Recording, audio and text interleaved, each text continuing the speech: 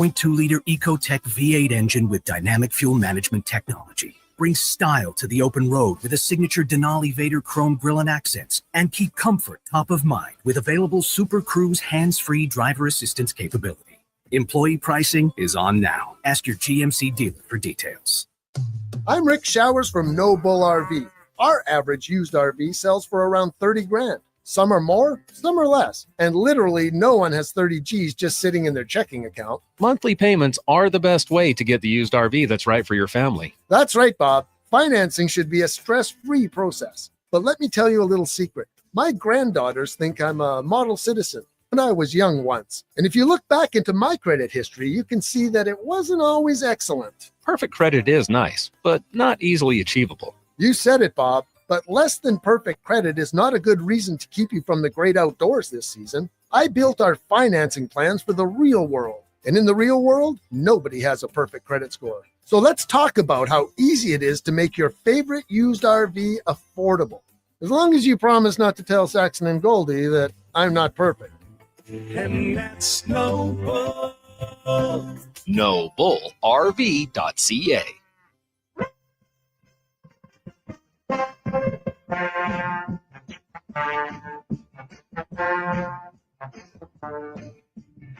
Jason Gregor Show.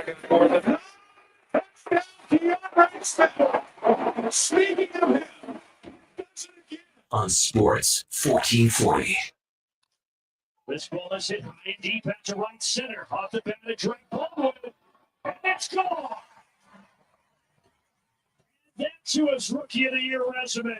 1-0 Atlanta. Presented by PlayAlberta.ca, Alberta's only regulated online gambling website.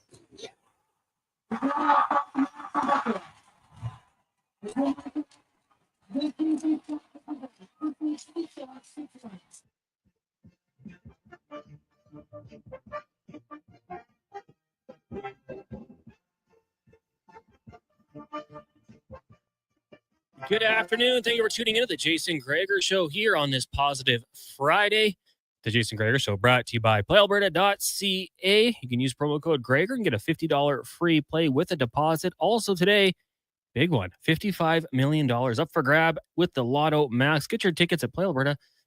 Remember to use your game sense. Connor Halley sitting in for Jason once again. Gregor will be back on Monday. Of course, we got Declan Kruger and Josh Fenwick with you here on Sports 1440 and streaming on Oilers Nation, YouTube, Facebook, and X.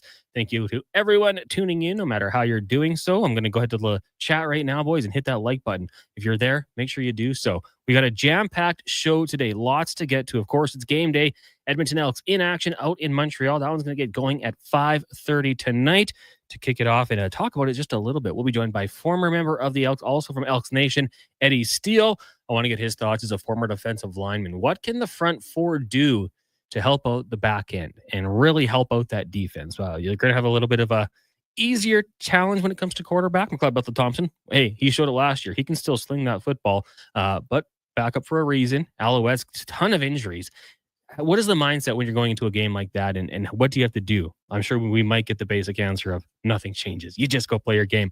But we'll talk to Eddie Steele about that one. We've also got, well, a couple Olympic gold medalists. We'll kick things off at 2:40 with Laurianne Muenzer, of course, cycling gold medalist. Talk to her about preparation. I want to dig into her career a little bit as well. And, how did it all begin? Where did it start? When did the goal become Olympics? Wany Gretz will be by. We'll talk some Oilers with him. I'm sure he'll want to talk about some of the weddings we saw over the past week. Also, John Horn going to join us. He's with Around the Horn Media. In case you missed it yesterday, out in Montreal, Victoria Mboko winning over Naomi Osaka.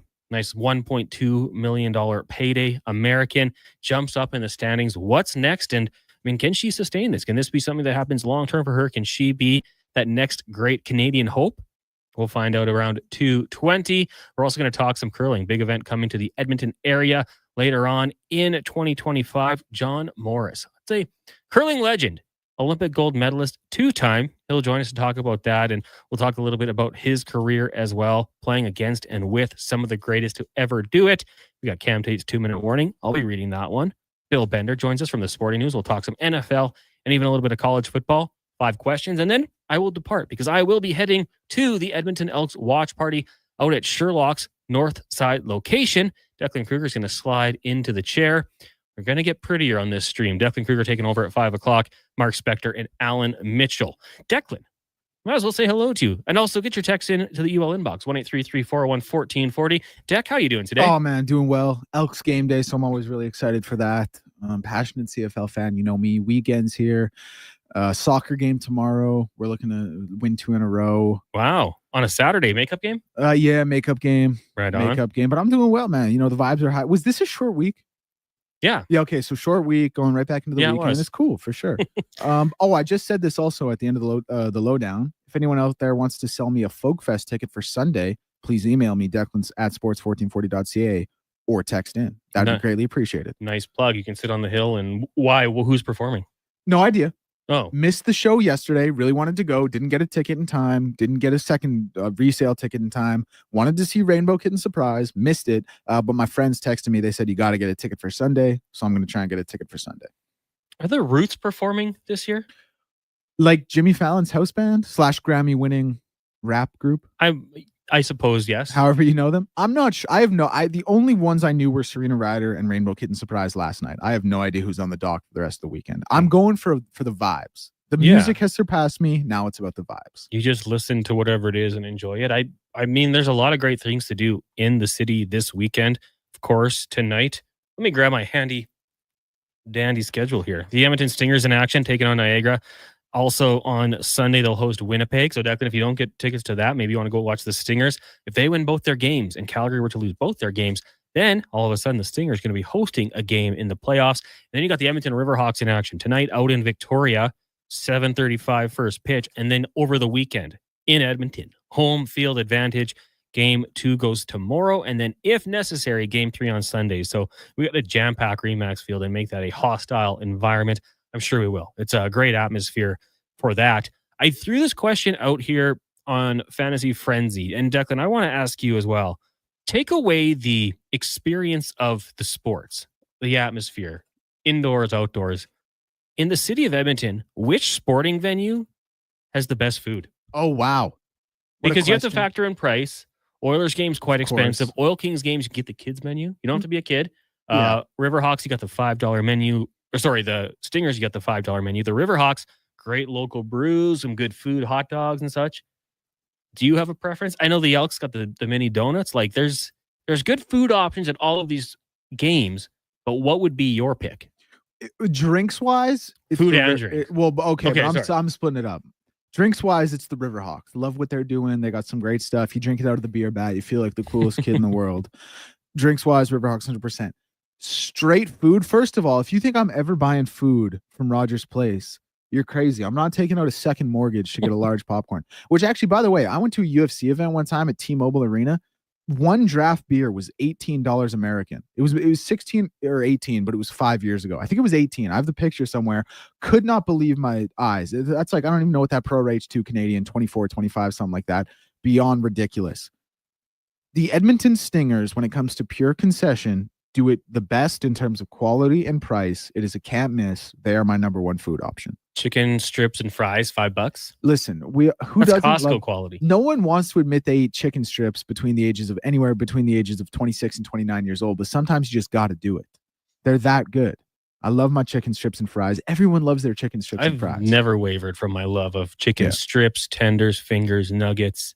I never will, man. Like it's so consistent. It's really hard to mess up is the biggest thing. Like a good burger is great, but you can mess up a burger. A bad hot dog tastes like dog food, but chicken strips, you kind of always know what you're getting. You can mask it with sauce if necessary. I mean, I've been there, Declan. I get actually what you're saying entirely. 26 to 29, you go out for dinner to like a mid-level restaurant and everyone's like, oh, I'm going to get a something bowl or whatever. And you're like, chicken strips, please. I went on a date one time with a girl at Earl's and she got chicken strips. And in my mind, I was like, man, really? Like chicken strips? But then the other part of me was like, man, that looked kind of good. Like I wouldn't mind that. That's kind of cool. She didn't share any with me. Did she class it up and eat them with a fork and a knife? No, fingers. Man. She was, she was wilding. That's not your current girlfriend. No, she's cool though. Shout out her. I know she's cool. I can tell. Tell certainly. You can tell by her order at Earl's. Yeah. Oh, absolutely. Kevlar says the Roots are playing. He thinks Saturday. Yapper texting in 1-833-401-1440. Legends of the Fall made me go and learn how to fly fish on the river. That's from 2 days ago. That's from last month. Jesse Roper is really good to see. Very talented from Victoria. Also, the harpoonist and the axe murderer are a great vibe. Sounds threatening almost. But there you go. Those are some things you might want to check out. And then Mount Joy Sunday from JP. I don't know any of these bands, but if I'm like Declan and I'm going for the vibes, I get it. Get the text in 1-833-401-1440. Last night in the CFL, an absolutely fantastic game, Declan. BC and Hamilton, back and forth. Maybe the slower start in the first half and people weren't really getting into that one. But once we got into the second half, big plays being made. We had 36 points total, led us into a great fourth quarter. The game goes to overtime. Tim White for the Tiger Cats maybe doing a little bit too much. I don't know if you would disagree with me on that one. When you're the ball carrier and you have 7 defenders around you, don't fight for extra yards, man. Just go down, live to play another day. Unfortunately for him, he kind of tries to make a play. Had a really good game, actually. 5 catches, 84 yards. Nothing to be too upset about. But he fumbles. BC Lions take over in overtime. Sean White, money, of course, and the BC Lions win the ball game. Kenny Lawler had one heck of a catch, Declan. I don't know if you saw that one. Oh, yeah. Fully extended. I love those grabs. So great start to the CFL weekend for sure. Last night out in Hamilton, SGA honored. Did you get a chance to see the ceremony? Very cool for him to go back to Hamilton and bring the LOB. Very awesome. I saw a little bit of it. Very, very cool to see a guy who at this point, obviously, you can make the argument is the best player in the NBA. World renowned to a large degree, superstar, and coming back and repping Hamilton. Like, it's very, very cool to see. Wish he was from Edmonton, don't get me wrong, but it is cool to see a guy like that come back and stick to his roots and be proud of it, Absolutely. Propane Pete texting in, I feel this should be a 4-hour pregame show for Kershaw versus Scherzer. Just me? ? I mean, 4 hours would be a lot. Absolutely. The great news, over the weekend, we will have both Jays-Dodgers games here on Sports 1440 on the radio feed only. If you do stream online, you're going to get Fox Sports Radio. That's, pretty standard for radio markets outside of Toronto. They don't want you streaming from us. They want you to listen to them. But if you're in Edmonton and you're on the radio, Sports 1440 going to have Jays and Dodgers. The game tonight, absolutely. I talked to Spec about that yesterday. Now, granted, if this was 5 years ago, this matchup might be a little bit more hyped up, but it still has the name value. Kershaw can still sling it. Scherzer, I mean, I'm a believer. I'm a believer that he can go out there and get the job done. And the Jays playing some great baseball, coming off, a historic beatdown of the Colorado Rockies. Got to keep it going here. Dodgers will be a great test. Then you got the Cubbies, teams that are kind of right around them in the standings. These are really good tests, and the kind of baseball you're going to get when you get into the playoffs. So, hey, start to ramp it up here. Get ready for that high quality of baseball, and it should be a fun one. And the perfect night. I believe, is it a 8:40 first pitch, 8 o'clock? And then you got the Elks at 5:30. So they're almost going to run right into each other, which is fantastic if you are a fan of the Elks and Jays. If not, well, maybe you don't mind or not as excited. Kevlar said that his daughter went last night, Declan. Serena Ryder and Rainbow Kitten Surprise were awesome. I don't know who these bands are, but very jealous. I would play some Rainbow Kitten Surprise if it wasn't. I would play some Serena Ryder as well because she's CanCon if it wasn't Positive Friday, Brass Bonanza. They're they're good, man. I really like them, like indie folk kind of deal, but they're a good band. John says, if you're an adult who never eats chicken tendies, you're probably joyless. Yeah, why rob yourself of that, Declan? Now, what's your sauce of choice? So I am pretty basic, sweet and sour / like a plum sauce. If you're at a nice place, yeah. Like if you're at a classy establishment like a Boston Pizza, I'm getting the plum sauce. Mm-hmm. You know what I mean? Like we're paying extra for the fine dining. We're gonna go big. We're not just getting sweet and sour. One time we were golfing at the course in Athabasca. Finished, probably had a few drinks, and decided to grab lunch there. So I went for the order of the chicken tendies, and I just said, what sauces do you have? And she listed them off, and I said, can I get one of each? And we did it. It costed me like an extra $1 per sauce, but we demoed them all. Ranch is something I love, but not with chicken tendies. Barbecue sauce is always great. For sure. Sweet honey mustard. Sweet honey mustard is going to be always good. A rare delicacy, if you get the McNuggets, which I would always recommend, try the honey. Yeah, no, my girlfriend likes that. Yeah, that's what she does. I think it's horrible. I hate it. Oh, it's a lot of people like it. Though. A nice Obviously, treat. I got kind of a similar story to that one. It's different, but one time when I was like 18, like one of my first times at a bar, I was talking to the bartender and I was like, "What do you have on tap?" Because it was what I thought I was supposed to ask. And it was she actually, makes it all the more embarrassing. She goes like, "Okay, we got Canadian, we got Coors, we got," should I list them? I'm like, "Yeah, I'll get a Canadian." Yeah. And she was like, "So just the first one I listed, like you couldn't." And then my friend who was with me was like, "Dude, we're at Hudson's. Like obviously they have Canadian on tap." I was so embarrassed. I still think about that anywhere from 8 to 11 years later. And it was one of my worst experiences ever in a bar. Like you can see the taps across, but you still ask. I mean, we've all been there. You ask what's on tap. The first one they say is the one you want, but you're not going to interrupt. Dude, it was so bad because I was asking because I just thought I was supposed to ask what's on tap. I didn't know anything about beer. And she says, "Yeah, we got Canadian." I'm at Hudson's. Like obviously they have Canadian on tap. And I stop her after like 3 choices and say, "I'll get that." And she was like, "Why would you even ask, you idiot kid?" I was so embarrassed, Connor. I can't put into words how embarrassed I am right now. You know, when you go to a location, an establishment, and they have like 50 beers on, no, more than that, like 100. Yeah. And can I get the lager? That's me. I was like, oh, one time in Calgary for Labor Day, I'm like, "Yeah, could I just get the Coors Light?" And she looked at me like, "Seriously?" Yeah. Like, you don't know what I've done today, lady. Like, I've had a long day of drinking. I just need something I can put down easily, a light beer, and that's it. No judgment. It should be like, I'm not just going to get a stout because you have it. I just want to get what I like. Anywho, I get what you're saying. I totally get what you're saying. People living your definition of fine dining on the text line here right now. Triple C in a truck says honey and barbecue sauce. That's what's up for dips. And I can't disagree. I mean, it's classy. It's a really good choice. Lots going on in the sporting world, not just CFL football tonight, but the NFL preseason rolls on. Lions and Falcons. I don't know what you're looking for in that one. Lions did not look good in their first preseason game. Got stomped at the Hall of Fame game in Canton by a team I don't need to mention. 5 o'clock, Panthers and Browns. And you also have the Commanders, the New England Patriots. It could be an interesting one. Patriots, does Drake May get some starts? Does Jaden Daniels? We saw Joe Burrow play last night. Looked absolutely fantastic. The Colts, well, Anthony Richardson's finger is not supposed to bend that way. Not a great start for them. Daniel Jones went 10 of 21, which not great. Eagles, does Mr. Tanner McGee have a future in the NFL? He was fantastic in preseason. And the Raiders and Seahawks last night. Fun game. Got a tie in preseason, which of course everyone loves. The one stat that I like to point out is when you looked at rookie running back for the Vegas Raiders, Ashton Genty. 3 carries, -1 yard. Not necessarily ideal.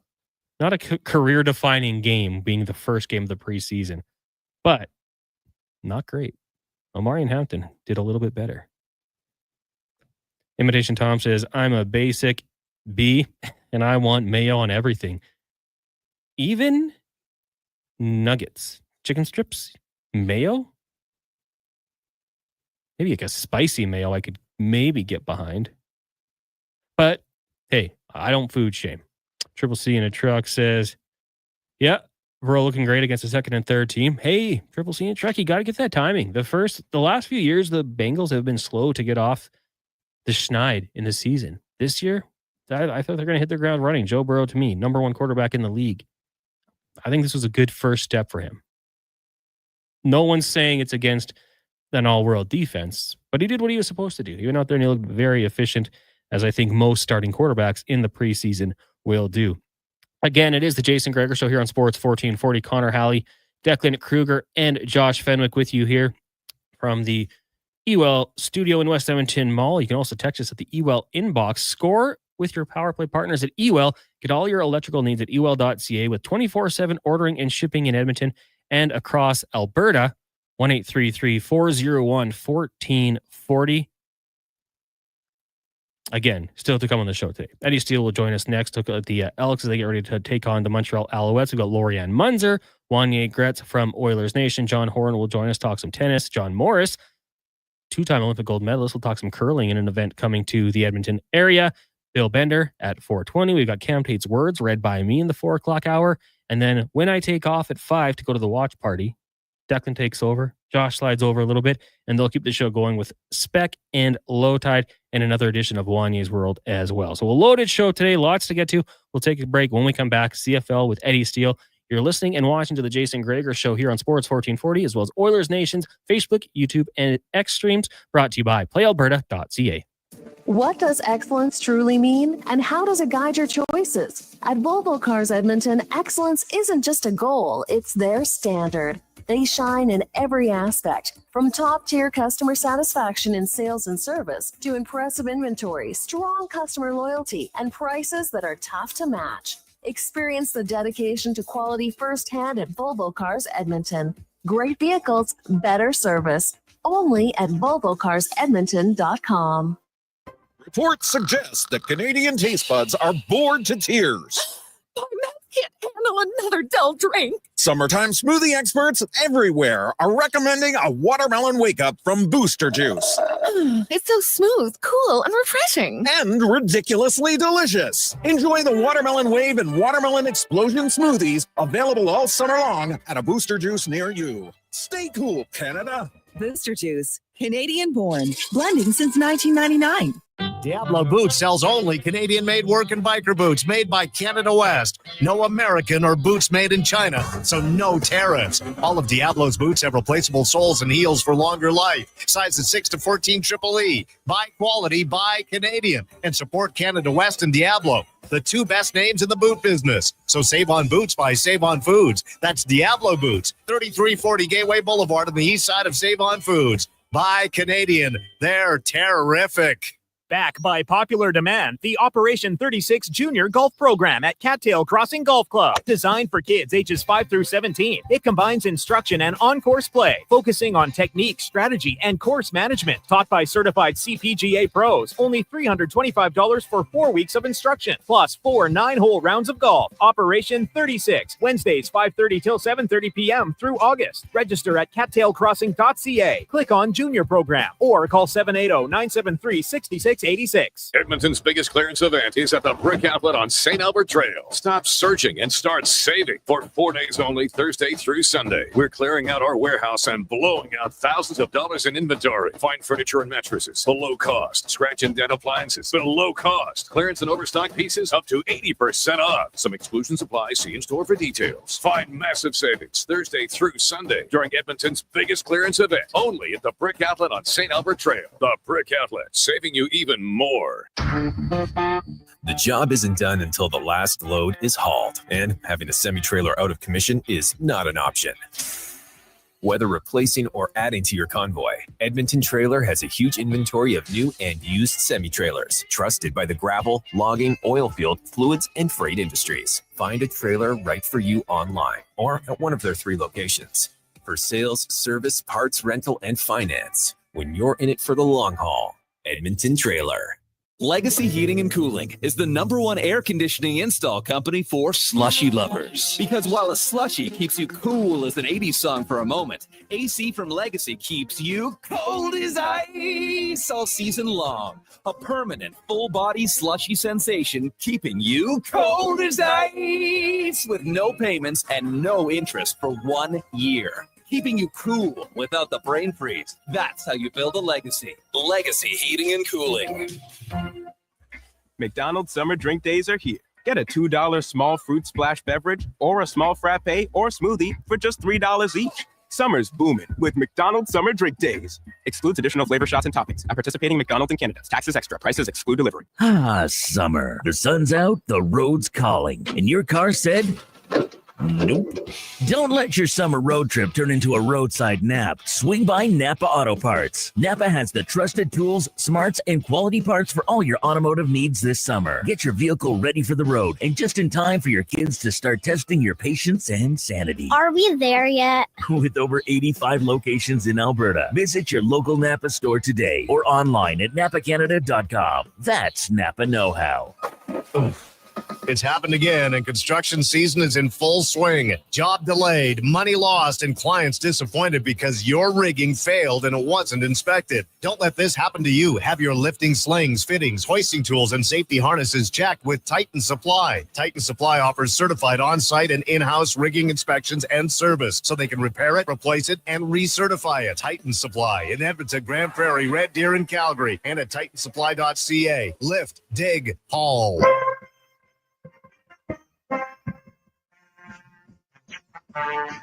Portions of this hour brought to you by Elks Nation, 2 weekly podcasts with Eddie Steele and myself breaking down the green and gold. The most in-depth double football coverage on YouTube or wherever you get your podcasts. Pro sports, local sports, minor leagues, you got it all. It's the Jason Gregor Show on Sports 1440. Presented by PlayAlberta.ca, Alberta's only regulated online gambling website.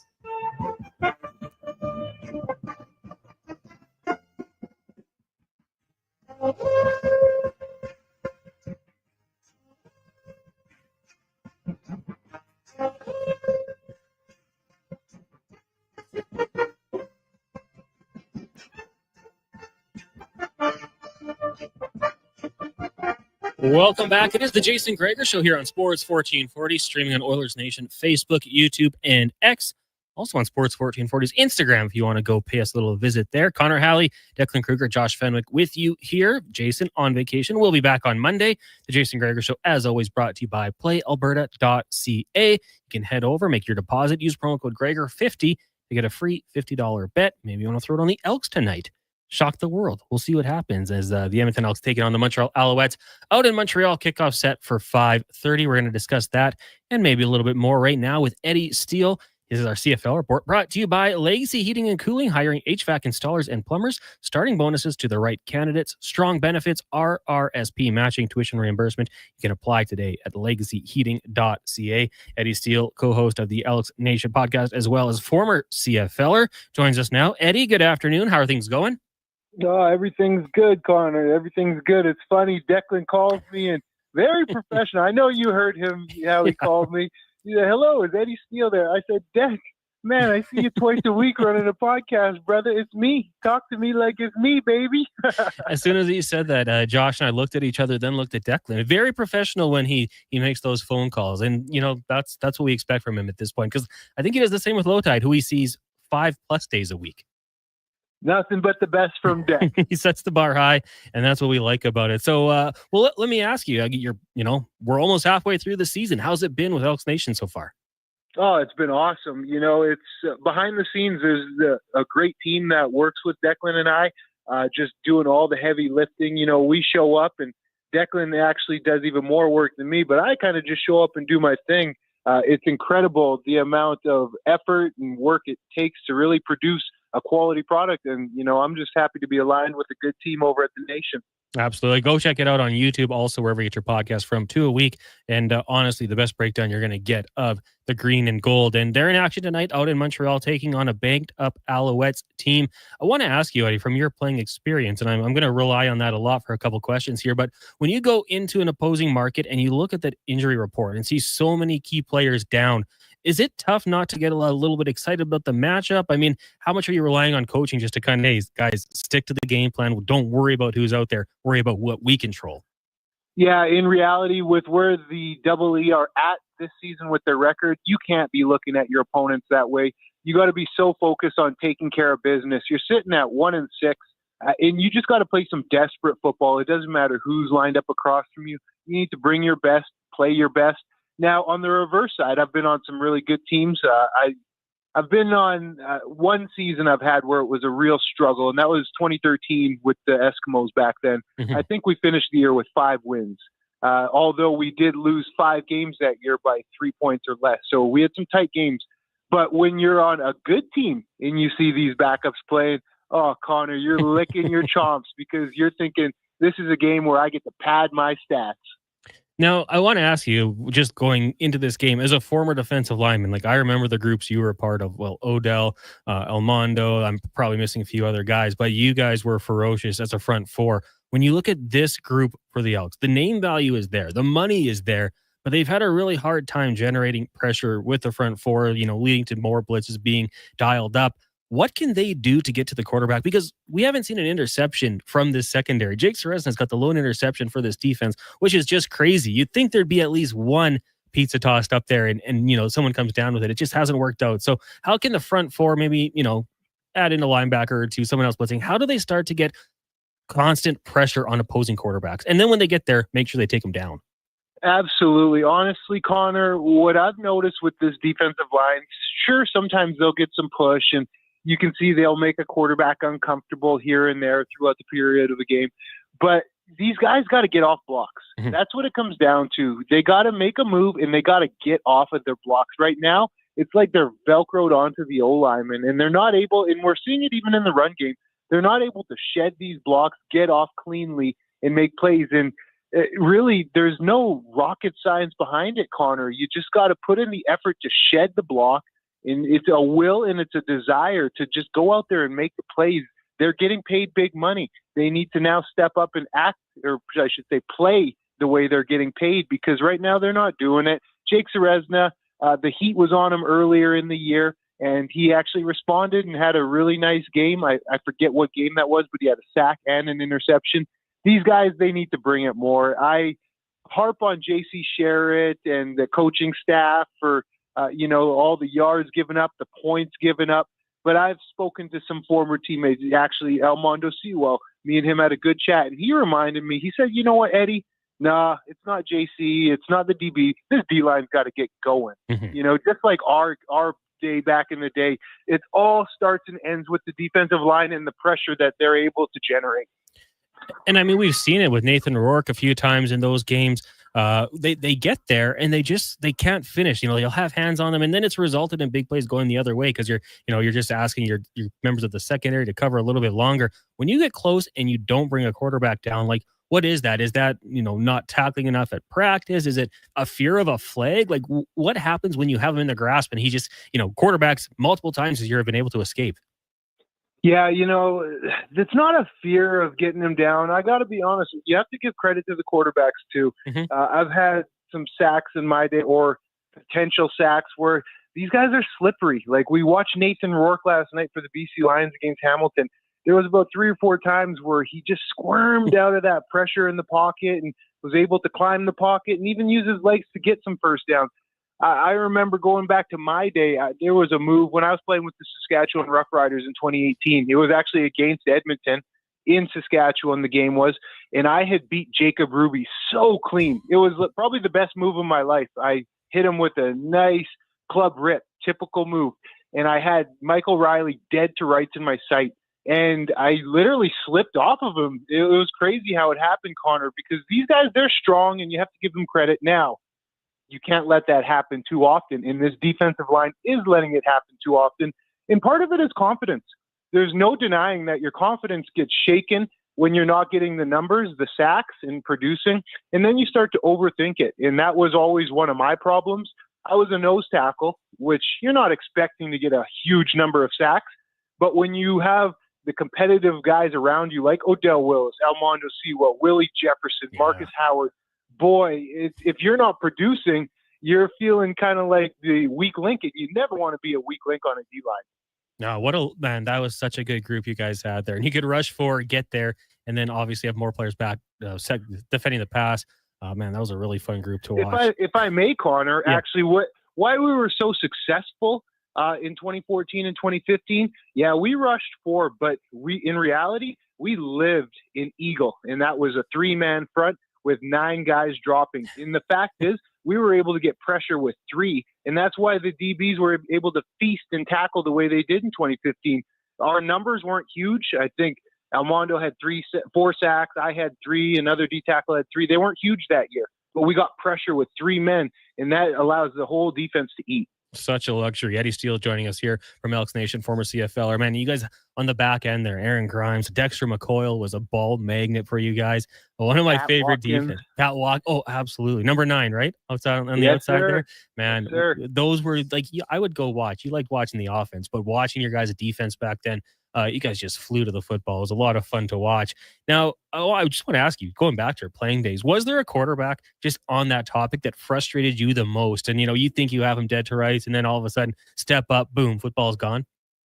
Yeah, Bo Levi, hands down. He always was protected so well in Calgary, and he would get the ball out very quickly as well and on time. Dave Dickinson had him running like a well-oiled machine during those prime years. So it was very frustrating because you're rushing your butt off, and then boom, you're almost there to make the play, make a hit, and he gets the ball out so quickly. So that drives the defensive line maddening. And anytime you get a chance to smack Bo, that's always the best feeling because let's be real, He's a cocky son of a gun out there, deservedly so.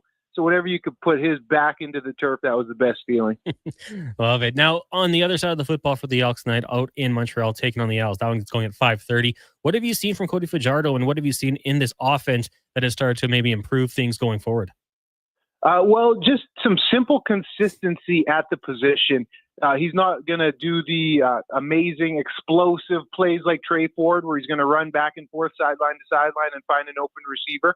But he's going to do the stable, consistent play over and over again. He's going to hit the receivers that are open. He's going to read the defense. His feet aren't going to get all happy and in the pocket. He's going to start rushing himself. So it's those types of things that you need from the quarterback position. And I really believe that Cody Fajardo brings some leadership as well that the organization hasn't seen at the position for quite some time. Even the little things like we hear about how he's having extra meetings and getting the guys together to go over schemes and their different systems on offense so everybody can be on the same page. And that's what you need. You don't need Cody Fajardo to go out and throw for 400 yards. At least you hope you don't need that. You just need him to march the ball up the field, have some drives, limit the 2-and-outs, because when you go 2-and-out, that's just not good for anybody. You don't get into a rhythm, and the defense just gets more tired. And just gain some first downs, put some points up, but we don't need any flash or anything like that. And that's what Cody Fajardo has done. He has brought some stability and some calmness to the position. And that's something, no shade at Trey Ford. That's something that this organization just hasn't had throughout the tenure of the past 4 or 5 years. Yeah, and we saw it earlier on, this last month. The Elks just, I don't even know what it was, reluctance to run the football. Last game against Hamilton, Rankin did get a few more carries. Can you just say from a defensive lineman's perspective, how much that makes life more difficult when you start to establish the run? Oh, way more, because now you got to worry about these big hoggies coming at you straight away instead of dropping back and pass blocking. It's way easier to pass rush than it is to run block. I'll tell you what, Connor, because when you run block, especially the interior defensive linemen, you're eating double teams for the most part. And you got to really put your big boy pads on because the good defensive linemen don't let those double teams move you. Now, when you only run the ball going back a few weeks, 10 times over a course of 2 games, you're letting defensive linemen tee off on your O-line and the quarterback. So when I think of that 8-sack game given up against the Riders, no duh, they gave up 8 sacks. You ran the ball 5 times. There's a correlation there. It's nice to see them involve Rankin, and you could tell Jordan Maximic made a conscious effort to really try and pound the rock last game. With all honesty, Connor, I think that they can make even more of an effort because Rankin is one player, when he has that ball in his hands, you can tell he cares. You can tell he is fighting for every yard, and that's a guy that you can really get behind and follow.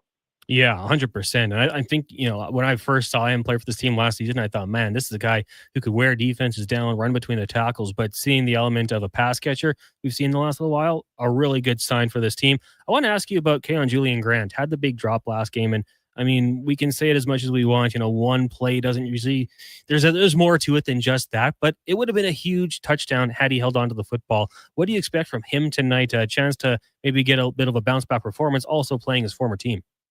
Yeah, I hope it's not something that lingers and is in his head because, sure, he had the one drop last week, but then he had a huge drop against Saskatchewan as well. So, in reality, he's had 2 big drops the past couple of weeks.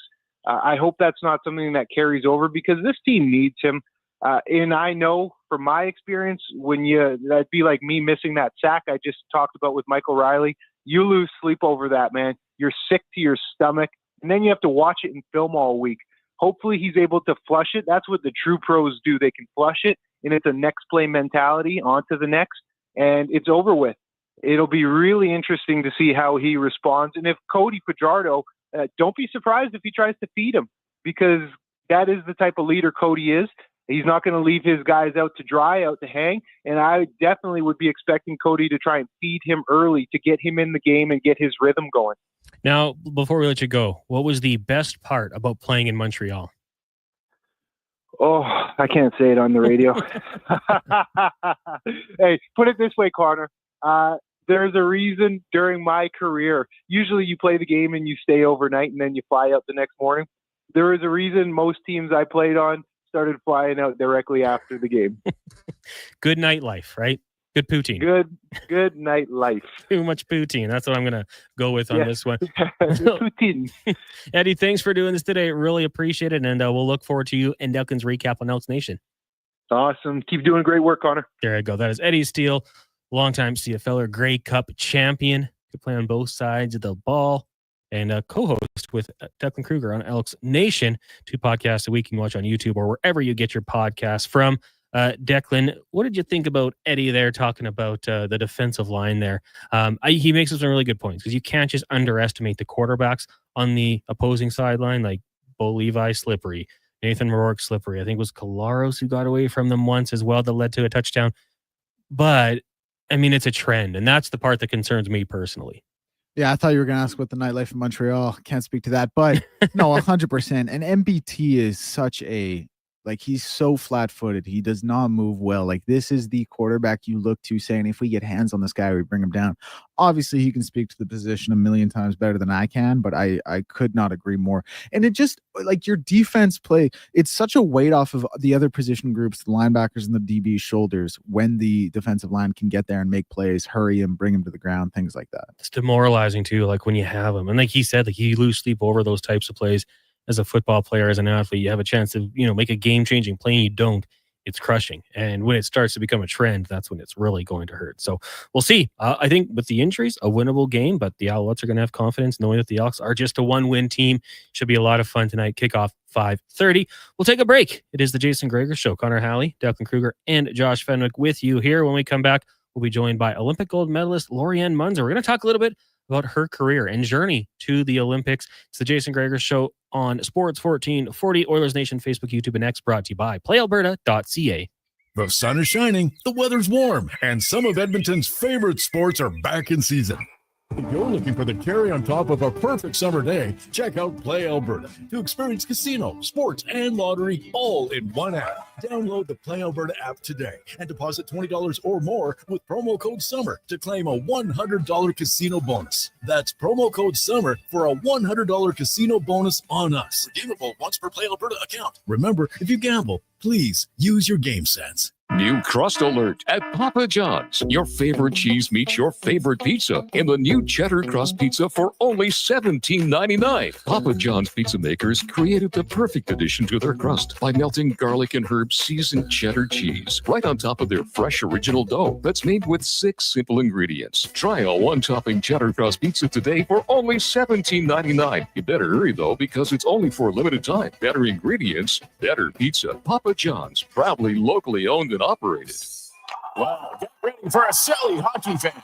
Your partner in power just skated onto the ice. EWEL.ca, the new e-commerce website for electrical wholesalers Edmonton, is ready for the power play 24/7, 365. UL skates to where the puck will be in 5 years. Now that's forward thinking. Killer selection, slamming products from the best brands, and legendary service. Don't sit on the bench. Get your account today at EWEL.ca and win that project. Plug into your partner in power. Get an EWEL.ca account today. Come for Canada's largest trade shows, the biggest names in entertainment, exhilarating sporting events, and more. Stay for the experience at the Edmonton Expo Centre.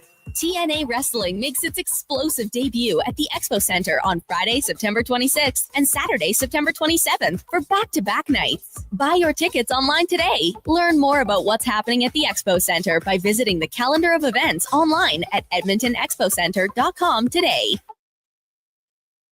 Want some good news? St. Albert Dodge is holding the biggest sale of the year on their in-stock Ram 1500 Sports. Every single one on the lot is discounted by a whopping $14,000. Yeah, 14 grand. And St. Albert Dodge has the best selection in Alberta. Over 90 Ram 1500 Sports to choose from with great packages, including the Night Edition and GT models, all $14,000 off the ticket price. Get down there and see how easy it is to do business at St. Albert Dodge. New Jizz Nuggets. This is New Jizz Nuggets, brought to you by Legacy Heating and Cooling. What nugget of cooling advice does Nuge have today? An air conditioner works by blowing air across the cold evaporator coil where the heat is absorbed into the refrigerant. I actually don't know what that means. Kind of like Zach Hyman with goaltender interference. Sorry, Zach. Well, you got me there. Get no payments and no interest for 1 year on your new AC from Legacy Heating and Cooling. Proud sponsor of You've got a go-to coffee spot, a trusted barber, even a lucky game day jersey.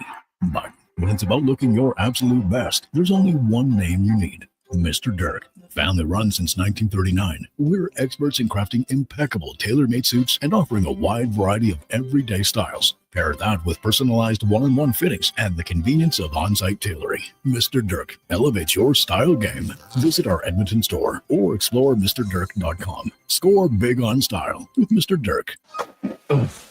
It's happened again, and construction season is in full swing. Job delayed, money lost, and clients disappointed because your rigging failed and it wasn't inspected. Don't let this happen to you. Have your lifting slings, fittings, hoisting tools, and safety harnesses checked with Titan Supply. Titan Supply offers certified on-site and in-house rigging inspections and service, so they can repair it, replace it, and recertify it. Titan Supply in Edmonton, Grand Prairie, Red Deer, and Calgary, and at titansupply.ca. Lift, dig, haul. There's something we need to talk about. Debt. It's an uncomfortable topic, but the truth is, most of us carry some form of debt, and we are ashamed to talk about it. My name is Parveen Middleton, a licensed insolvency trustee at BDO here in Edmonton. Every day, people struggling with debt come to me for a solution. When you make that call, I'll listen to your story without judgment and will lead you to a debt-free future. Call 1-833-BDO-TALK or visit bdodebt.ca to learn more.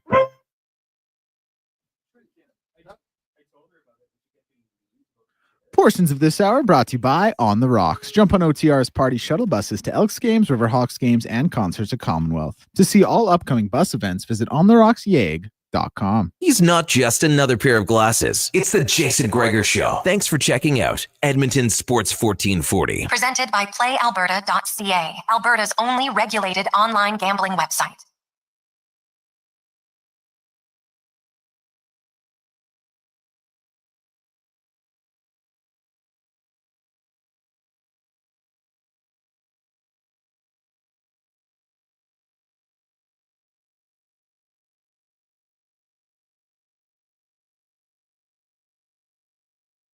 Jason Gregor Show here on Sports 1440, Oilers Nation, YouTube, Facebook, and X. Connor Halley, Declan Kruger, and Josh Fenwick sitting in. Gregor will be back on Monday. The Jason Gregor Show is brought to you by PlayAlberta.ca. Tonight, Lotto Max, $55 million and 6 Max Millions.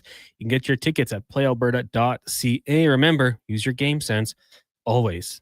1-833-401-1440. That is the text line. Lots to get to on the show today.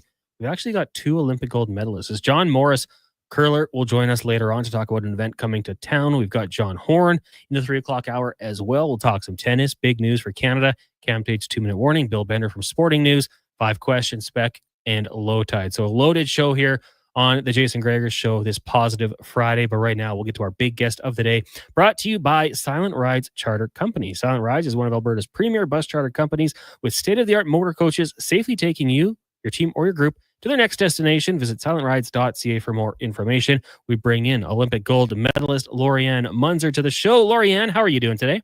Hey, doing awesome. Happy Friday. How are you? I am doing very good, thanks. Now, you've had a couple weeks off here. Did you get a chance to do any vacationing? We did. We went away. We were going to go up to Cold Lake, but the fires were a little too thick. So a friend offered us his cabin. So we took up that offer. We took out the SUP boards, hit a couple clean lakes west of Pigeon Lake, which was really amazing. And then did a ton of mountain biking and cycling, the usual, right? So Excellent. It was good to get away. It was a good break. And it was just nice to do a reset, because if you don't do the reset, well, Mother Nature resets it for you. And we'll usually add that to the plan, and it's usually not at the bestest time. So if you take a little bit of downtime, work it in, it will always come out in your favor no matter what you're doing. I want to talk to you today about, your career and the success that you had, going to the Olympics, eventually becoming a champion. But just on the topic of that reset for athletes, how important do you think it is for, at some point, I mean, it's going to be different depending on the athlete's schedule, but just taking that time off, not thinking about it, maybe giving yourself a little bit of a break from the grind that it is to be a professional athlete? Absolutely. It is probably the scariest thing that you do as an athlete, because we have the mentality, it's more and more and more, because then you can see what the progress is, you can see the progression, or you can see where you need to improve.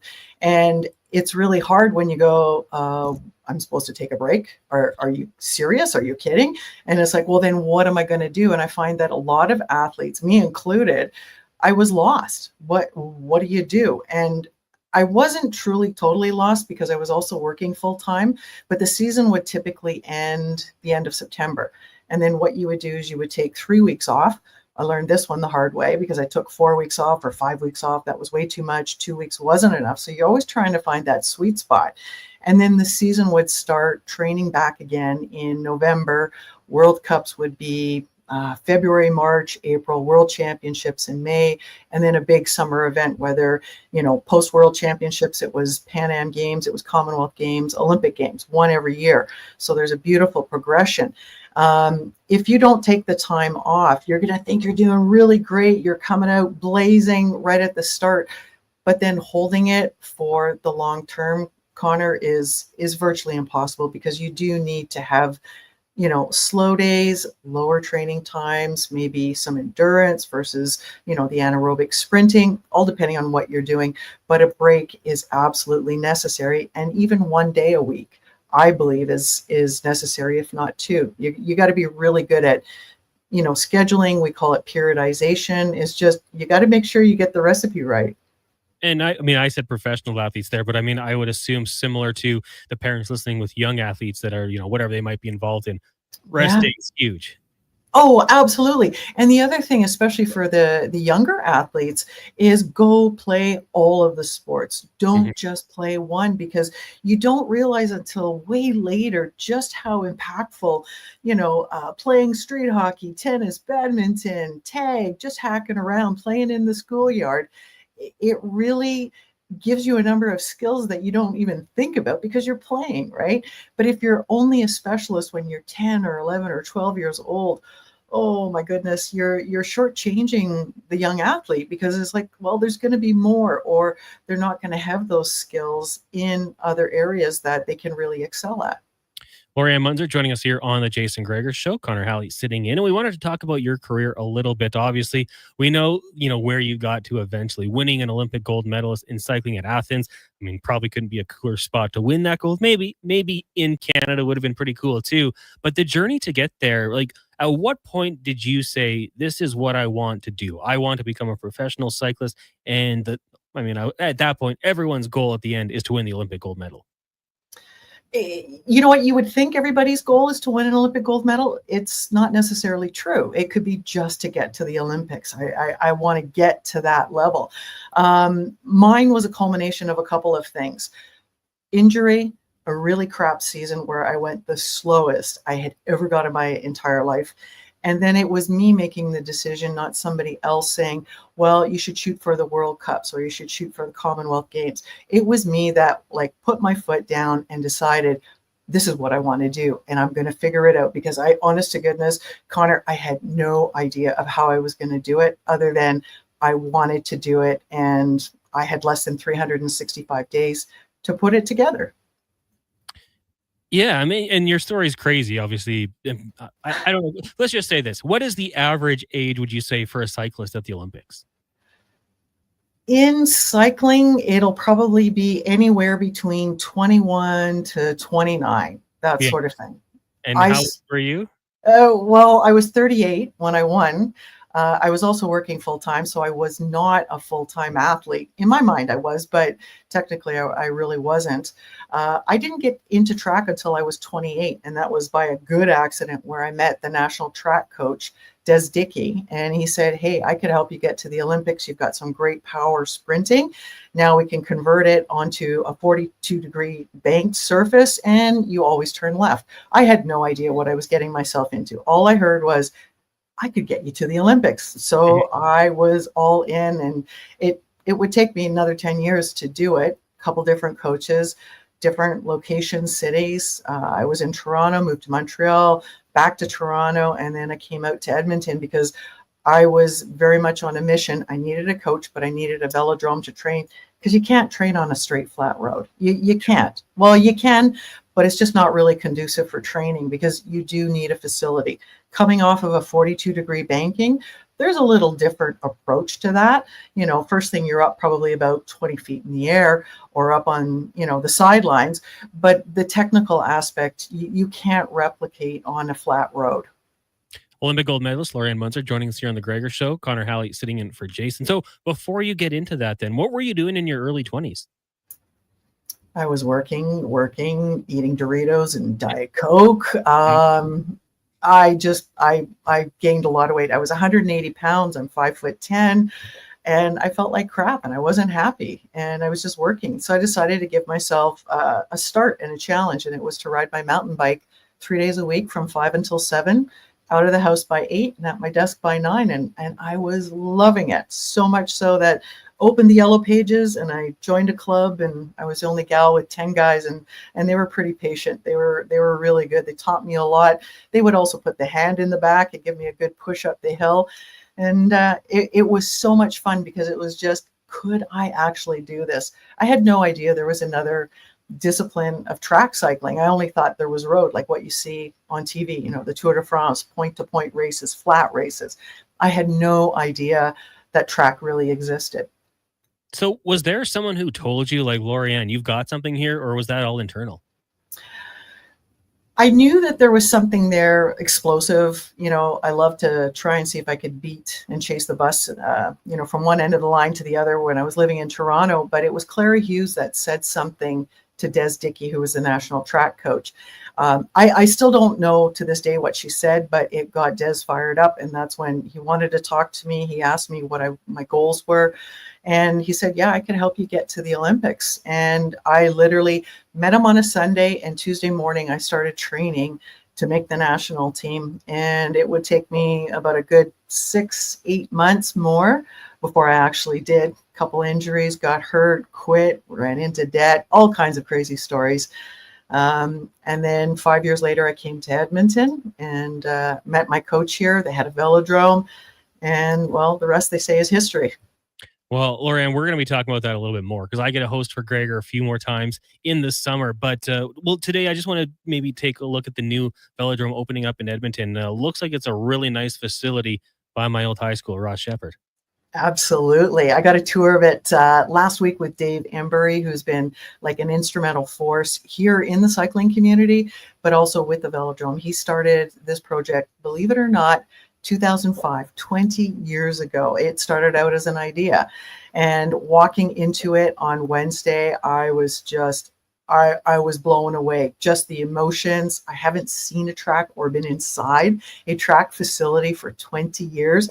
And I'm thinking I might have to call Canada Sports Hall of Fame and ask if I could borrow my bicycle back, because I want to go ride it. It's crazy. I think the banking is about 46 degrees, so a lot steeper than Athens, Greece was, where the Olympics were, my last race. And it's just going to be like incredible facility. Everything you need is right there. There's like seats and stands for spectators. There's going to be programs, learn to ride, of course, and it will be at the level too where international races are going to be able to be held. Like, that's awesome, because I've been going to Shep, we drive past it. I've always wondered, what are they building here? Now to hear that's what it is, it's going to be awesome. Do you think a casual biker would be allowed to get out there and just experience that 46-degree angle? Because you sent me a picture. The angle to me is intimidating. I'm a casual bike rider. I like to go out and listen to podcasts while I ride. But do you think there'll ever be a chance for people like me to go give it a go? Absolutely. Actually, I'll go with you, and I'll walk beside you before we get you up at the top. Part of this is you don't just get on the track and you start riding, because the bicycle is different. It's one gear, no brakes. So you don't have 10 speeds. You don't have the brakes on your handlebars.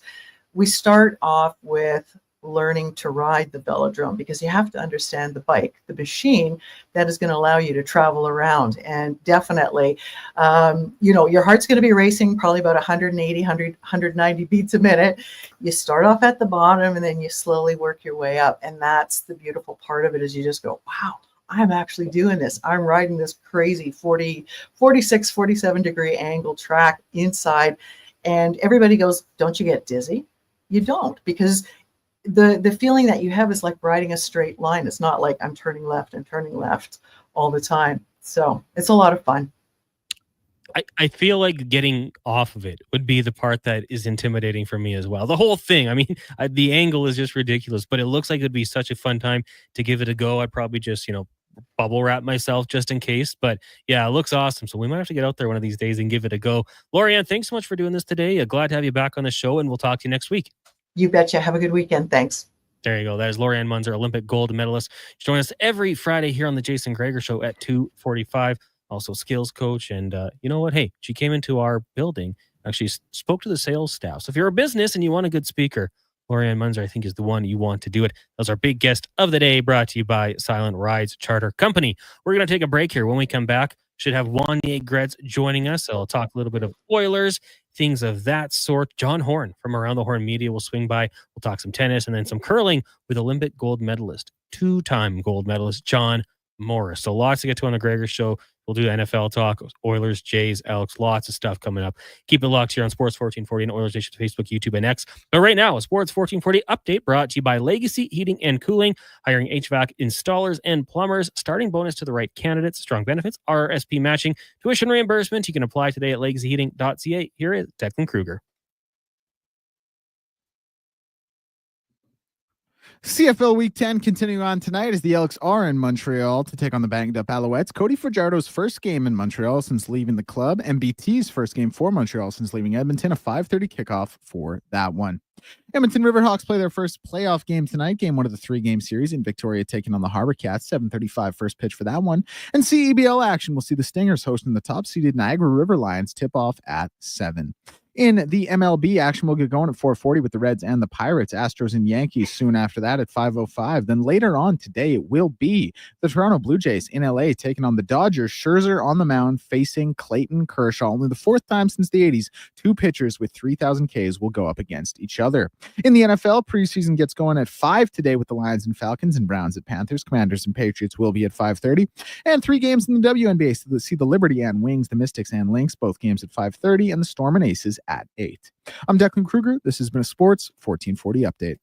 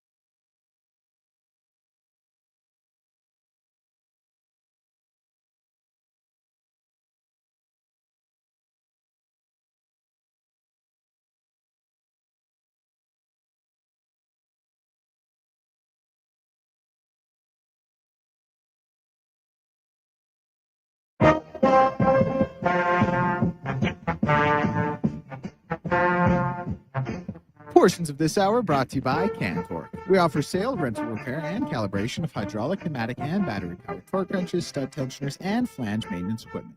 Order today at cantork.com. Hat tricks, touchdowns, and home runs. Get it all with the Jason Gregor Show on Sports 1440. Presented by PlayAlberta.ca, Alberta's only regulated online gambling website.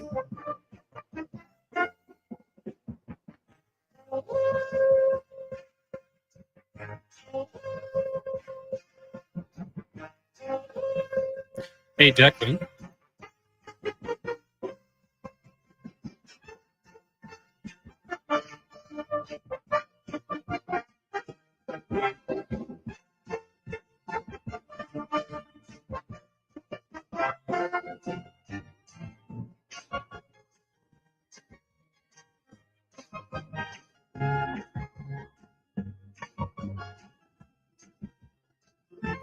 .305, welcome back. It's the Jason Gregor Show here on Sports 1440, Oilers Nation, Facebook, YouTube, and X. Connor Halley, Declan Kruger, and Josh, the intern Fenwick, with you here at the Stingray Studios in West Edmonton Mall. The show brought to you by PlayAlberta.ca. Use code word Gregor50, and you can get a $50 free bet with a deposit. Also tonight, Lotto Max, $55 million. The junior sale of lotteries. Also, 6 Max Millions. Get your tickets at playalberta.ca. Remember to use your game sense. And the rule goes, if you win, you got to throw a party.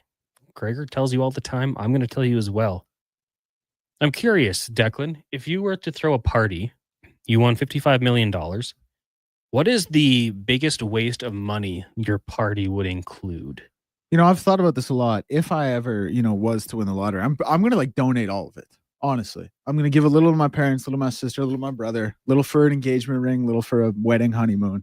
The rest of it's getting donated. No one needs that much money.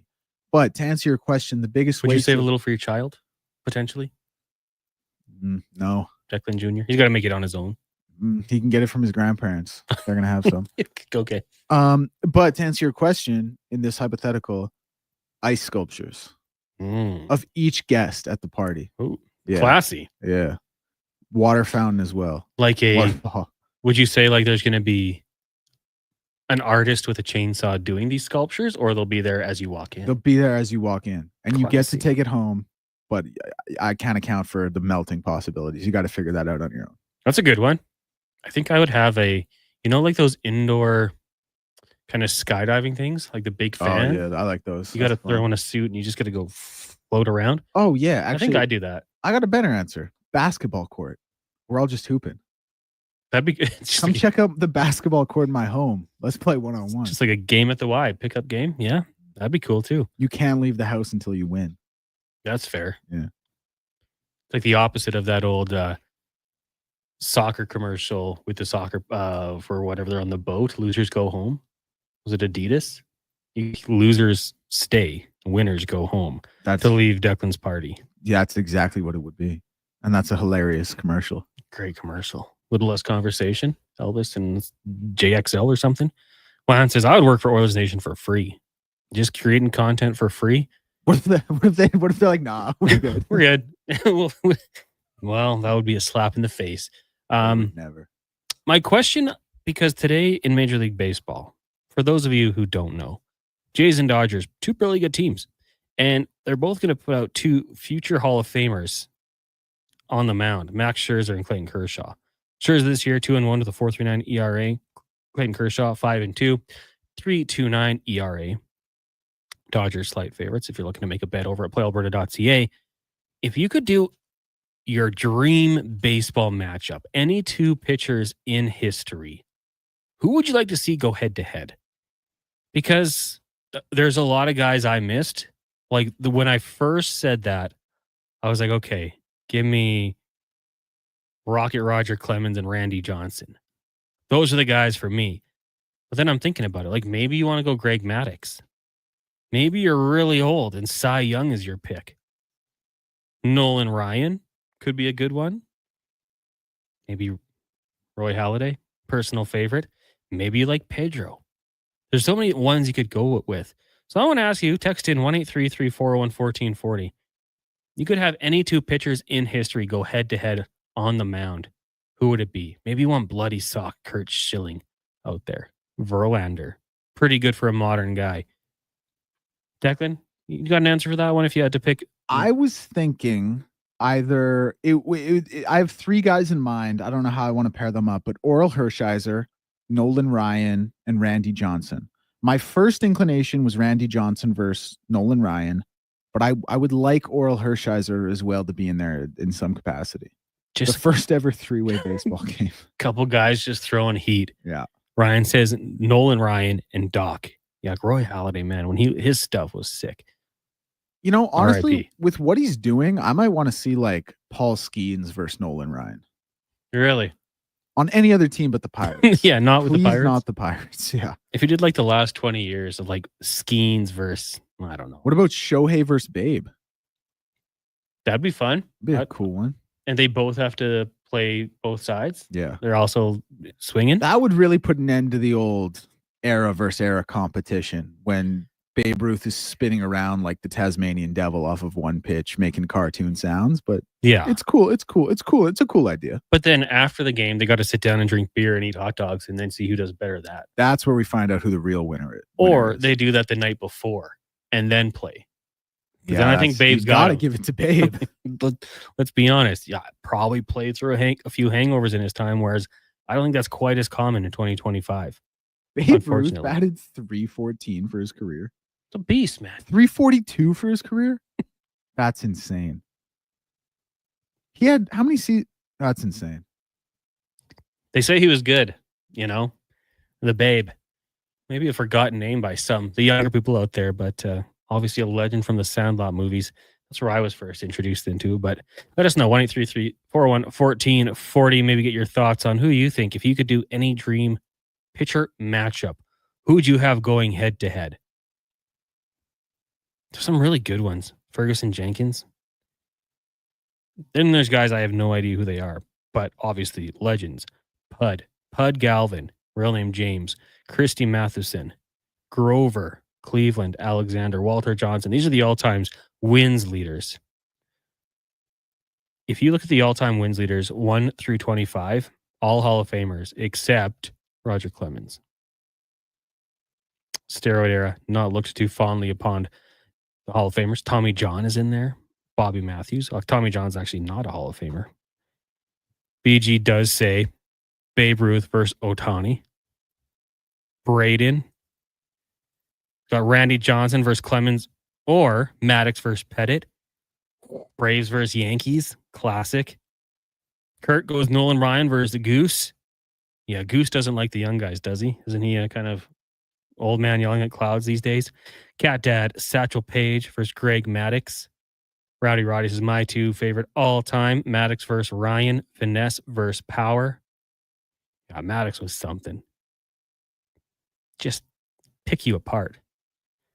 Laid back Lenny says Greg, Maddox, Jim Palmer. Maddox was sick.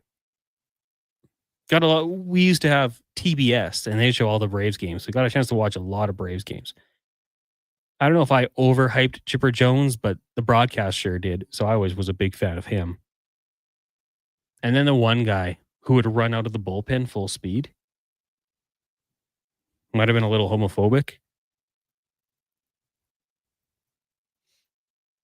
I don't know if you guys remember him. John Rocker, yeah. Guy was he was out there. Had a stretch where he was dealing, though. Guy would just beeline it from the outfield in. If he had an intro the way some of the guys have them today, it would be 7 seconds. He was flying. Yeah, Ranger Nick, John Rocker. Polarizing figure in the baseball world. Massive racist from Slurpee Sean. Yeah. Some things came out about him later on. But as a pitcher, as an entrance, that's what I remember. Just a straight beeline to the mound.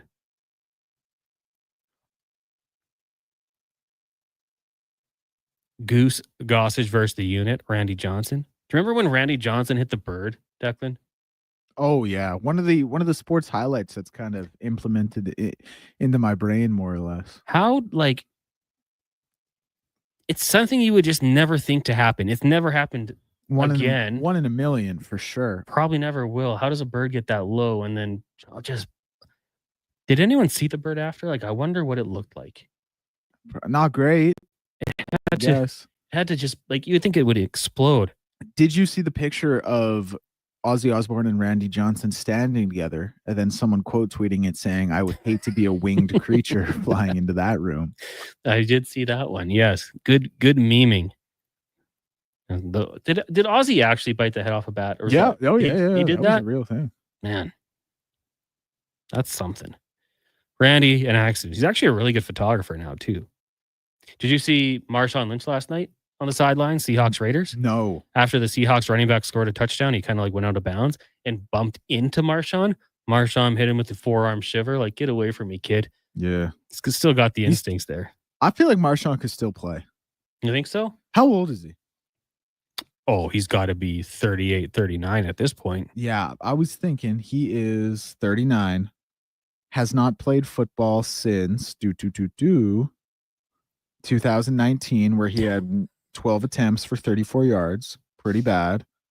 He could get... I'm really starting to walk this one back. He could get 200 yards in a season today. But yeah, it's like Adrian Peterson towards the end. He's just like a better Eddie Lacy. Yeah, wait, well. I mean, he's a Hall of Famer, right? Now, no, I'm talking about this right now. second. Okay. He's a better Eddie Lacy when Eddie Lacy was in his prime of primes, which wasn't really ever a thing even, but... Marshawn does have to be a Hall of Famer, right? Yeah. 6,000 yard seasons, 4 straight double-digit touchdown seasons. 10,000 yards all time, Super Bowl champion. Yeah. I mean, then you look at some of the individual accolades, like first team All-Pro, second team All-Pro, 5-time Pro Bowler, made the All-Decade team. I think he's a Hall of Famer. Twice led the league in rushing touchdowns. Beast mode. What a run. Lan said, I was so excited when he became a Raider. Turns out, awful season. Yeah. Why isn't Clemens in the Hall of Fame from Rod? Steroids. That's all I got. I think that has to be it. Other players have gotten in. Clemens was pretty staunch that he didn't do it. Like, had he owned it, maybe he would have just gotten in, but that didn't help him. Big Bobby Clobber says, Mark the Bird, Fittert versus Spaceman Bill Lee. Jack Morris versus Todd Stodmeyer. BJ Blue Fernando Venezuela. I don't know these guys for sure. You could probably text in and give me 2 random names, and my knowledge of the history of baseball might not be there. I might not remember some of these guys, but hey, I'm on board for it. Some of these players would be outstanding. And then you also get into that matchup of Declan. Mm-hmm. If you could watch one batter versus one pitcher in history, what would be like the most epic showdown? Go ahead. Barry Bonds versus Nolan Ryan. Like, that'd be fun. That'd be a fun matchup. Barry Bonds versus Cy Young. That'd be pretty cool. He's going yard with Cy. That'd be going 700 feet, bro. When we saw Shohei versus Trout for their countries, like, kind of a goosebumps moment there. Yeah, there's not a fun joke to make. Like when the US beats England, it's called soccer now. Yeah. Can't really make that joke, but there's something in there for it's not called baseball anymore. It's not called baseball anymore. It's called Shohei ball. Whatever he wants to call it, it's his. Guy is an absolute beast on the diamond. And you're going to see Jays and Dodgers tonight. Should be a fun one. Later start in this one, as we had mentioned. Of course, it works out pretty nicely because you got the Edmonton Elks in action at 5:30 in Montreal. Close to when that one wraps up. Dodgers and Blue Jays meeting in Los Angeles. Scherzer and Kershaw, as we mentioned, right now, Dodgers slight favorites. But if these two teams go down their current trajectory, maybe a World Series preview. It could happen. Crazier things have happened, and that would be something. Historic Dodgers, Canada's team. I'd be here for it. I'm kind of a pessimist, though, so I still have been like that thought that, man, maybe the Jays lose a couple series and fall out of the first spot, and we start questioning them again. But hey, hoping for the best as per usual. Let's take a break here. Lots to get to still on the Jason Gregor Show. Connor Halley, Declan Cougar, and Josh Fenwick with you when we come back. Wany and Gretz will be in the house. So we are going to talk some tennis with John Horn of Around the Horn Media. We've got John Morris, curling legend, two-time Olympic gold medalist, coming by at 3:40. At 4 o'clock, we'll get to Cam Tate's 2-minute warning, read by me. Bill Bender at 4:20. We'll look at the NFL and college football seasons, 5 questions, and then it's Spec and Lowtie to wrap up this show. It's the Jason Gregor Show here on Sports 1440, Oilers Nation, Facebook, YouTube, and X, brought to you by PlayAlberta.ca. Are you an elite athlete or weekend warrior and you just want to enjoy playing the sport you love with less or even no pain? Have you tried every exercise and stretch imaginable, hoping the next one might do the trick? Well, you tried analog. At Leading Edge Physiotherapy, we believe healing can move along better and sometimes even faster with evidence-based technology techniques and the people who know how and when to apply it. StimPod, zero-gravity treadmills, radial shockwave, and so much more at your fingertips when you click to find us at leadingedgephysio.com. On the rocks, the party never stops. Check it out. Mondays, bingo tune. Tuesdays, tacos and tequila. Wednesdays, it's wings and karaoke. Shake what your mama gave ya with salsa lessons on Thursdays and the best Latin DJs. Plus, live music every Friday, Saturday, and Sunday, along with DJ Kenny K. Hold on, let's not forget $5 happy hour, 7 days a week.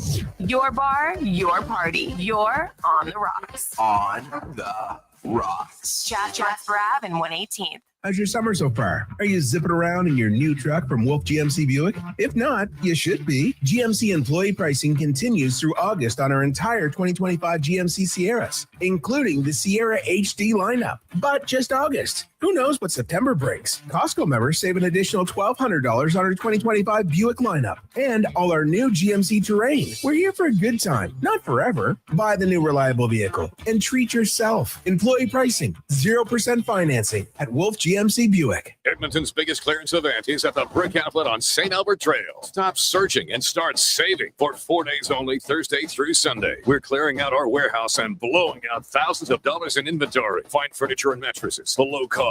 Scratch and dent appliances below cost. Clearance and overstock pieces up to 80% off. Some exclusions apply. See in store for details. Find massive savings Thursday through Sunday during Edmonton's biggest clearance event. Only at the Brick Outlet on St. Albert Trail. The Brick Outlet, saving you even more. The sun is shining, the weather's warm, and some of Edmonton's favorite sports are back in season.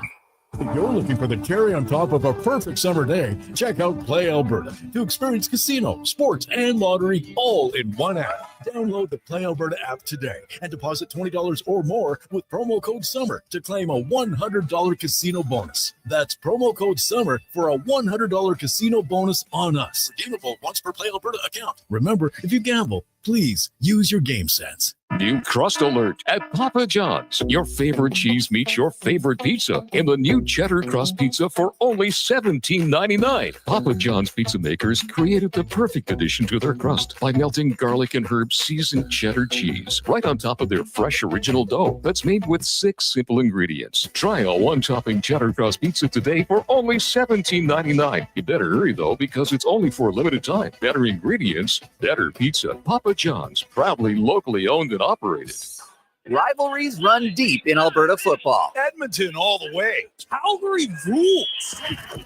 But when it comes to the best snack for 3-down fun, there's no Battle of Alberta. It's a clear winner. Wilhock beef jerky. The one thing every Alberta fan agrees on. So whether you're watching the game from your recliner or in the stands, make it a part of your game day.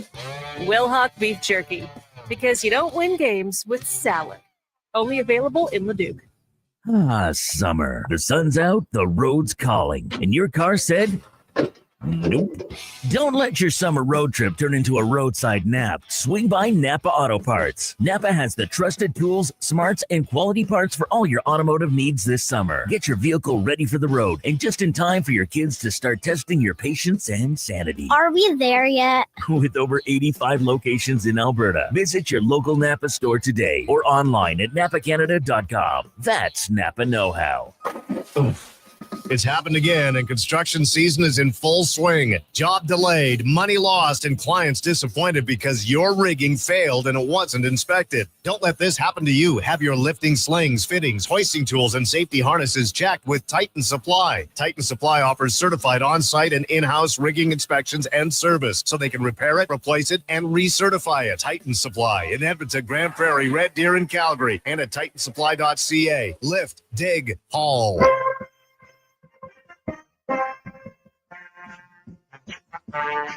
Portions of this hour brought to you by Japa Machinery. Japa is digging deep on their 50-year history of supporting Alberta's construction industry with their line of special edition blackout excavators. Visit japamachinery.com for all the details. Hat tricks, touchdowns, and home runs. Get it all with the Jason Gregor Show on Sports 1440. Presented by playalberta.ca, Alberta's only regulated online gambling website.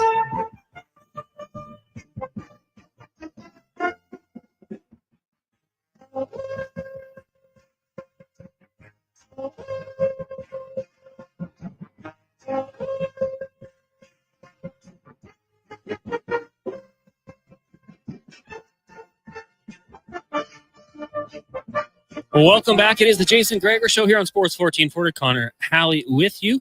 Also streaming on Oilers Nation Facebook, YouTube, and X. The Jason Gregor Show brought to you by PlayAlberta.ca. Tonight, Lotto Max, $55 million. And get your ticket at PlayAlberta.ca. Text line 1-833-401-1440.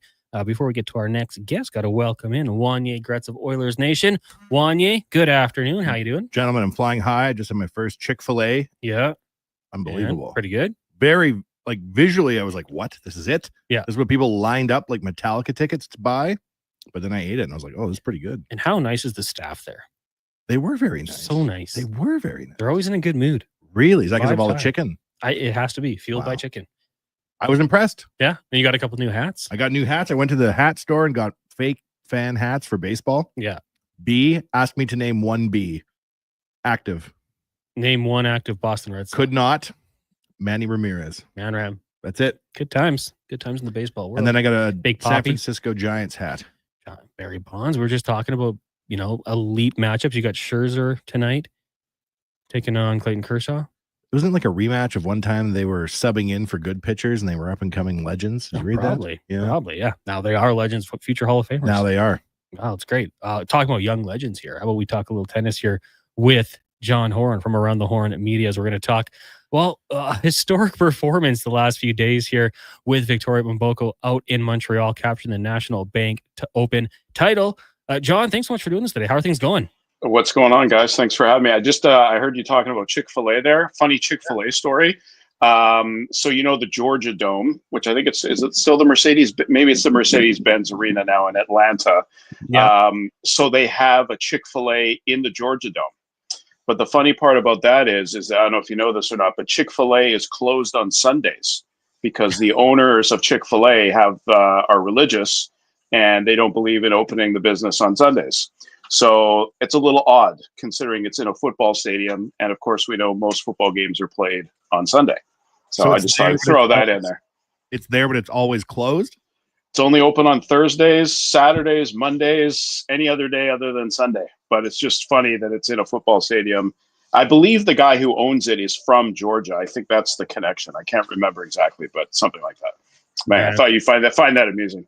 That is funny. And I mean, the fans for Thursday night and Monday Night Football probably get fired up like, all right, it's a Chick-fil-A game. We can actually get there and get it. Yeah. Well, Yeah. let's talk about Victoria Mboko, John. And it was just such a story. I mean, it kind of captivated the sporting world, I'd say, in Canada, because everyone is tuning in. Like, okay, we have to watch that game. It was 4:00 Mountain Time. We're throwing on the tennis, which I can tell you we don't do every day out here. So at what point in this event did you think, like, hey, like, she's playing really good. Like, she could do this. She could go on a run and take down some of these top players.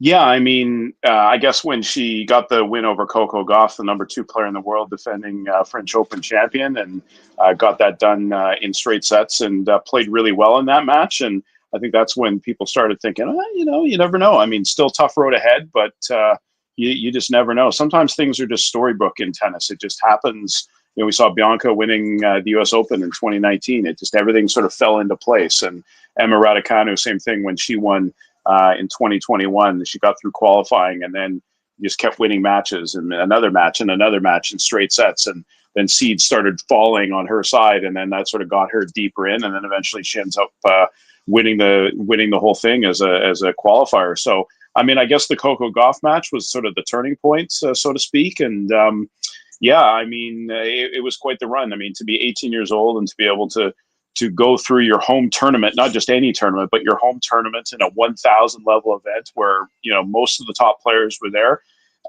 You know, the fact that she beat a lot of seeded players, a lot of top 50 players, the defending French Open champion, a former Wimbledon Grand Slam winner, 4 Grand Slam winners in all. And to be a wild card to do it, I mean, really impressive stuff. And, you know, it's good when tennis gets the spotlight sometimes, because as we know, you just mentioned that, you know, it doesn't get a lot of attention in your neck of the woods. But, you know, when the summer, it's a little quieter, with all due respect to CFL and baseball, it's a little quieter. Some heads start looking at tennis a little bit, and golf season's kind of winding down too. So this is kind of the Montreal, Toronto, Cincinnati, which is now just started, and the U.S. Open swing. It's kind of like the premier time for sports fans who are casual sports fans. If they're turning the TV on and they're not baseball fans, and let's check out and see what's going on with the tennis. And now there's good reason to watch, because Victoria Mboko is really making a name for herself quite quickly. Yeah, and we saw her in a few matches fall early on, like losing the first set. And I know a lot of people say, you know, we hear it in other sports, like they're too maybe young and dumb to realize where they are and what's going on. But like I don't want to say that. Maybe she just has that spirit where if I just continue doing what I'm doing, I can grind my way back into this one. And she overcame injuries. Like, I was so impressed by her, I guess, will to not give in, never quit, even though she's going up against some of the top players in the world. Yeah, I mean, I think that when you're surprising like that, as you're getting through each match, of course, you want to win each match and you want to win the title. But basically, after the Coco Gauff match, she was playing with house money at that point. It was, you know, I don't know how many people thought she'd beat Gauff. I personally thought she had a good chance because she already played Gauff earlier this year and went 3 sets with her. And there's always something about playing a player second time around. You actually get to get a better feel for their style of game. You know, you watch tape. She's obviously watched Coco Gauff in the past, knows what her weapons are. Gauff wasn't playing particularly well. You know, even after winning the French, she lost early at Wimbledon, and she hasn't been playing very good tennis anyway. A lot of double faults. So, you know, that kind of was a springboard for her. And then after that, it was kind of, well, let's just see what happens in the next match. And she plays a player who's, you know, top 100 player, but you're top, I think she's 51 in the world, but not a huge hard court player. And then let's play Rebecca again, who she played in Washington 10 days ago and lost in that match. So she gets a revenge match against Rebecca, and she played Rebecca well, even though Rebecca didn't play great either. So, you know, every match was kind of like a bonus moving forward. And I think even if she lost in the semis, or even if she lost in the final, I mean, I think we'd all be applauding her efforts. And it just, you know, she just took it to the next level in the final and didn't play a great opening set in the semi or the final. And then her opponent got rattled both times. And I think the crowd played a big part. The Montreal crowd was outstanding. And, you know, I think that sort of willed her to victory. And then she just came up with the shots at the right time. Her opponent made a few mistakes, and that was it. So kudos to her. And I mean, to do it at 18 years old and to do it on home soil, only the second Canadian person to win in the open air on home soil, that's pretty cool. We're talking a little tennis here with John Horn from Around the Horn Media on the Jason Gregor Show. Connor Halley, Wany, Gretz sitting in. And I want to ask you, in tennis, when, you know, she's just 18 years old, so maybe there wasn't a great scouting report on her. Maybe some of these players a little bit surprised by young Victoria Mboko. Going forward here, do you think this is something that she's going to be able to build off of and kind of continue this run, have success? Or on the flip side, is it like, okay, you're not a surprise to us anymore. Maybe now these top talent players, the higher ranked players around the world, know how to approach her?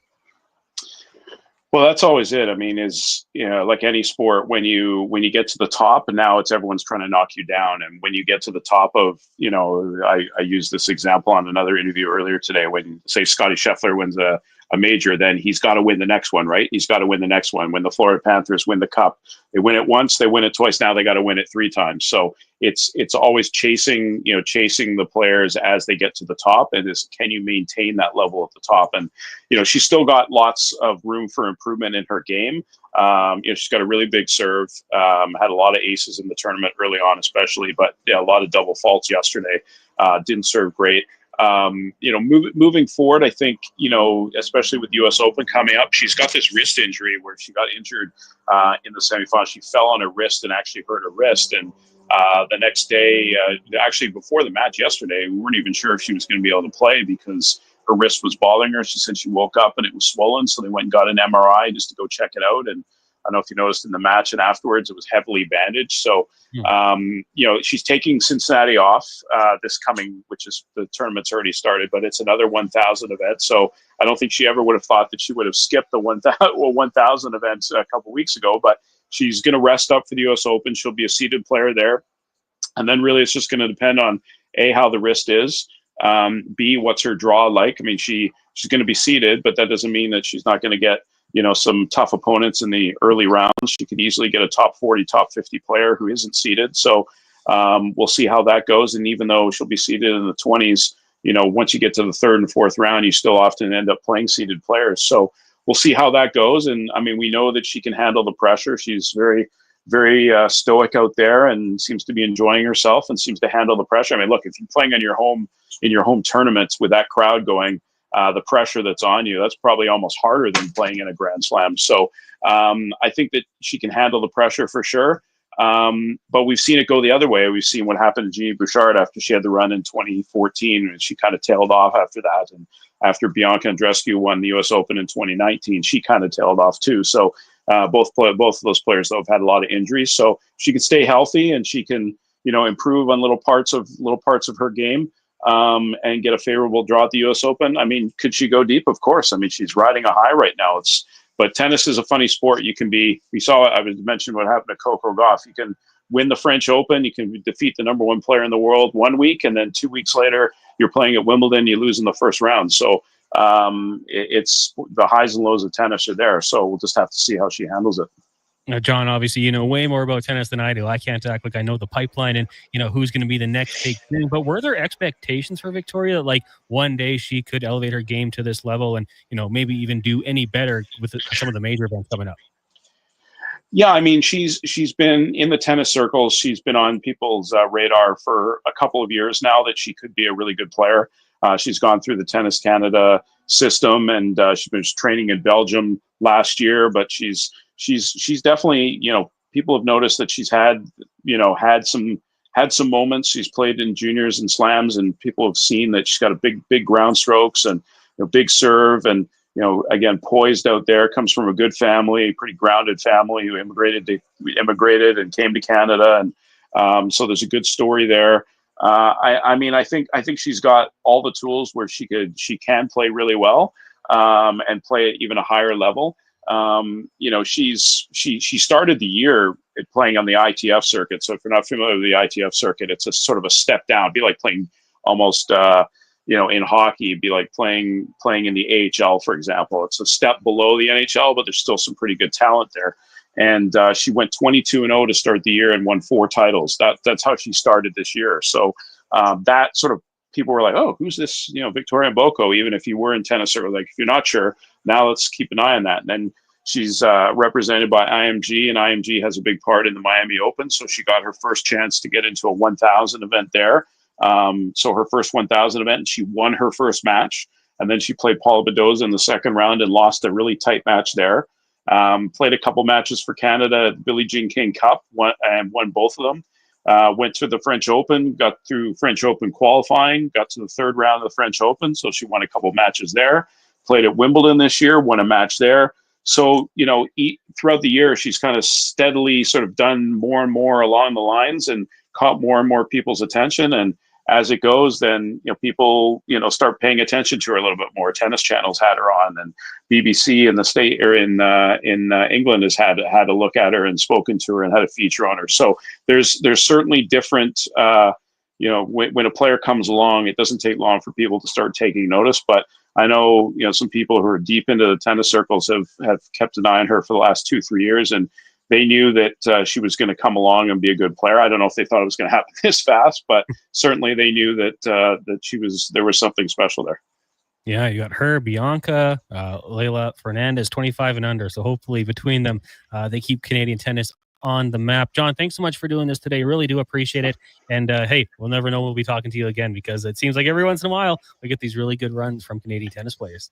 Yeah, and you know what? Lastly, is that the crazy part about all this is that Victoria Mboko started the year ranked 333 in the world. She's now number 24, and that's higher than any Canadian man or woman in the world rankings. That's higher than Felix. That's higher than Chapo. That's higher than Layla. That's higher than Bianca. That's higher than any Canadian player. So it's been a quick run and a fun run, and let's see if she can parlay that at the U.S. Open and continue the run. And a just under $1.2 million payday as well. Nice as well for the fountain. I would think. John, thanks for doing this today. You got it, guys. Thanks for having me. There you go. That is John Horn from Around the Horn Media talking a little tennis. And yeah, if you didn't see it, Victoria Mboko, one hell of a run, jumping up in the standings, huge payday. And like he said, Jays were off yesterday. We had a CFL game, but, people want to watch some sports, and she certainly put on a show out in Montreal. We'll see what's next. I guess she's taking Cincinnati off, taking some time off, get that injury ready and rehab, and she'll be back good to go soon. We'll take a break here. When we come back, we're going to talk to John Morris, curling legend, two-time Olympic gold medalist, about an event that is coming to the Edmonton area. It's the Jason Gregor Show. Connor Halley, Wany, and Gretz with you, brought to you by PlayAlberta.ca. Whether you're a craft beer connoisseur or more of a wine aficionado, there's always something new to discover at Sherbrooke Liquor, a unique, family-owned, independent liquor store. The selection? Incredible. The non-alcohol section is also very impressive. Sherbrooke Liquor, expert, knowledgeable staff with a passion for unique finds. More than just a liquor store, we're a community. Alberta's best, the one and only Sherbrooke Liquor. Wine, spirits, and oodles of beer. Visit SherbrookeLiquor.com. And here comes Action Electrical Service Team sprinting onto the scene. These are your first responders for any electrical emergency. That's right. With their fleet of service vans and specialized gear, they assess, they service, and maintain electrical lighting and automation systems. They're all about rapid response. Quick diagnostics and repairs to restore power and safety fast. Hire the Action Electrical team to bring home a win for your project. Visit actionelectrical.net. Scott McGilvery here, HGTV host and renovation expert. The one upgrade I know homeowners will love: better, fresher Culligan water straight from the tap. Culligan's Aquacentral reverse osmosis filtration system takes your water to the next level. With up to 7 stages of filtration and 14 filter options, they're certified to reduce over 90 contaminants. Your tap water is about to get a major upgrade. Safer water that tastes great. Get started with a free in-home water test at Culligan.com. Culligan, water you love. Hey, sports fans, we've got a clear choice for you. At Crystal Glass, we provide customers with the perfect glass for any job. From home to auto and even commercial, installation or repairs, we're your team. Call 310-GLASS or visit crystalglass.ca. Crystal Glass. McDonald's Summer Drink Days are here. Get a $2 small fruit splash beverage or a small frappe or smoothie for just $3 each. Summer's booming with McDonald's Summer Drink Days. Excludes additional flavor shots and toppings. At participating McDonald's in Canada. Taxes extra. Prices exclude delivery. What does excellence truly mean, and how does it guide your choices? At Volvo Cars Edmonton, excellence isn't just a goal, it's their standard. They shine in every aspect, from top-tier customer satisfaction in sales and service to impressive inventory, strong customer loyalty, and prices that are tough to match. Experience the dedication to quality firsthand at Volvo Cars Edmonton.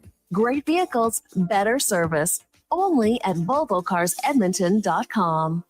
Silent Ice Sports and Entertainment is an innovative market leader across Western Canada with sports and entertainment properties, including the Spruce Grove Saints, the Junior Prospects Hockey League, Silent Rides Charter Company, the Hockey Super League, and the newly launched Female Super League. Silent Ice also owns the Western Hockey League's Seattle Thunderbirds and operates the Morinville AAA Arena. The Silent Ice Center, a new state-of-the-art entertainment facility, is open in Nisku, which features 2 sheets of ice, including a 1,600-seat arena and a restaurant with a viewing area.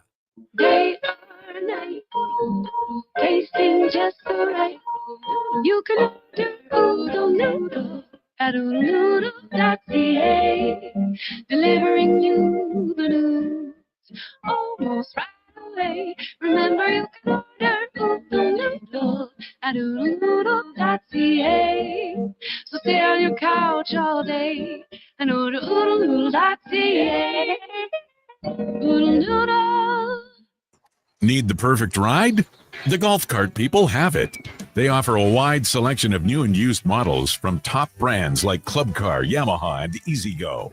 Whether it's a lifted cart for adventure or a sleek ride for the course, they'll find your match. Customize with accessories or choose a ready-to-go option. Trusted by Albertans since 1997 for quality. Visit golfcartpeople.com to find your cart and hit the road or fairway your way. Are you relying on credit cards to make ends meet? Are you making just the minimum payment and carrying a balance month after month? It's time to break free from the debt spiral and take control of your finances.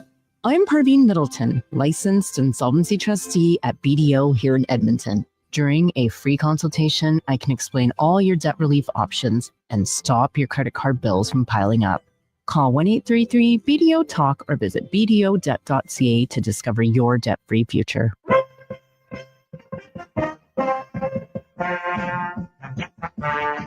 Portions of this hour brought to you by Papa John's. Feeding a crowd, get the triple play. 3 large specialty or 5 topping pizza from the $54 when you use promo code 3play. PapaJohns.ca. Look good, feel good, play good. It's the Jason Gregor Show. Thanks for listening to Sports 1440. Presented by PlayAlberta.ca, Alberta's only regulated online gambling website.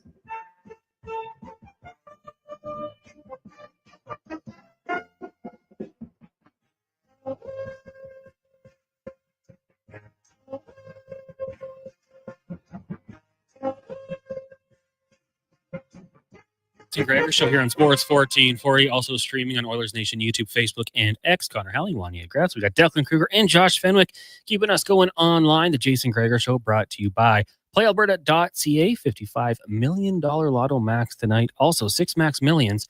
PlayAlberta.ca for your ticket. Remember, use your game sense. But also, if you want to make a deposit, put in code word Gregor50.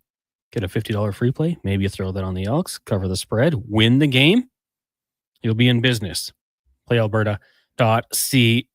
Right now, we're going to talk about a cool event coming to the Edmonton area, and we're going to go around the room. 4Action Electrical, the most diversified electrical contractor in Alberta with 4 divisions in project, service, tag, and solar for commercial or residential. Contact them today at actionelectrical.net. Very, very lucky to have John Morris join us, a 2-time Olympic gold medalist, 3-time Olympian, 1-time world champion, and a 3-time Brier champ. Going to be in the Edmonton area for a very awesome event coming to Beaumont in October. John, thanks so much for doing this today. How are things going?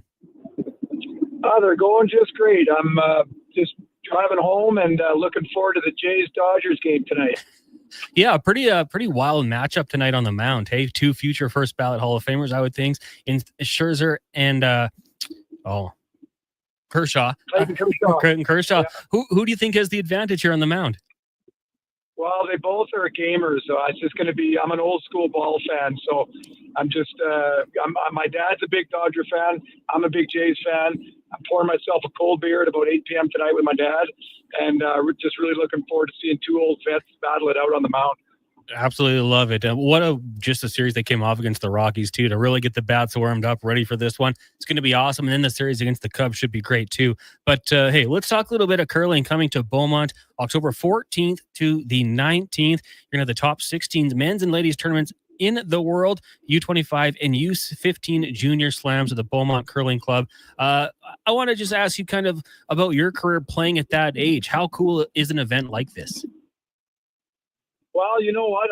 That was some of my favorite memories growing up, was playing, junior curling when I was, young, and then into university. And, one of the things we're finding in Canada is we lose a lot of junior curlers when they graduate from college and university, because they join the workforce and they simply don't have the capacity to curl anymore. So there's quite a gap that, we're trying to help bridge. And this is the first ever Junior Grand Slam that we're hosting this year in Nisku and Beaumont, and it's going to be really exciting. We're going to really hopefully give these kids a chance to play, right next to their idols, and give them a chance to realize a dream of maybe being a pro curler one day.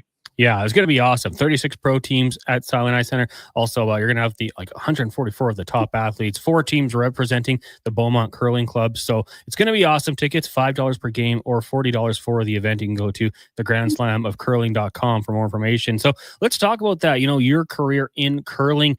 How did you get into it? What age did you start getting out there on the sheet? I was about 5 years old when I first started. I was a military brat, so we were moving around the country with my dad being in the military. And I remember the day he put me on the curling ice and plopped me on a curling rock and threw me down the ice, and I was hooked ever since. And so ever since then I kind of curled little rocks, and then through the junior career, growing up in Ontario there, and then moved out to right in my early 20s. I moved out west to Alberta, and got to say I love this province. Never really looked back since, and it's been a great game that I've enjoyed playing most of my life. Curling legend John Morris, 2-time Olympic gold medalist, joining us here on the Jason Gregor Show. Connor Halley sitting in. So growing up, any other sports that you were getting into, or was it mostly curling that had your attention? I dabbled in hockey. I was never as good at hockey as I was curling, but I did love playing ball. I ended up playing college ball. So we had a rule in our family: you got to always play a winter sport, and you have to always play a summer sport. I think it was to kind of keep us out of trouble.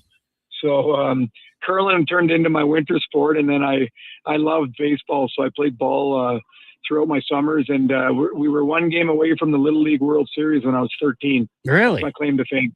Yeah. Oh, wow. So legit. That's actually awesome. So I want to ask you, at one age were you like, okay, I'm pretty damn good at curling. Like I could take this to the Olympics, the Brier, those sorts of things. When did you realize that you were that good? I think the one thing that set me apart was I was a dire competitor. Like I had 2 older sisters. We played, came from a sports background house, and in everything we did, we just hated to lose. And I caught that bug early, and like whether it was a board game or a Christmas or whatever, like I just hated to lose. And I think that's what separated me from a lot of other, athletes, younger athletes, and especially in the curling rink, is that I just never, I hated to lose. So I just had this will to compete all the time. And, sometimes it was a bit of an, it was tough on me because, you don't always want to be that competitive in everything you do, but it sure helped out when I was playing in high performance and in elite curling. And it's funny, I have a son now, and he's 7 years old, and he's got that same Morris drive to win and never lose. So we'll see. Maybe we got another generation coming up here soon. John Morris joining us here on the Jason Gregor Show, a 2-time Olympian, 3-time Olympian, 2-time Olympic gold medalist, also crushed it at the Briers on multiple occasions. So I want to ask you, I mean, you start to get into the World Junior Championships in 1998, 1999, representing Ontario. And then you make that jump to the Brier in 2002, going against, the best curlers in Canada and some absolute legends. What was that like getting out there and being on that stage with them? Well, you know what? It was, I felt really lucky to have and privileged to come up at that point. Like I grew up in the likes of with Randy Furby, Kevin Martin, Al Hackner, Ed Wernick, Russ Howard. Those were all the and at an early age, my dad was our coach, and he got us playing against the men by the time we were 16. So we didn't, when we were 16 to 20. Yeah, we still play against some junior teams, but we were playing against a lot of men's teams, and I think that really helped us make that jump into the men's ranks quicker than others. And but yeah, I think the first few games, you're watching these idols of yours, that you're playing against. But again, and then that will to win kind of took over, and I didn't really see them as my idols anymore. I saw them as another competitor that I wanted to kick their ass, and so that's kind of what drove me. And but the good thing about curling is that's how it goes on the ice. Is you got that fiery competition on the ice, but then afterwards. I grew up in an era where we'd sit down after the game and we'd have a beer with our opposition. And it was also one of my favorite parts of the game was playing cards and having a beer with the team after, which is pretty cool. Oh, that's awesome. Now, I know in 2006, you paired up with one of the greatest of all time, Kevin Martin. I think at the time the plan was to go to the Olympics and represent Canada, take gold in Vancouver. But how did that all come together? Because, you can go check the history books. You guys did pretty good. Yeah, you know what? It's an interesting story. I just got accepted to Queen's University for Teachers College, and I was about to go back because we were close. I was playing with a team out of Calgary at the time with Kevin Cooey, and we were probably ranked 5th in Canada, and we were getting close, but it was a grind. We didn't have a lot of sponsors, and I said, I got to have a career doing something. So I got into Teachers College. I was just about to go back and got a call from Kevin Martin, and we got chatting on the phone and decided to let's put together a 4-year plan to essentially beat Randy Ferbey because he was the best team at the time, and win an Olympics for Canada. And that was always a dream of mine. So with that opportunity, we put together a team of very like-minded individuals in Mark Kennedy and Ben Hebert. And I have to say, I've never been, that was my favorite team I've ever been on in my life. We all had the same mentality where we just were driven. We were so driven to win. And again, we're competitors. And we worked our ass off all 4 of us worked our absolute ass off for that team. And it came to fruition right away. Like I think we started this season 29-0, and we said, all of a sudden we said, holy shit, sorry, excuse my language.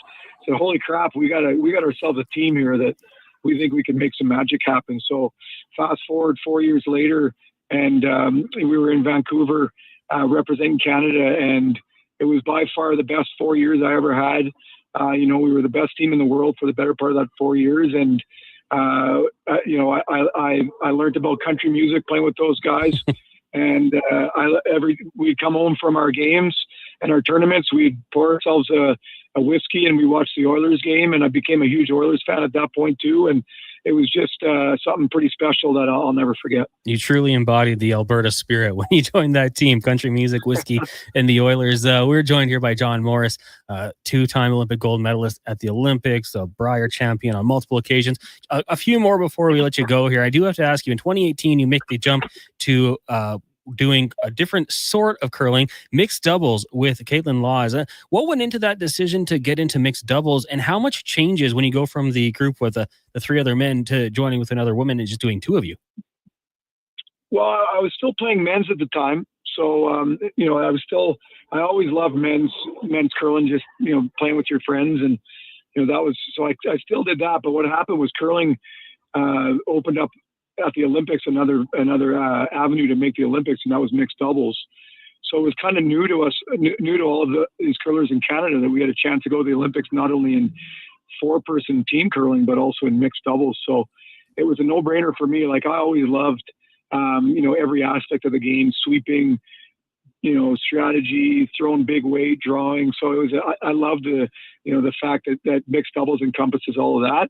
Obviously playing with a female rather than 3 males was a little bit different, and, it took some learning and that sort of thing. But I love that sport, and Caitlin and I started doing really well right away, and ended up making Korea. And yeah, it was just a real good match. And the biggest part of it was an opportunity to wear that maple leaf for Canada again, and potentially win another medal for your country. So to me, that was a no-brainer.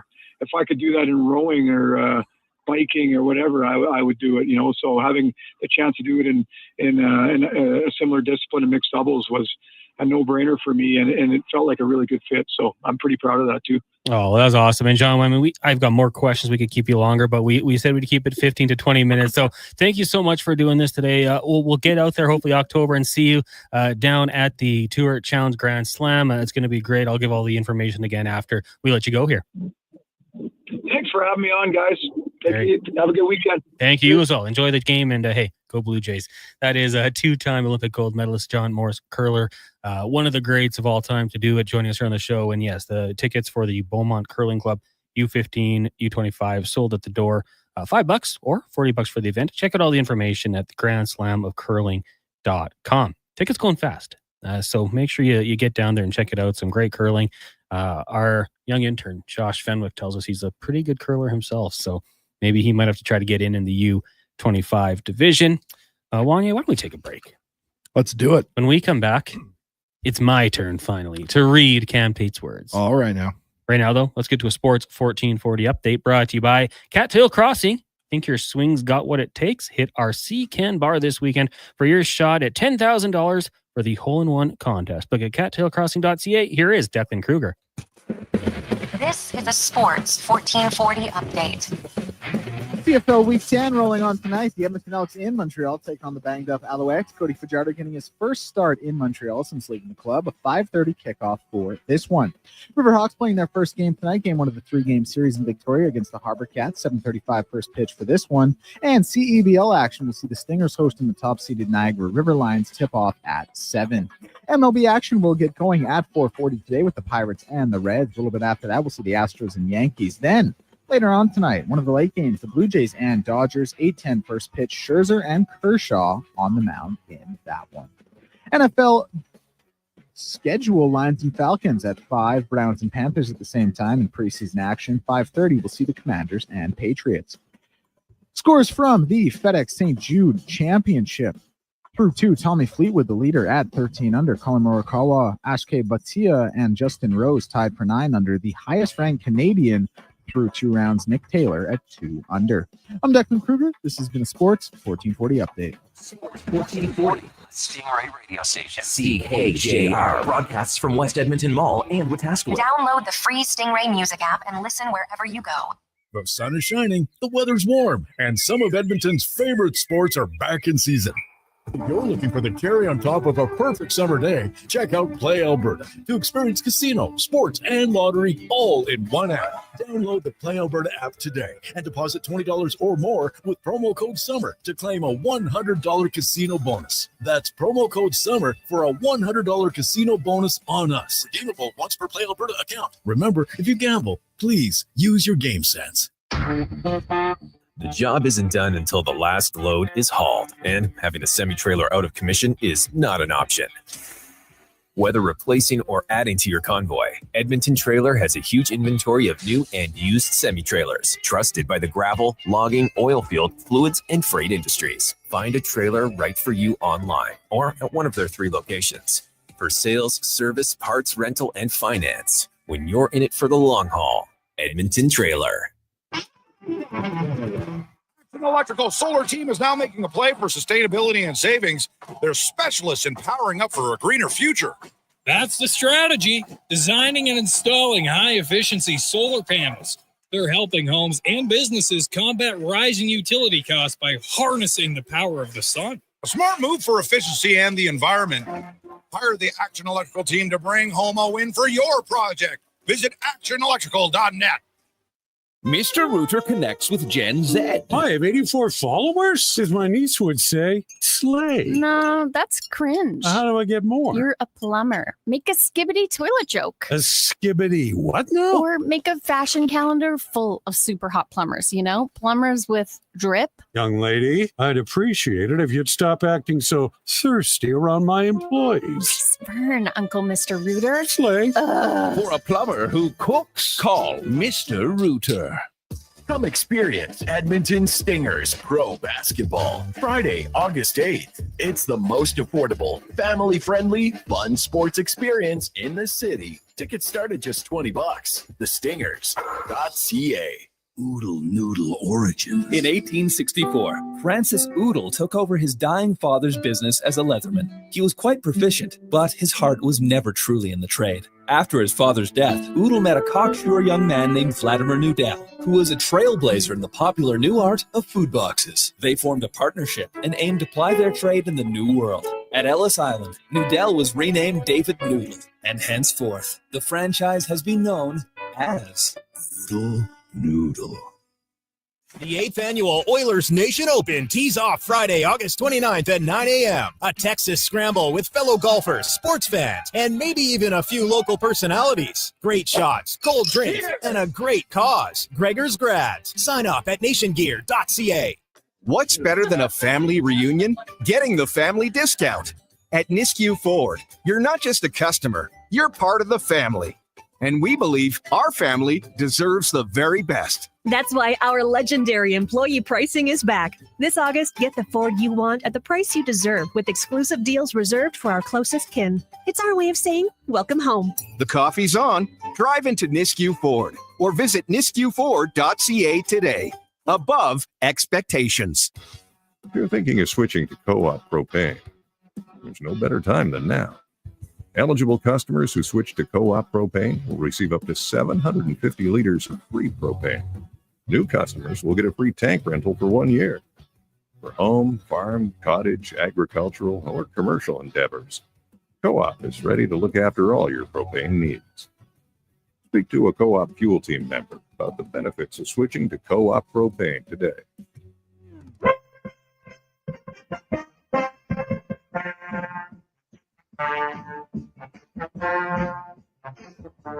Portions of this hour brought to you by Leading Edge Physio. From weekend warriors to professional athletes, kids playing soccer to grandparents in the garden.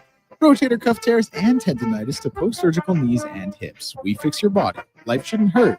LeadingEdgePhysio.com. He's not just another pair of glasses. It's the Jason Gregor Show. Thanks for checking out Edmonton Sports 1440. Presented by PlayAlberta.ca, Alberta's only regulated online gambling website.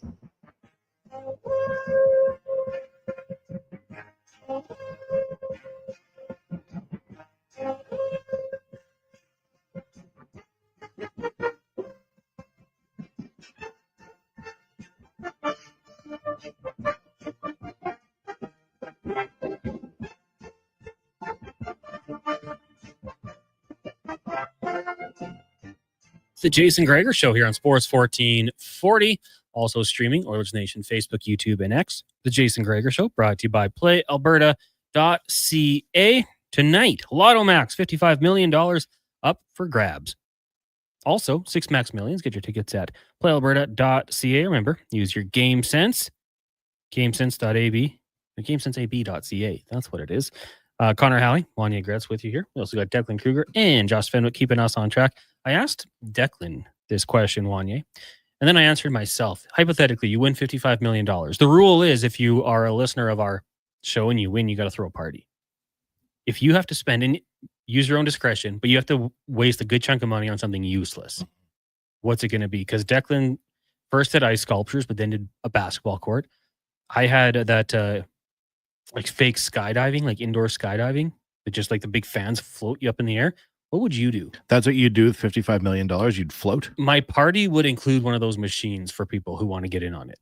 Like, wow. Do you watch Parks and Rec? No. Oh, well, there's a part where there's a company that goes under and they just with the remaining money have a huge party with all this stupid stuff. Like Roy Hibbert's there lifting people up and getting drinks off the top shelf. It's silly. But if you had to like buy like for a party, you had to get some sort of waste of money, but people would enjoy it. Like, what would it be? Well, that's big weight. Like you could do a lot of stuff. You could divert the river. You know what I mean? You could like move the North Saskatchewan, like flood a plain. Yeah. That'd be pretty expensive to do. You could like reassemble a band that broke up years ago. Ooh, you could just start throwing money around and acting all crazy. You could just do a cool Sunday bar. Yeah. You could do a Sunday bar. You could purchase and subsequently ruin dozens of hot air balloons. You could have a big hot air balloon cavalcade across the night sky. I don't think I would ever go in a hot air balloon. 55 million, I think you're in statue territory in that you make your own statue. That'd be cool. You buy a lot, you commission your own statue. You're like, what'd that guy do? You're like, well, he won the lottery. He bought it, is what he did. That's fair.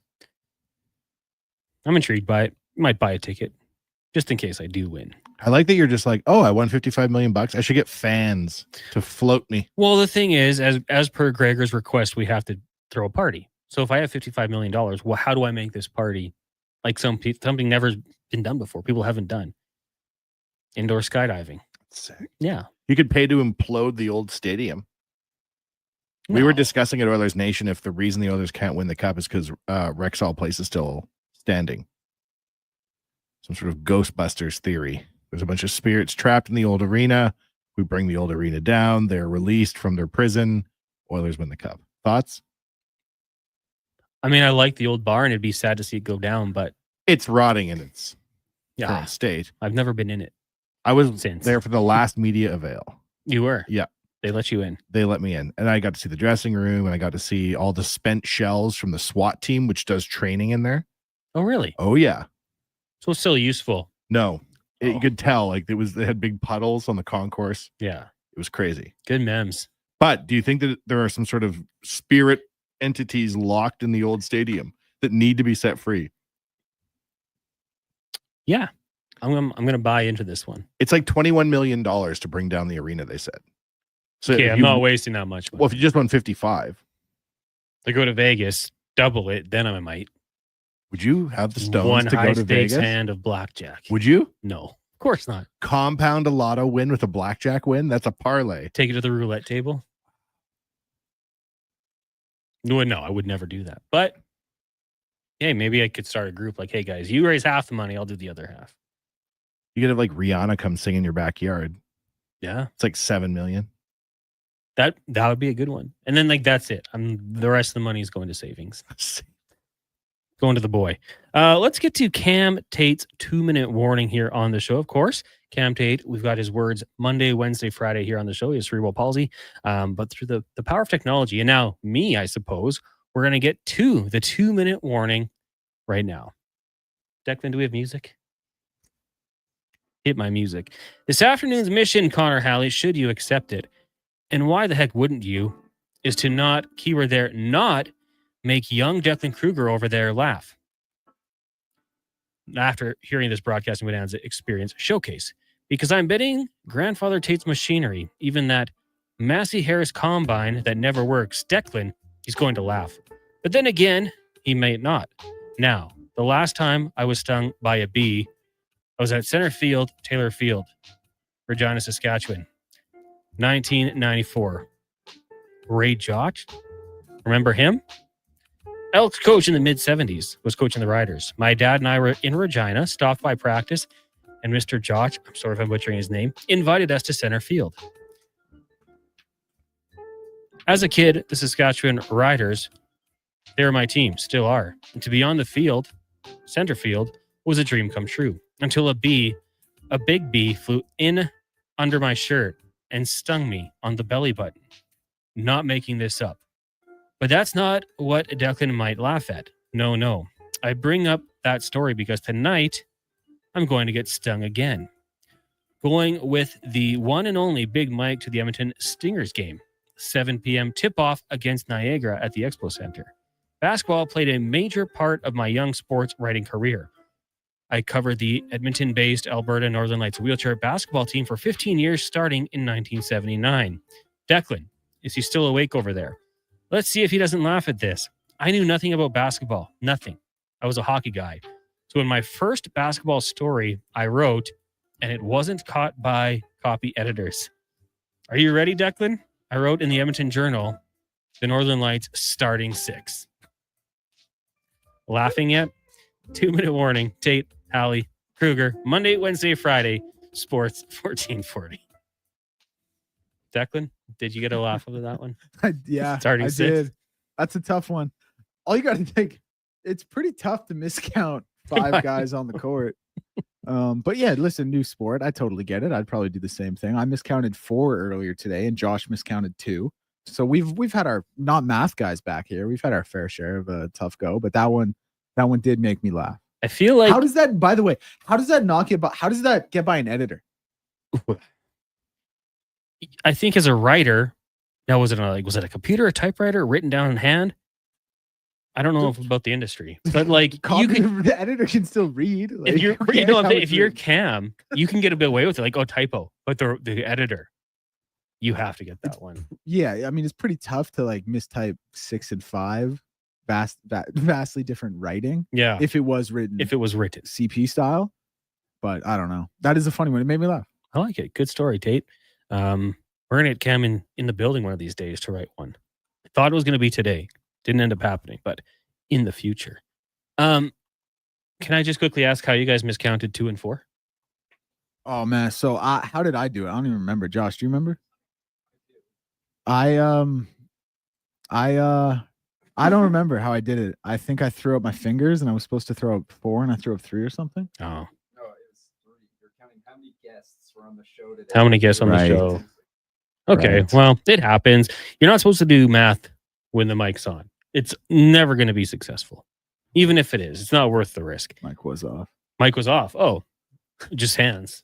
Okay, well, whatever. It happens. Wany, do you want to get to the oil report brought to you by Volvo Cars Edmonton? 13-time award winner for service and sales. You will get a great vehicle, but even better service. Take a test drive today at volvocarsedmonton.com.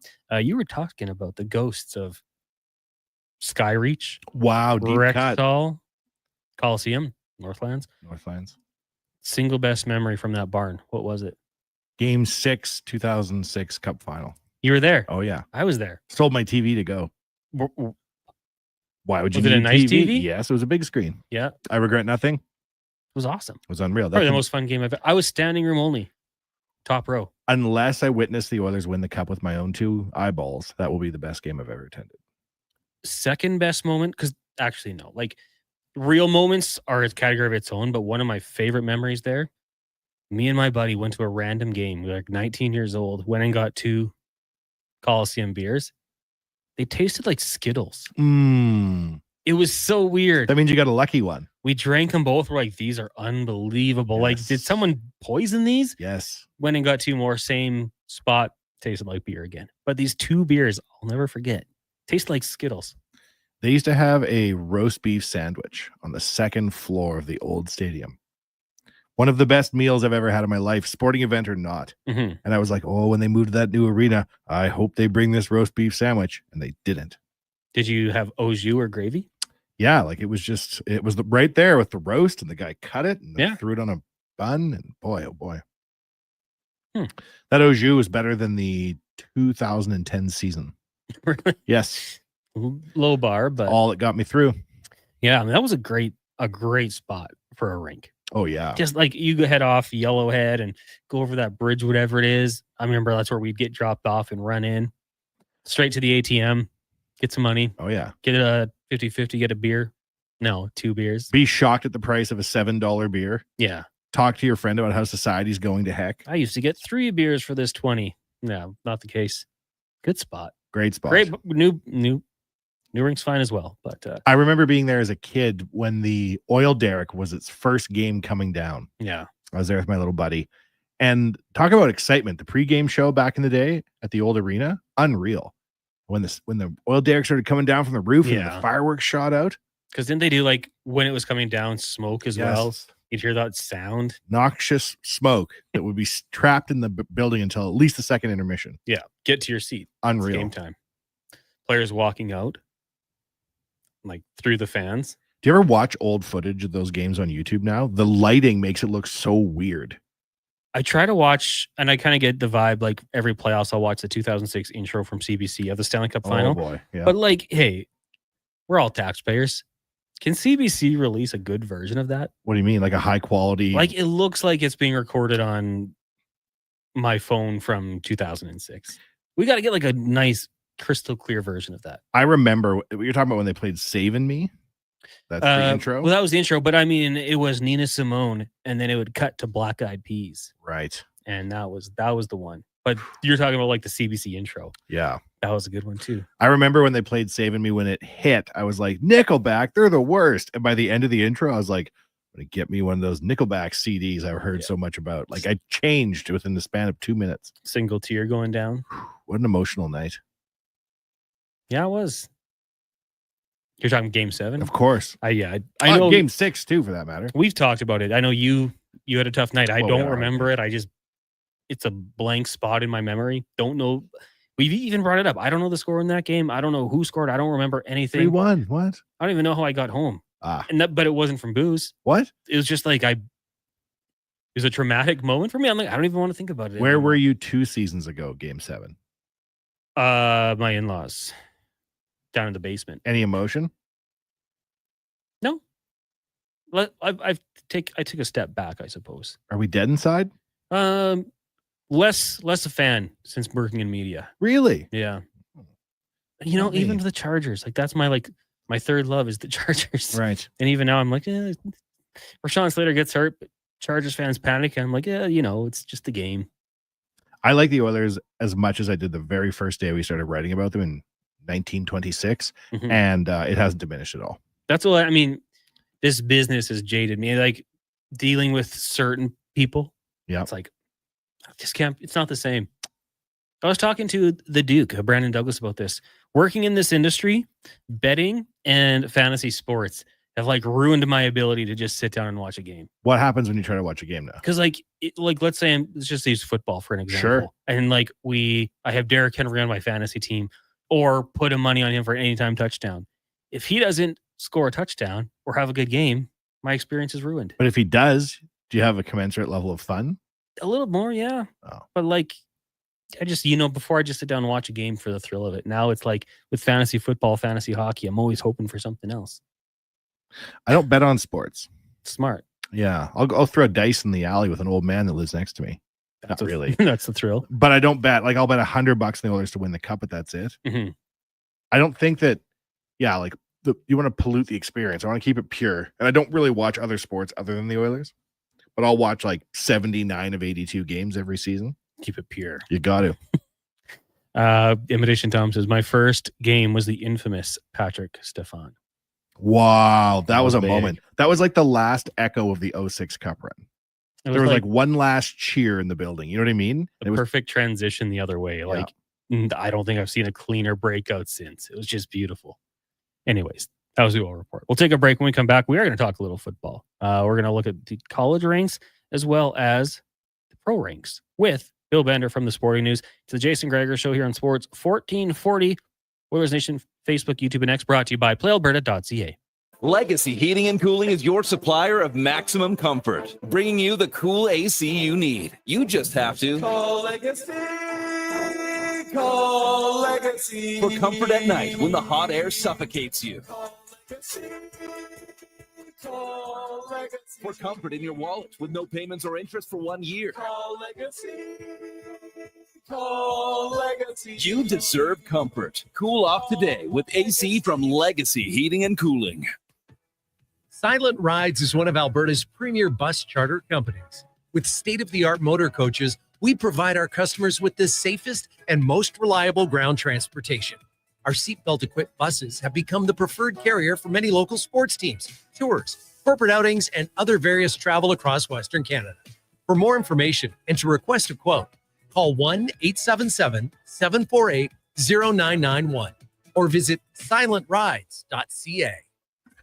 McDonald's Summer Drink Days are here. Get a $2 small fruit splash beverage or a small frappe or smoothie for just $3 each. Summer's booming with McDonald's Summer Drink Days. Excludes additional flavor shots and toppings. At participating McDonald's in Canada. Taxes extra. Prices exclude delivery. Edmonton's biggest clearance event is at the Brick Outlet on St. Albert Trail. Stop searching and start saving for 4 days only, Thursday through Sunday. We're clearing out our warehouse and blowing out thousands of dollars in inventory. Fine furniture and mattresses below cost. Scratch and dent appliances below cost. Clearance and overstock pieces up to 80% off. Some exclusions apply. See in store for details. Find massive savings Thursday through Sunday during Edmonton's biggest clearance event, only at the Brick Outlet on St. Albert Trail. The Brick Outlet, saving you even more. What's better than a family reunion? Getting the family discount. At Nisku Ford, you're not just a customer, you're part of the family.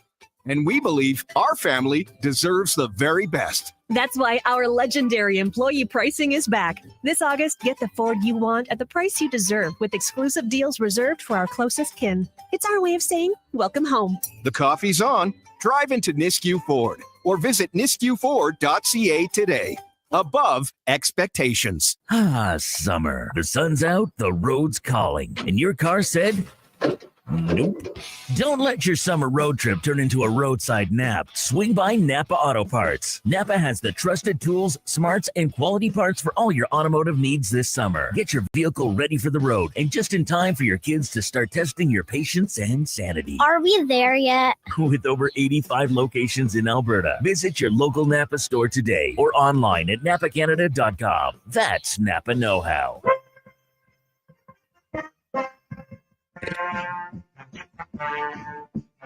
Portions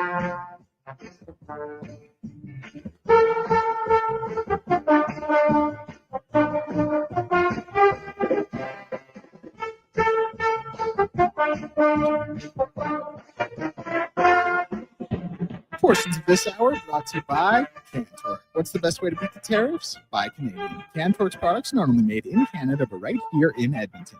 Save money, support Canada at cantor.com. From puck drop to kickoff, it's the Jason Gregor Show on Sports 1440. Presented by PlayAlberta.ca, Alberta's only regulated online gambling website.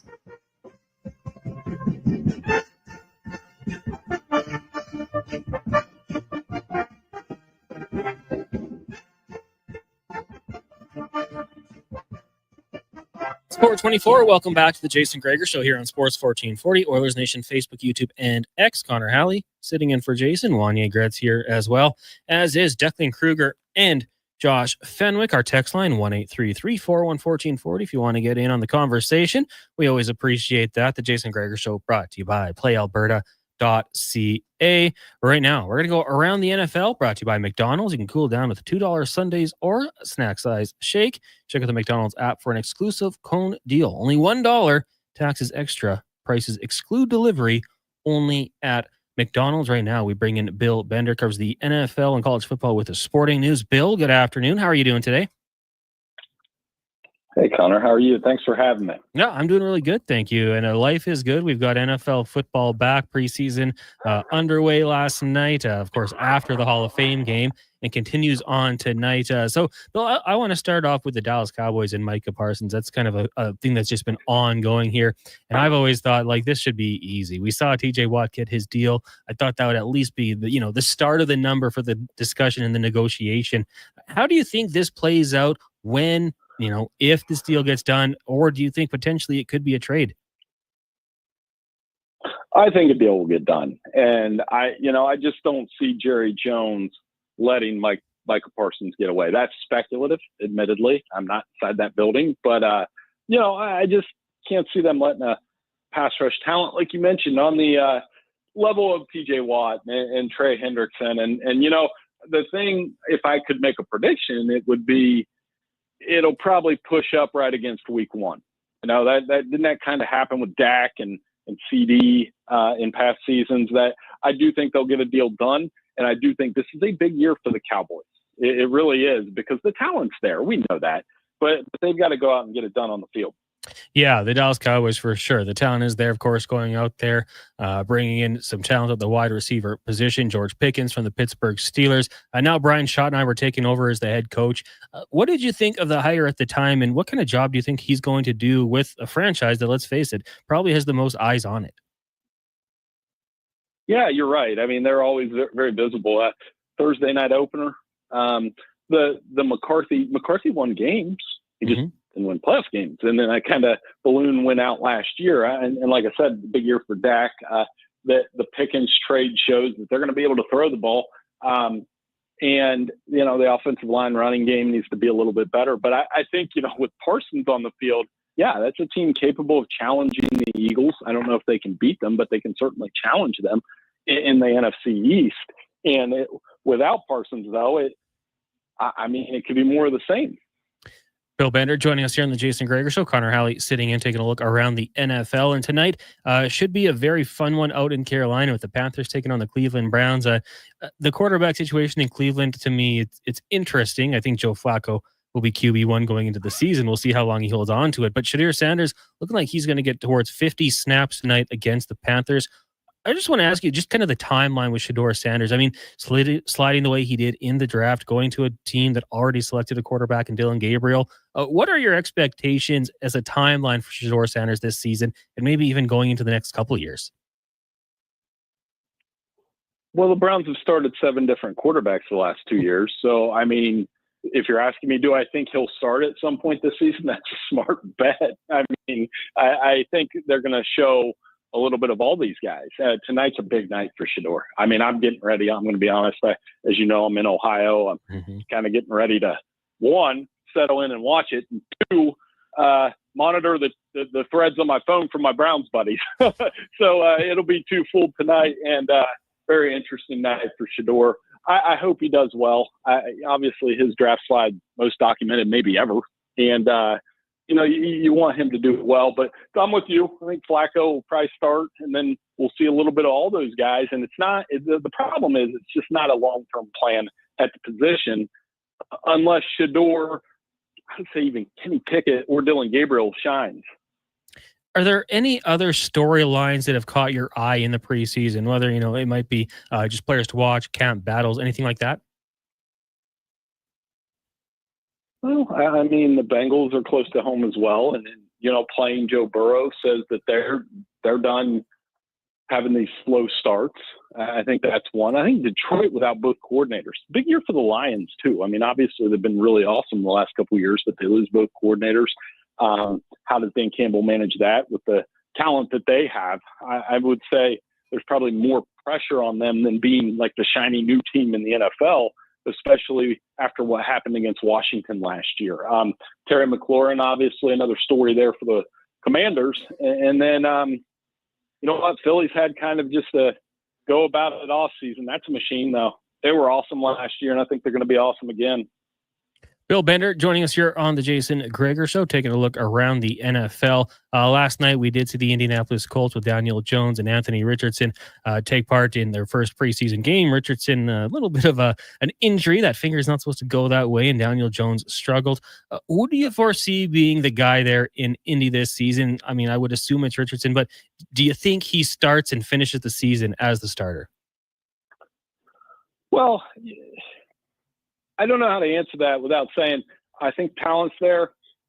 One of the things he might have benefited from was sitting more early. Mm-hmm. You know, I think he's one of those guys that's a lost thing in not college, the NFL. It's a lost thing in college too, by the way. But yeah, and I think he will start the season, and you want him to do well. But Daniel Jones is there. There's some experience. I think they'll both end up seeing time, but they really want Anthony Richardson to succeed. They're going to give him every opportunity to do that. But I just don't know what's around him. You know, they'll have a strong running game, but there's been flashes. But like you said, the health is a big one, and we're already off to a bad start there. Looking around some of the other divisions in the NFL, the AFC West will be interesting. It's been the Chiefs division for a long time. Chargers have a huge injury yesterday with Rashawn Slater going down. And the Denver Broncos, I mean, people might have said it was a no-name defense last year, but they added some really nice pieces. Bo Nix was good going into year 2. Who do you like to come out of that division? Well, the Chiefs, but it's going to be harder. I mean, you have 3, let me get this right, 3 coaches that have won a Super Bowl in the division, and the other has a national title with Michigan and got the Chargers in the playoffs last year. So I think from a coach standpoint, that's the best division in the NFL. And for Kansas City, I mean, how did they recover from last year? They played a lot of football, and that's something that's maybe more of an NBA thing than an NFL thing. But when you've made 3 straight and 4 straight deep runs, you know, this is an opportunity for Denver, an opportunity for the Chargers. And even I think the Raiders, as bad as they've been, you know, you add Ashton Genty, Pete Carroll's an awesome coach. Geno could be good there, and Chip Kelly. I like the mix that they have. So there will be no more easy outs for the Chiefs in that division, and how they wear. I still think they're the team to beat, though. I mean, as long as Patrick Mahomes and Travis Kelce are healthy, they've been able to figure out the rest, but I think it's going to be a little more difficult. So if I could ask you, from the AFC and the NFC, who do you think are the top 3 teams most likely to represent their conference in the Super Bowl? Ooh, man, you're bringing it. The AFC one, I've got to cut one already. So I think AFC, say, you really put me on the spot here. I'll say Kansas City still, because somebody has to do it. Somebody has to go beat them. Then Buffalo. Then I'm going to go Cincy. I think the Bengals with Burrow. That the defense has got to be a little better, but I like how they closed last year, and I'm biased because I live in Ohio. So Cincinnati, and then the NFC, I would go Philly, Detroit. I still think they're going to be really good, and then probably Washington, and I think Green Bay's still there. Green Bay is definitely one of those teams. They were close last year. They've added some pieces around Jordan Love, namely Matthew Golden. And I think if those receivers catch the ball a little bit, Green Bay will be right there. What are your thoughts on J.J. McCarthy with the Vikings this year? Last year, obviously, had the big injury, and Sam Darnold took over, got paid, and deservingly so. But J.J. McCarthy, he's going to get his chance.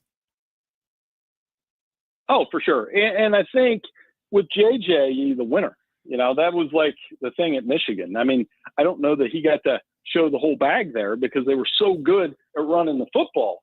And now there's this opportunity. I mean, the NFC North is a tough division. When you look at Detroit and you look at Green Bay, they're established. When you look at, I think the Bears will be better around Caleb. I don't know how much better, but they'll be better. So, for JJ, I think you almost got to treat him like a rookie this year. He missed all of last year with the injury, and I think we're going to overreact to a lot of things with him. But, they must have a lot of faith in him, the receivers he's throwing to, because they let Sam Darnold go. Just before we let you go here, just want to look at the college football scene. Bill Bender joining us from Sporting News here, taking a look around the football world. Who are a couple teams you think will be in the Final Four, maybe in the conversation when we get down to the end of the season, and some teams to watch out for? I can answer this one a little quicker. Texas, Ohio State, Georgia, Penn State. That's kind of the Final Four I'm looking at. Although, that's 2 from the SEC, 2 from the Big Ten. Clemson's going to be really good this year. Notre Dame, if CJ Carr is who I think he's going to be, they're going to be good. And then that leaves room for a wild card between Alabama and LSU. The difference with college football, in my opinion, is those 8 teams I just kind of rattled off. I think national championship will come with one of them. As much as I love the 12-team playoff, on any given year, there's only 6 to 8 teams that can really do that. And the NFL's kind of like that too. I think between the 6 you maybe name in the NFL and the 8, if you give me Baltimore and Green Bay as bonuses, those will be your 2 champions. Now, Bill, I feel like this conversation kind of pops up all the time, but you talk about the greatest college football teams of all time. If I were to ask you, 2001 Miami, 2019 LSU, or other, who would be your top college football team of all time? Oh, that's great that you got those 2. So I'm going to send you this article I did last year where I kind of did a fake playoff. I don't know. And it was imaginary, but I kind of wrote fake game stories. And the final game was LSU Miami. Those 2 teams you mentioned, those are the 2 best teams I've seen this century. I know USC would want to be in that argument, but it'd be hard for me not to take LSU in that event because of Burrow, Jefferson, Chase, everything they had on offense. But then you're telling me, man, you're picking against, Will Fork and those guys that Miami had. So that would be the dream matchup. There's no wrong answer with those 2. I'd probably go LSU, but man, it's close. I mean, in that situation with that team, it would have been very good. I saw a video last night, and they said it was Montreal Roll, Sean Taylor, and Kellen Winslow Jr. were on special teams in that 2001 team. Like, absolutely unbelievable. So I just had to throw that one your way. And hey, Bill, really appreciate you doing this. We'll have to get you on again later on in the seasons. Anytime. Thanks for having me on. Have a great weekend. There you go. You as well. That is Bill Bender, covers the NFL for the Sporting News. And Declan, quickly, you want to weigh in on that one? Greatest football team in the collegiate level? I'm so glad you brought that up. It has to be the 01 Hurricanes. I saw that same video you were talking about. And Montreal Roll, Sean Taylor, and Kellen Winslow running down on kickoff. Yeah. Greg Olson, also, it was a part of my take interview. He made the point that they had to move Willis McGahee to back up fullback because he was behind Clinton Portis and Frank Gore. Frank Gore. Exactly. Yeah. There you go. Exactly. I mean, the list of Hall of Famers on that team, insane. I will never, ever, ever say a college team can go into the pros and perform well, except for that team. I don't know if they'd perform well, but they would be the exception. They could legitimately compete. I fully believe that. And it's funny because, you look back and who's the quarterback? Was it Ken Dorsey? It was. Yeah. That would be maybe the weak spot. So maybe if you put those 2 teams together in a hypothetical situation, could Joe Burrow outdo them? But that defense was so dang good. A discussion for another day. Maybe we'll have it in a couple of weeks. Let's take a break. When we come back, 5 questions with Declan Kruger. It is the Jason Gregor Show. Connor Halley, Wany, Gretz, Declan, and Josh with you here. The Gregor Show, presented by PlayAlberta.ca. The sun is shining, the weather's warm, and some of Edmonton's favorite sports are back in season. If you're looking for the cherry on top of a perfect summer day, check out Play Alberta to experience casino, sports, and lottery all in one app. Download the Play Alberta app today and deposit $20 or more with promo code SUMMER to claim a $100 casino bonus. That's promo code SUMMER for a $100 casino bonus on us. Redeemable once per Play Alberta account. Remember, if you gamble, please use your game sense. You got a go-to coffee spot, a trusted barber, even a lucky game day jersey. But when it's about looking your absolute best, there's only one name you need. Mr. Dirk. Family run since 1939. We're experts in crafting impeccable tailor-made suits and offering a wide variety of everyday styles. Pair that with personalized one-on-one fittings and the convenience of on-site tailoring. Mr. Dirk elevates your style game. Visit our Edmonton store or explore MrDirk.com. Score big on style with Mr. Dirk. Work never gets done by standing around. You have to put your words into action. And that's exactly what GS Construction does every single day. Our priorities are safety first, quality second, efficiency third. GS Construction works hard. It's true. But first comes the care, the planning, and the people. Underground infrastructure isn't just about machines and trenches and some traffic inconveniences. It's about doing things right. Find out more on what we do. Visit gsconstruction.ca. Reports suggest that Canadian taste buds are bored to tears. My mouth can't handle another dull drink. Summertime smoothie experts everywhere are recommending a watermelon wake-up from Booster Juice.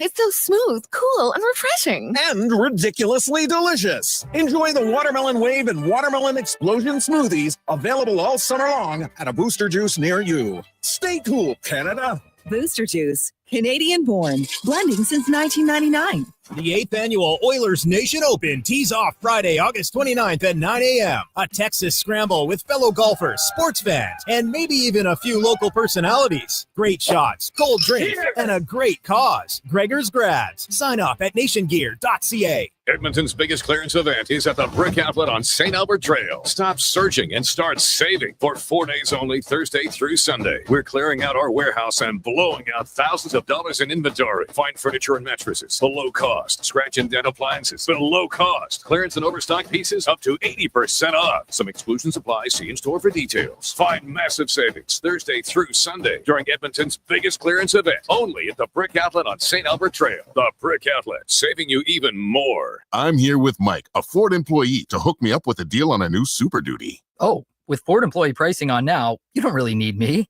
You pay what we pay. So I just get your price? Yep. Tell them Mike sent you. Or Maria, or Namig. Ford employee pricing is here, where you pay what Mike pays. Or Genevieve, or Elise, or Kevy. Right now, get up to $12,835 in employee price adjustments on eligible 2025 Super Duty models. For details, visit your Alberta Ford store or Ford.ca. There's something we need to talk about. Debt. It's an uncomfortable topic, but the truth is, most of us carry some form of debt, and we are ashamed to talk about it. My name is Parveen Middleton, a licensed insolvency trustee at BDO here in Edmonton. Every day, people struggling with debt come to me for a solution. When you make that call, I'll listen to your story without judgment and will lead you to a debt-free future. Call 1-833-BDO-TALK or visit bdodebt.ca to learn more.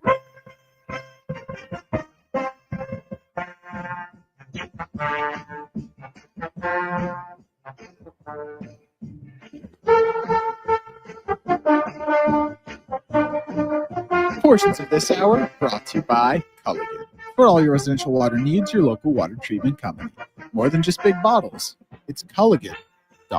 He's Alberta's sports authority and lead touchdown winner of his family's backyard flag football games. The Jason Gregor Show on Sports 1440. Presented by PlayAlberta.ca, Alberta's only regulated online gambling website.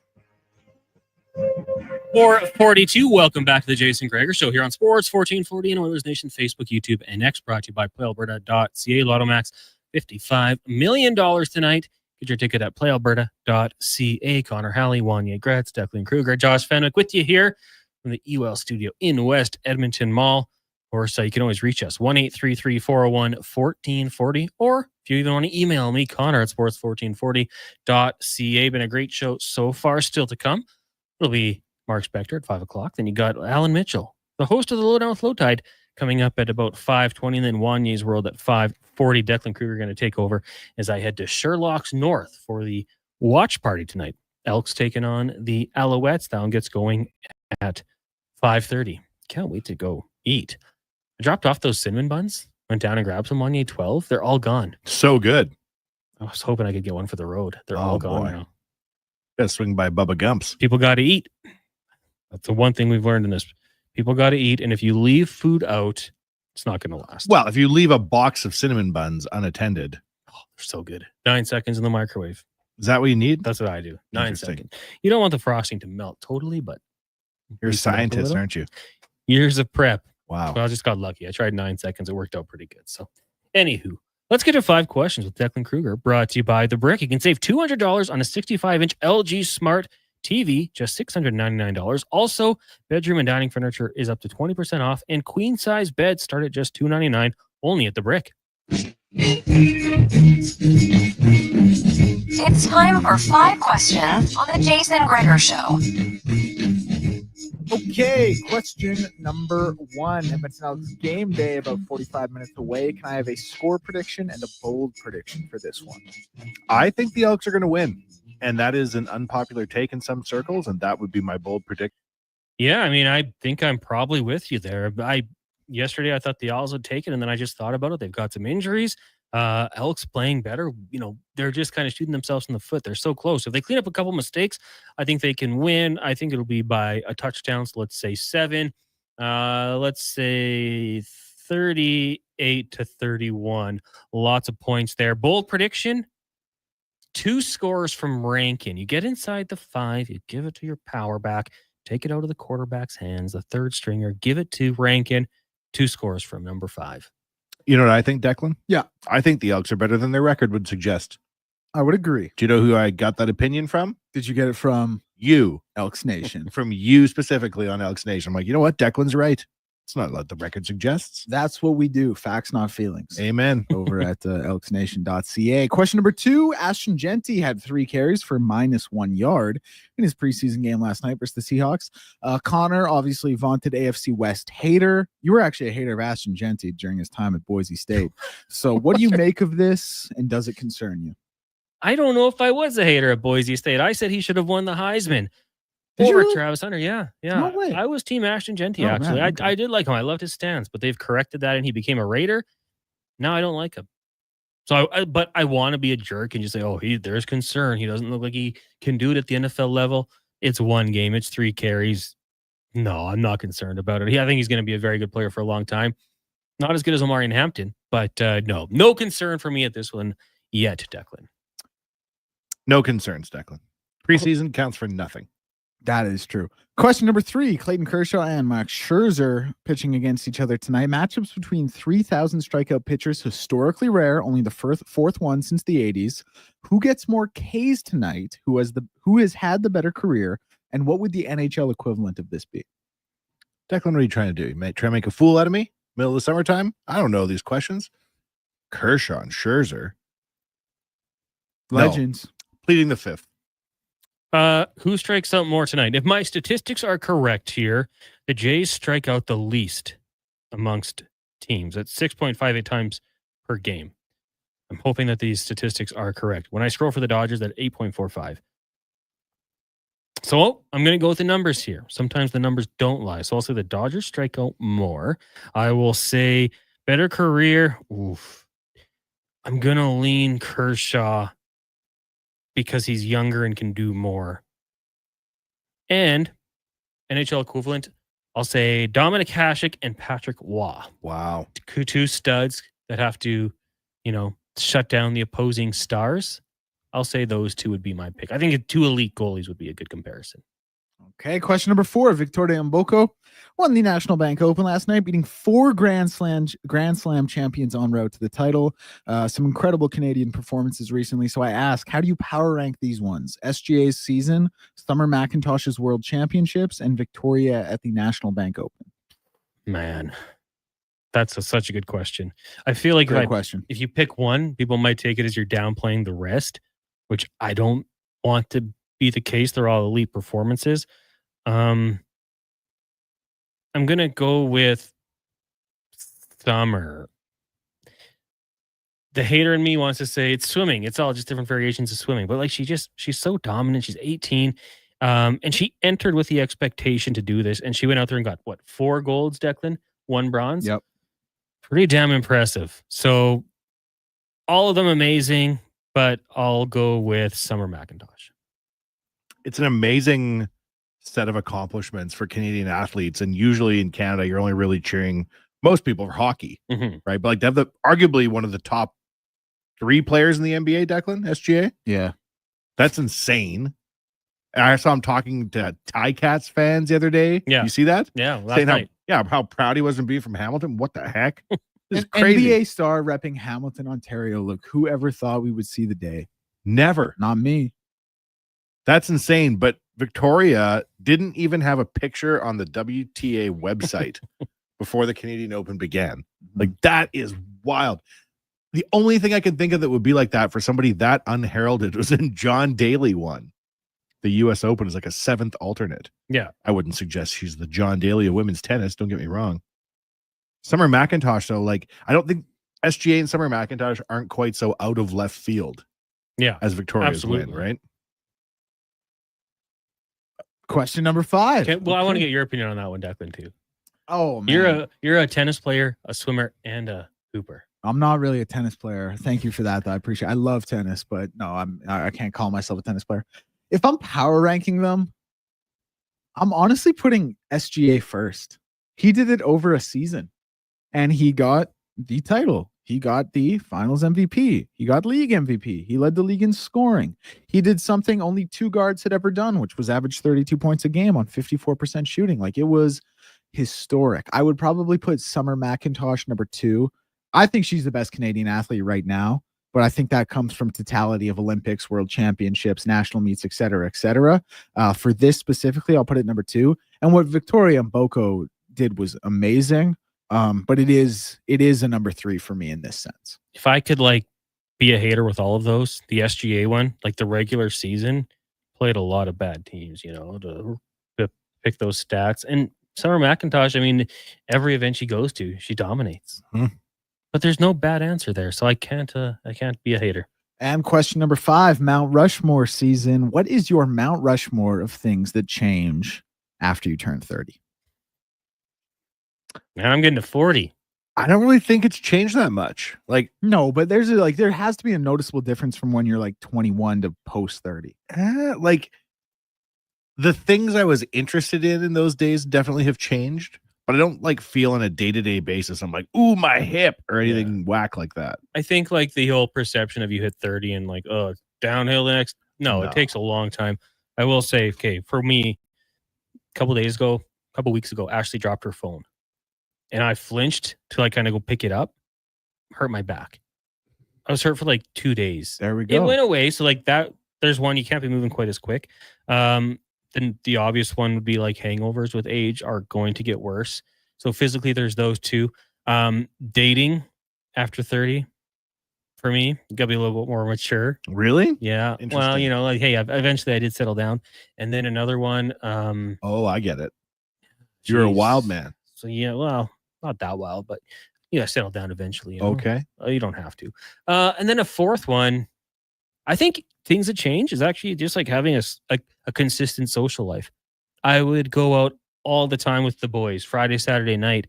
And then as you get older, inevitably some of your friends get married and have kids. And all of a sudden you don't quite see them as often. Maybe the trips you might have done in your 20s don't get done in your 30s. Still got to make time to see everyone, but it's not quite what it used to be. So I guess those would be the 4 things for me that have changed, declined a little bit after 30. Are you worried, Deck? Yeah, I mean, like I've already noticed some, like I'm obviously not 30 yet, but I've noticed some definite changes as I've gotten a little older. Like a big one is like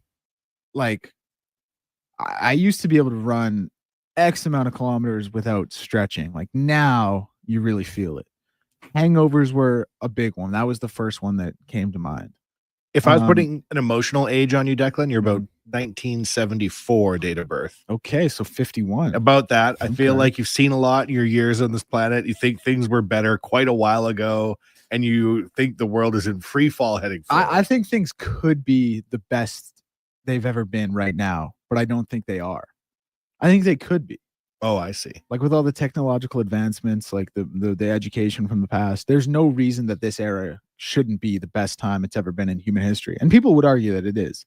But I still think there are a lot of negatives associated with it that just become normalized. That's a 51-year-old man talking, Declan. Right. So I guess I should ask what the Mount Rushmore of things that changed was once he turned 50. That would have been a better question. I saw this documentary one time, and it was like about the Rolling Stones, and Mick Jagger's walking backstage at a show. I think he's turning 60, and somebody's got a camera, and they go, "What do you think?" And he goes, "What do I care? It's another year about being Mick Jagger." Woo! And I always thought that was like a good way to get old. That's a good What way do to I get care? old, Another for sure. year. Yeah. I mean, yeah, I know a lot of people that like on social media, like, oh, over this age, this is happening. Like, it's not that bad. Wake up and stretch every day. I bet that goes a long way. I knew people that were boring when they were 18. They were then boring at 30. Yeah. And they were boring at 40. Like, boring is boring. Mhm. If you're having a good time. But you got to admit, like, hangovers are worse now. You probably get more heartburn. I really don't feel that. Your back's a little more sore. No. Okay. Man, when we had Benny, like the first couple months holding him, my back was feeling it. Really? I think I built up the muscle a little bit more because now he's heavier, obviously, and he doesn't bother me. But like I was feeling like weird pain in my back, and yeah. My sleeping patterns have changed because Wany Jr. being 4, like kids that age don't wake up gradually. He'll just wake up and then just like start marching around and stomping his feet like 3 seconds later. You have to be sharp. On the road with JT Shark says, wait till you guys hit 50. Greetings from the UK, JT Shark. Thanks for tuning in from across the pond. Very cool to have you joining us here. And keep anything you might have noticed over 30, maybe you want to say 40, 50, things that change for you can let us know. 1-833-401-1440. If you're over 50 in the UK, you're only 47? Yeah. In Canada, that's how it works? Facts. Right. Facts. Oh, I imagine you can crush the brown or the beer. In the UK at 50? Yeah, Oh, yeah. probably. No big deal. No hangovers. That was one of the things when I went to London, it blew me away, was the amount of old people in the bars. Yeah. I was like, these people are tripping. Having good times. Yeah, pub culture there is something else. It's different. They love it. All right. Well, that's going to do it for me here on the Jason Gregor Show. Coming up next, we got Spec and Low Tide, but Declan Kruger going to slide into the host chair. Wanya, you're going to stick around. You know it. Josh Fenwick's going to slide over to the board, and everything's going to move on seamlessly. It's only going to get better. But before I do go, Sports 1440 update with Declan Kruger, brought to you by 01 Hockeyology. Build your game all summer long with custom training and cutting edge tech. Become unstoppable. Sign up now at 01.ca. That is ZERONE.ca. This is the Sports 1440 update. Edmonton Elks half an hour away from kickoff as they travel to Montreal, taking on the banged up Als. Cody Fajardo's first game in Montreal since leaving the team. Riverhawks, they're playing their first playoff game tonight, game 1 of the 3-game series in Victoria against the Harbor Cats. That first pitch going at 7:35. CEBL action will see the Stingers hosting the top-seeded Niagara River Lions. Tip off for that one at 7. In the Major Leagues of Baseball, Reds and Pirates currently tied 0-0, the only game on the dock. In about 10 minutes, we'll see the Astros and Yankees and A's and Orioles. Later on tonight, it's the Jays as they take on the Dodgers in L.A. Scherzer versus Kershaw on the mound for that one. Preseason in the NFL starting in about 4 minutes time here. Lions and Falcons and Browns and Panthers. Then at 5:30, it's the Commanders and Patriots. And the WNBA also kicking off in just about half an hour. Liberty and Wings, Mystics and Lynx. And then 8, we'll see the Storm and Aces. I'm Declan Kruger. This has been a Sports 1440 update. Sports 1440 in West Edmonton Mall and Wetaskiwin. CKJR is a Stingray radio station. Download the free radio player app and listen wherever you go. Is your company drowning in paperwork and administrative tasks? Do you need more data to make better decisions? Nectar.io is your company's all-in-one solution for fleet and materials management, safety, time cards, and GIS-based project management. Now is the time to capture and transform field, site, and shop data into boardroom-level business intelligence, all with one login. Visit Nectar.io to book a demo today. Nectar.io, your business made better. At On the Rocks, the party never stops. Check it out. Mondays, bingo tunes. Tuesdays, tacos and tequila. Wednesdays, it's wings and karaoke. Shake what your mama gave ya with salsa lessons on Thursdays and the best Latin DJs. Plus, live music every Friday, Saturday, and Sunday, along with DJ Kenny K. Hold on, let's not forget $5 happy hour, 7 days a week. Your bar, your party. You're on the rocks. On the rocks. Jeff Brab and 118th. Edmonton's biggest clearance event is at the Brick Outlet on St. Albert Trail. Stop searching and start saving for 4 days only, Thursday through Sunday. We're clearing out our warehouse and blowing out thousands of dollars in inventory. Fine furniture and mattresses below cost. Scratch and dent appliances below cost. Clearance and overstock pieces up to 80% off. Some exclusions apply. See in store for details. Find massive savings Thursday through Sunday during Edmonton's biggest clearance event. Only at the Brick Outlet on St. Albert Trail. The Brick Outlet, saving you even more. Come experience Edmonton Stingers Pro Basketball. Friday, August 8th. It's the most affordable, family-friendly, fun sports experience in the city. Tickets start at just $20. thestingers.ca. McDonald's summer drink days are here. Get a $2 small fruit splash beverage or a small frappe or smoothie for just $3 each. Summer's booming with McDonald's Summer Drink Days. Excludes additional flavor shots and toppings at participating McDonald's in Canada. Taxes extra. Prices exclude delivery. Japa Machinery Group knows that XCMG may not roll off the tongue, but Japa's team will help keep your construction jobs rolling on time and on budget with heavy equipment sales and rentals. Visit japamachinery.com to find out more. As members of the Federation of Alberta Gas Co-ops, Alberta's rural natural gas utilities are here to fuel your life affordably, reliably, and safely. Across the province, natural gas keeps Albertans warm and connected every day. It's local, dependable, and it's ours. For more information on the Federation of Alberta Gas Co-ops and its members, or to learn more about how natural gas fuels your community, please visit us at fedgas.com. That's fedgas.com. Ford employee pricing is on now, and you pay what we pay on the Ford you want. Visit your Alberta Ford store or Ford.ca today. Portions of this hour brought to you by Crystal Glass, your clear. Portions of this hour brought to you by Crystal Glass, your clear choice for residential windows, locally manufactured and installed. Crystal Glass provides a beautiful product and incredible customer services for all your residential needs. Call 310 Crystal Glass. Visit crystalglass.ca for a quote.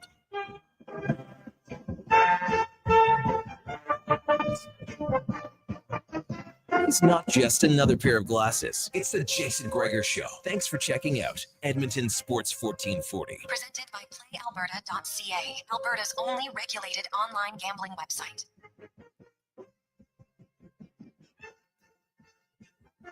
All right. Welcome back. Final hour of the Jason Gregor Show. Declan Kruger in for Connor Halley and Jason Gregor. How about this? The third stringer. And I feel like Shador Sanders or something. What do you mean you're the third stringer? Well, You've made your ascent. I know. Listen, yeah, heavy wears the crown, right? This Yeah. one's finally mine. Happy to be here. But Power there's no doubt that there's a legitimate pecking order, and I'm not really near the top of the list. But if there's only 4 people in the pecking order and you're in number 3, that's not a bad spot to be in, right? Like someone's got to do it.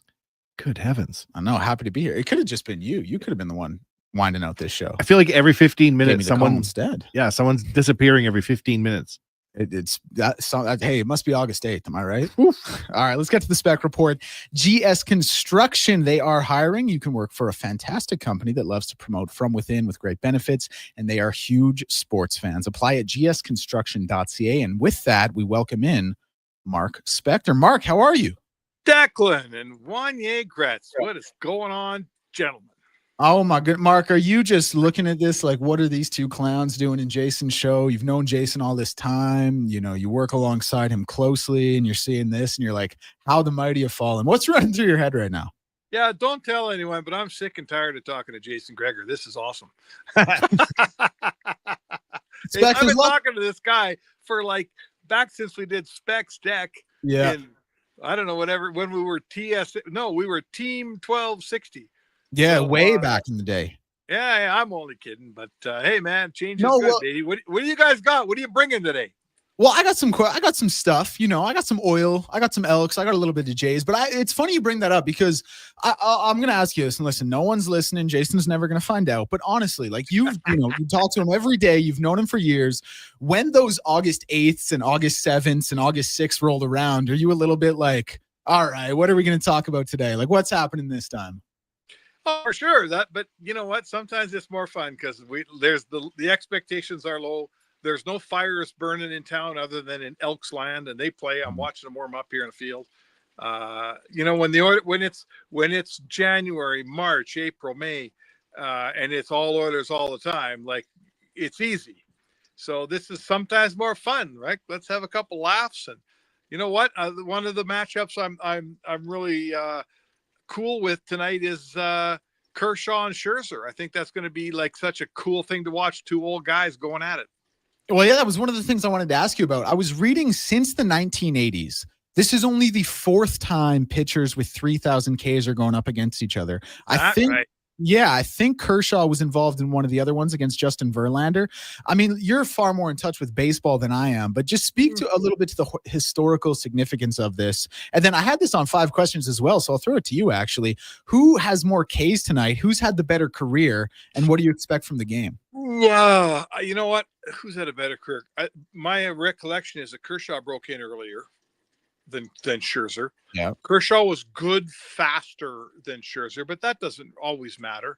Who's got more World Series? Do we know? Well, I'm going to have to look that one up. Like I said, not a baseball guy. I'm not. Don't worry. Don't look it up. Scherzer's got it. Josh got in my ear and told me it was Scherzer. Scherzer has more. So, listen, like two old dogs that pitch that long and go through so many teams and are still going. They're both old. How old are we here? How old are both guys? Josh, you're going to have to get in my ear again for this one, buddy. What a 41 and 37. 41 and 37. So Scherzer's 41. Because he's older. So you know what? I think it's a fun night tonight because listen, it's such a long season. Like guys are looking and searching for a reason to make something to get excited about a start, to get excited about a game.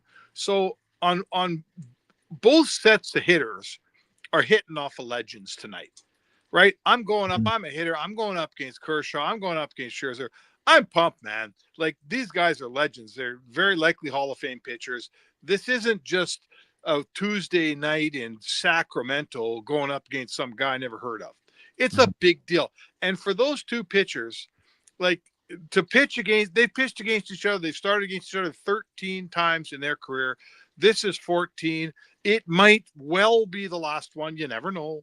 Yep. But it means a ton to those. I'm telling you, it means a ton to those two guys to share them out with each other, to to kind of nod across the diamond at each other.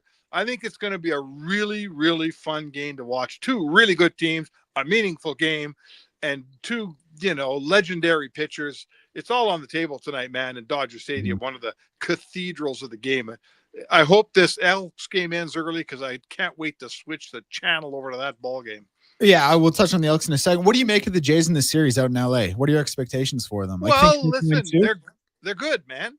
They're good. Like, don't tell me, the Dodgers are good. It's hard to win. I don't know. I don't want to hear any of that garbage. The Jays are good. Jays are a top team in Major League Baseball. They can go in there, win 2 out of 3, and they should. Like, that's what good teams do. So we're not, we've got higher expectations for Toronto now than we used to have. And that's fair. They've earned that right. It's sort of the Evan Bouchard situation.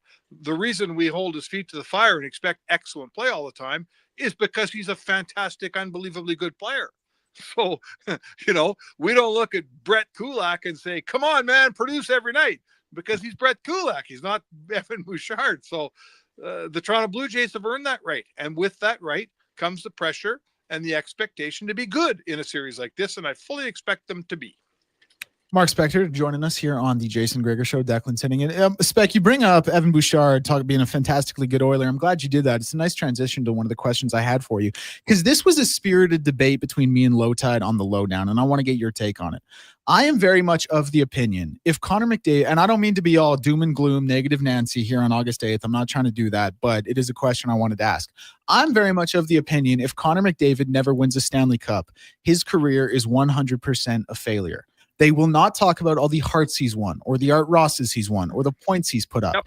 He is in a group of a very select few amount of guys in NHL history, 6 guys by my estimation. And if he never wins a cup in 15, 20, 25, 30, whatever the number is, the conversation won't be about his individual accolades. It'll be about how good this guy was and the fact he never won a cup. Do you come out the same way? Do you feel the way I feel? Or are you more on Low Tide's train of thought that he's this great individual player and that's what he is? Well, I think you're both right. He'll always listen. Connor McDavid, because his numbers, by the time he's done, his numbers are going to be at the very top of the ladder in every category. There's going to be no, if you're a guy that says, yeah, he wasn't a good player because he never won a cup, that will brand you an idiot. Right. But there's a difference a good player. Right. But if you don't win a cup, there's a but. All the guys you're in the pool with here, Gretzky won a cup. Lemieux won cups. Gretzky won cups. Sid Crosby won cups. Rocket Richard won cups. Who are the guys that you're up there with, right? All the very best players in the history of hockey, they all won cups. Yeah, I look at it, I have, Gretzky, he won it by year 5. Crosby, or they won it by year 4. Lemieux won it by year 7. I don't put Ovi in that convo, but he would be the outlier. He won it so much later in year 14 or whatever it was. You're already a little behind schedule to not get one at all. When you're in that conversation with those guys, that's a huge detriment to your career as a whole. Listen, I'm going to say this. No one's going to care when it's over when he won cups. Mm-hmm. They're only going to care that he won cups. No one's going to say, he took longer than that guy. Who cares? I don't care. But and if Connor McDavid was with us, and I think I know him well enough to say this, if he was in this conversation, he would say the same thing. I got to win a cup to be considered up with all those names that we just named. He would agree with that. But don't tell me that because he hasn't won one yet, he'll never be. He can't win a couple cups and be in that group. That I don't care when he wins them. But he does have to win them. There's no. That argument is fair, man. That argument is fair. What about Wany? How come when we come in here, he never has anything to say? We're like, what are you doing? Are you eating those cinnamon buns? No, I'm right. Well, I did have one earlier, if the truth be told. On behalf of Connor and possibly Laurianne McDavid, he is going to win a cup, Declan. I don't like all this sass talk. I agree. 5-10 on a Friday, 100% failure. Who assigns this percentage? Me, I agree. He is too good not to win a Stanley Cup. His destiny is to be up there with those other great names and probably surpass a couple of them in terms of all-time hockey echelon. But if he doesn't, which I don't think is going to happen. I think he wins. I think he wins here in Edmonton. But if he doesn't, that is a huge black mark on an incredible player. Gonna happen. Yeah. Chill. Jeez Louise. I said I didn't want to be negative Nancy, doom and gloom. But you are. Well, a little bit. It was an interesting question. Spec, sorry, Wanya, I stole your question. You had something. Oh, I did have a question for you, Spec. Did you see the photo that Leon Draisaitl himself shared from his wedding of him smoking? I love that photo, man. I love it. And kids at work are like, oh my goodness, look how unhealthy he is. And I'm like, man, I don't mean to be the bearer of bad news, but NHL players get up to some shenanigans when they're off the ice, whether it's in season, out of season. I'm just, obviously everything stays in the vault, but can you recall players doing things back in the day if a personal trainer saw it in 2025, they would faint at the very sight of their health habits? Oh my God. This segment isn't long enough to make that list up, but I will tell you this. Sergei Zubov smoked between periods for most of his career, if not all. In the triple overtime 1999 foot in the crease game, right, in Buffalo, he's out there after the second overtime. He's probably played 78 minutes, and he's having a couple of darts before he goes out for the third overtime. And you know what else? Sergei Zubov would have been the best defenseman in the history of probably 20 out of 32 teams, right? Sergei Zubov was just this side of Nick Lidstrom. That's how good he was, in my opinion. He smoked all the time. Guy Lafleur had a smoke all the time. The whole old Montreal Canadiens team, they smoked all the time. I love it. I absolutely love that Leon Draisaitl says, hey, man, it's my summer. I'm going to have a dart once in a while. I might have a drink, right? I might have a cold beer. I'm going to have some fun with my life. Everything I drink isn't going to be green, right?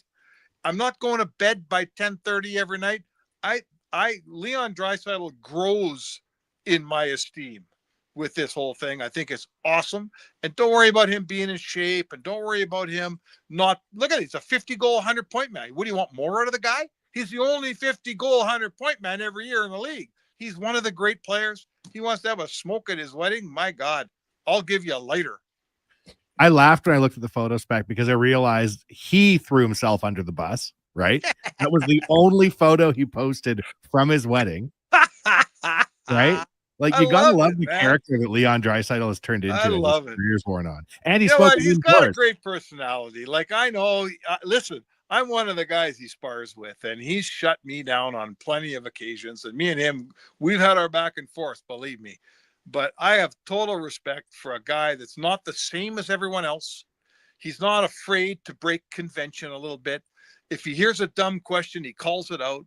He hates losing, so he's a pissy interview when they lose. I don't care about any of that stuff, man. All I know is when the game starts and the big game shows up, who's the guy that's your best player in April, May, and June on a lot of nights? It's Leon Draisaitl. That's the guy.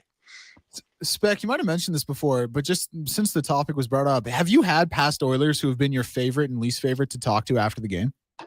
Oh, every year, for sure. All kinds of guys. Who springs to mind? Oh, my goodness. Some of the best guys ever to talk to after games. Oh, my God. Now we're going way back. I used to love an old defenseman named Dean Kennedy. Remember him? Of course.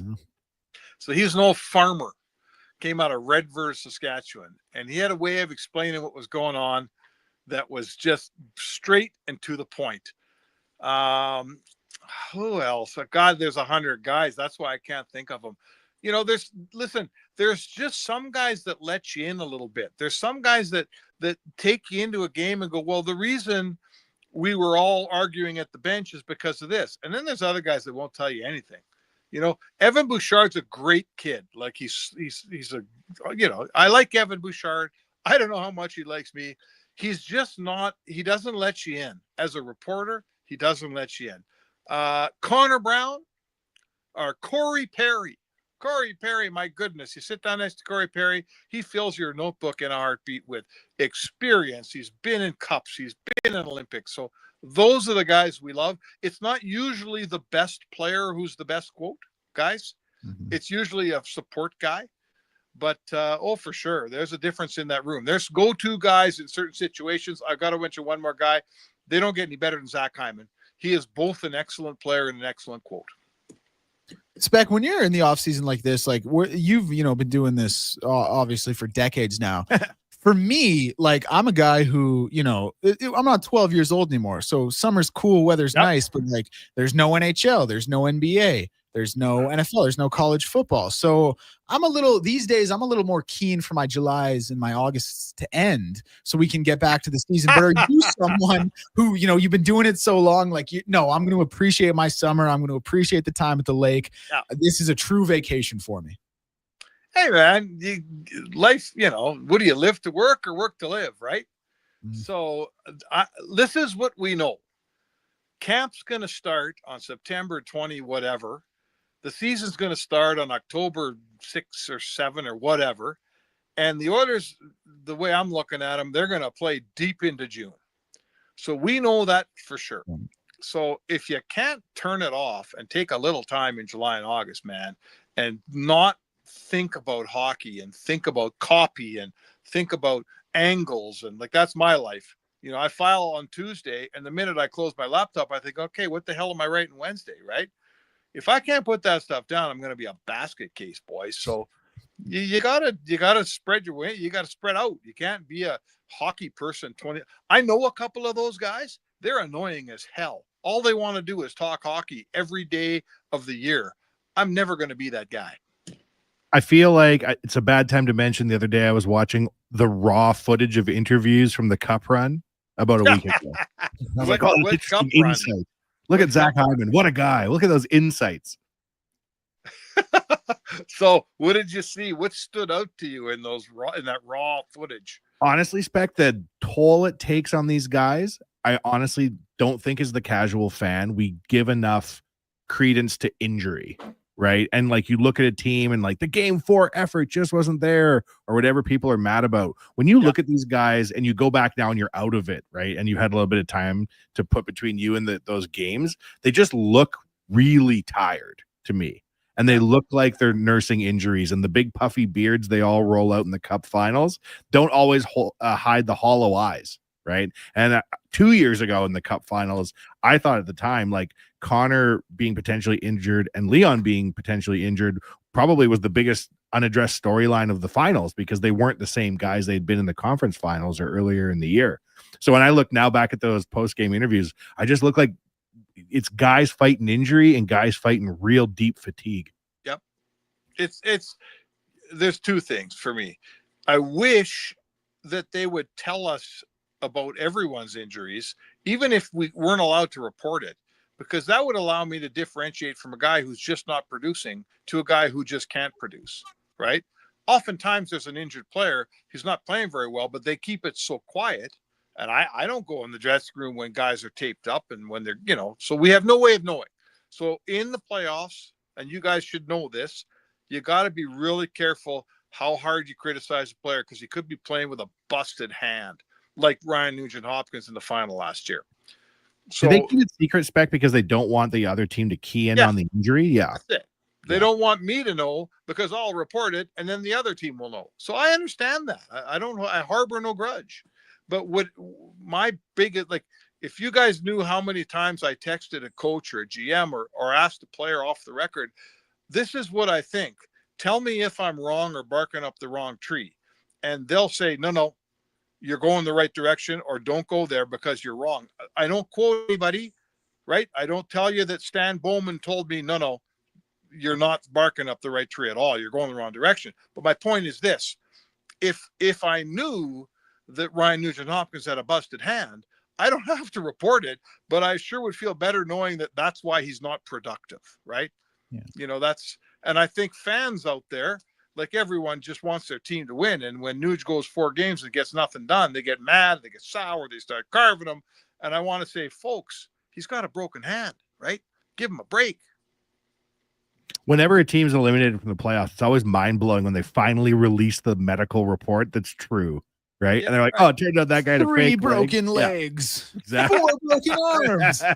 He's a medical marvel. Well, I mean, look at 2 years ago, Nurse played with whatever was wrong with his hip. Like he had like a torn hip labrum. Like, oh my God, and he played pretty good, right? Played pretty well, Darnell Nurse. Speaking of which, someone was talking about Hamilton. I think it was SJ and Hamilton. And they said, we don't know many Hamilton Tiger Cat fans. Darnell Nurse is one of the biggest Hamilton Tiger Cat fans you'll ever meet. So if you ever want to talk Tie Cats, go to his locker. We'll have to get him on a deal. Well, we'll let you go here in a second, Spec. Mark Spectre, by the way, joining us here for the GS Construction Spec Report on the Jason Gregor Show. Elks about to kick off in 10 minutes or so here. I've flip-flopped on this a little bit, but I do think they're better than their record indicates. That said, if it's pro sports, you're 1-6, doesn't always matter. What do you make of this game in Montreal tonight? You think they can win it? Like, Montreal hasn't looked great by my eyes for the past couple weeks. It played pretty well against Hamilton. And if they win this one, I mean, do we see a snowball effect against Toronto and Ottawa the next couple games? Oh, listen, man, hold on a second here. Don't be talking about 2 weeks from now. They got to win one game. Win one. Yeah, I know it starts with one. One game in a row. Here's what I got for you.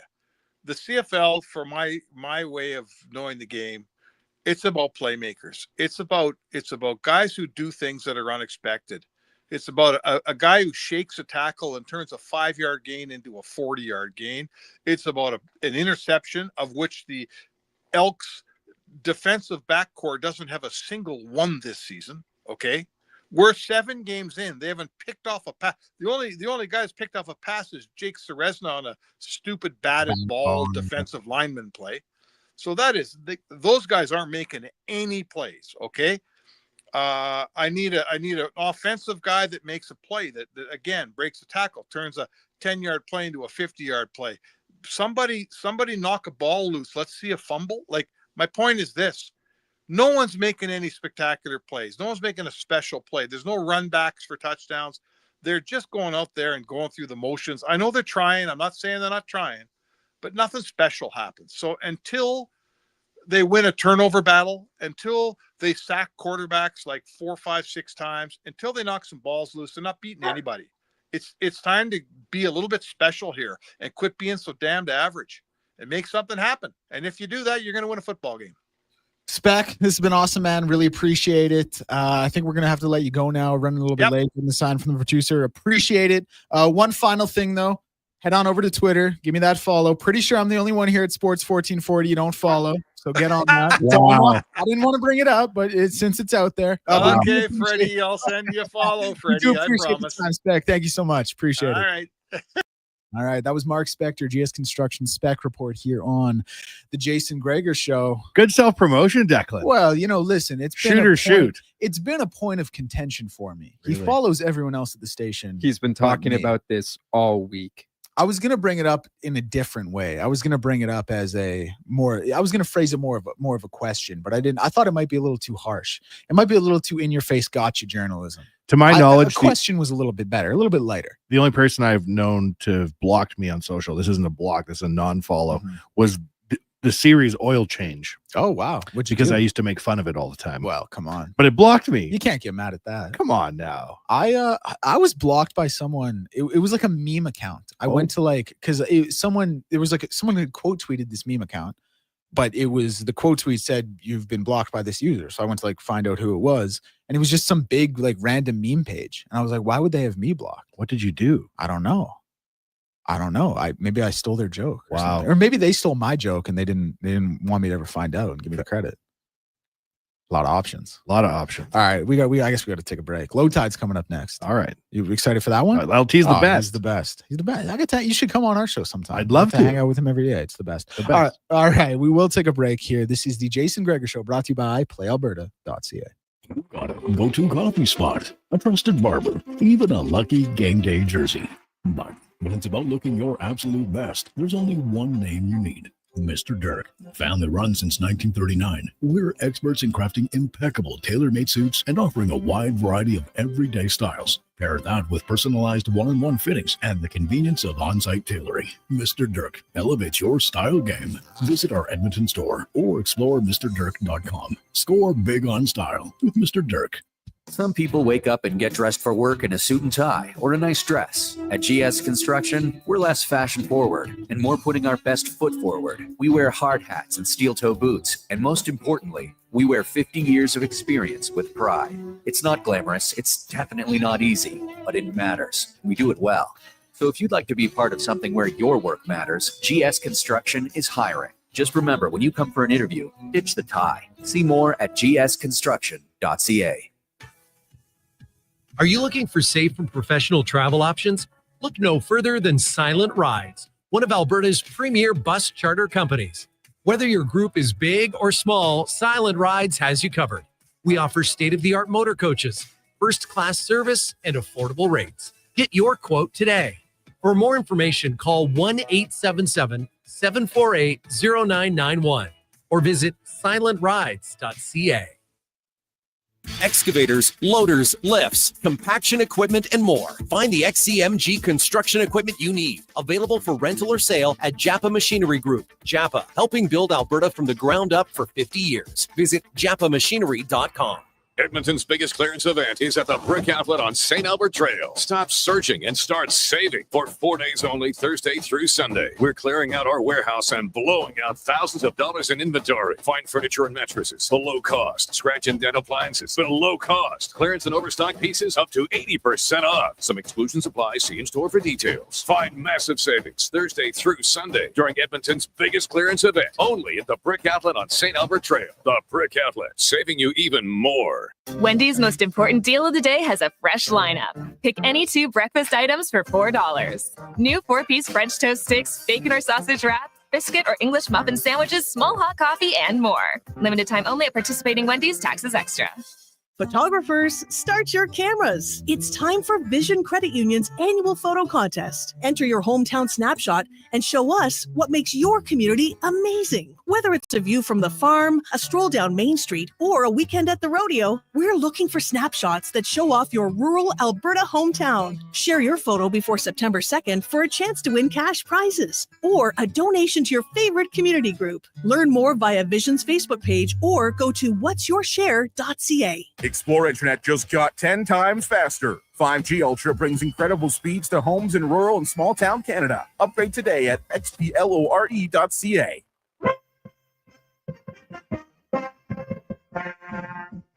Portions of this hour brought to you by Papa John's. Use the promo code Gregor and get 20% off your order all day, every day. Use promo code Gregor before entering your order at papajohns.ca.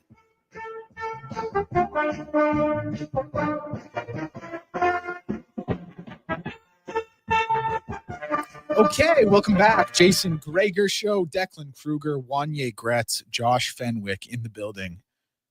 Pretty much no one here who's usually here. But everyone, completely new group. Everyone's an all-star. Everyone's an all-star, baby. Word to Smash Mouth. Yes. We are now joined by Low Tide, host of the Lowdown with Low Tide, noon to 2 here on Sports 1440. Al, thank you so much for joining us. I know it was a bit of a runaround whether we were going to be doing this or not, but we appreciate you being here. What does your Friday afternoon at 5:30 look like? Well, right now I'm watching the Angels against the Tigers. Tarek Skubal, the best pitcher in baseball, getting hit around a little bit by the Angels. I mean, it's one run, but no big deal. And the Elks game is coming up in 2 shakes of a lamb's tail. There's a bottle of Crown Royal to my left, and there's some ginger ale in the fridge to my right. I have not done that yet, but it's calling me, as is the ice. So we'll see how it goes. That's what I was gearing up toward, because I know you're kind of a Crown and ginger guy when Friday afternoon rolls around. Are we strictly sticking to that, or do you ever mix it up, or is this just a don't fix what's not broken kind of thing? Well, it's what I would prefer. Now Karen likes tequila shots, so I've been doing that a lot lately. The problem is tequila is undefeated. Right. Going back to my early 20s, tequila is the drink you have that you start out and you go, boy, that's good, I like that, and then pretty soon you're dancing with a furnace and you don't know it. It's kind of wild. Tequila is that rare drink that's about 15 billion and incredible run of winning credentials here.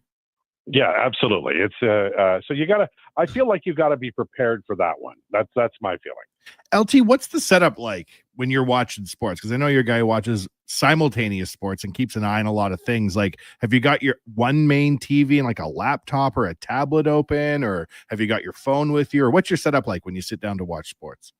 Well, here I've got my big TV in front of me, elevated, and my dog is right next to me, so that if I scare her, I can revive her right away with my yelling. And then I've got my laptop open, and it's the MLB is running some live games today on Twitter, so I'm watching that a little bit. And like during hockey season, I'd be flipping back and forth with my channel changer. I know you guys all call it the wand or some other weird thing, but it's a channel changer at my house. So I would watch multiple events at the same time. And during hockey season, I mean, it gets a workout because I also would have on the laptop, I'd have the Bakersfield Condors on. I watch a lot of the AHL games. Do you write your articles, magnificent articles, I should say, all at once, or do you kind of have them like a Word document open during the game? You'll write down a few thoughts, or what's your process for writing an article? During games, I don't write, but I do make notes, and that I always check natural stat trick at the end of the game. I watch the games with the sound down, and I do watch them. Like I watch the game closely because I see it better if the sound isn't down. The announcers are fabulous, but they end up it for the wrong reason.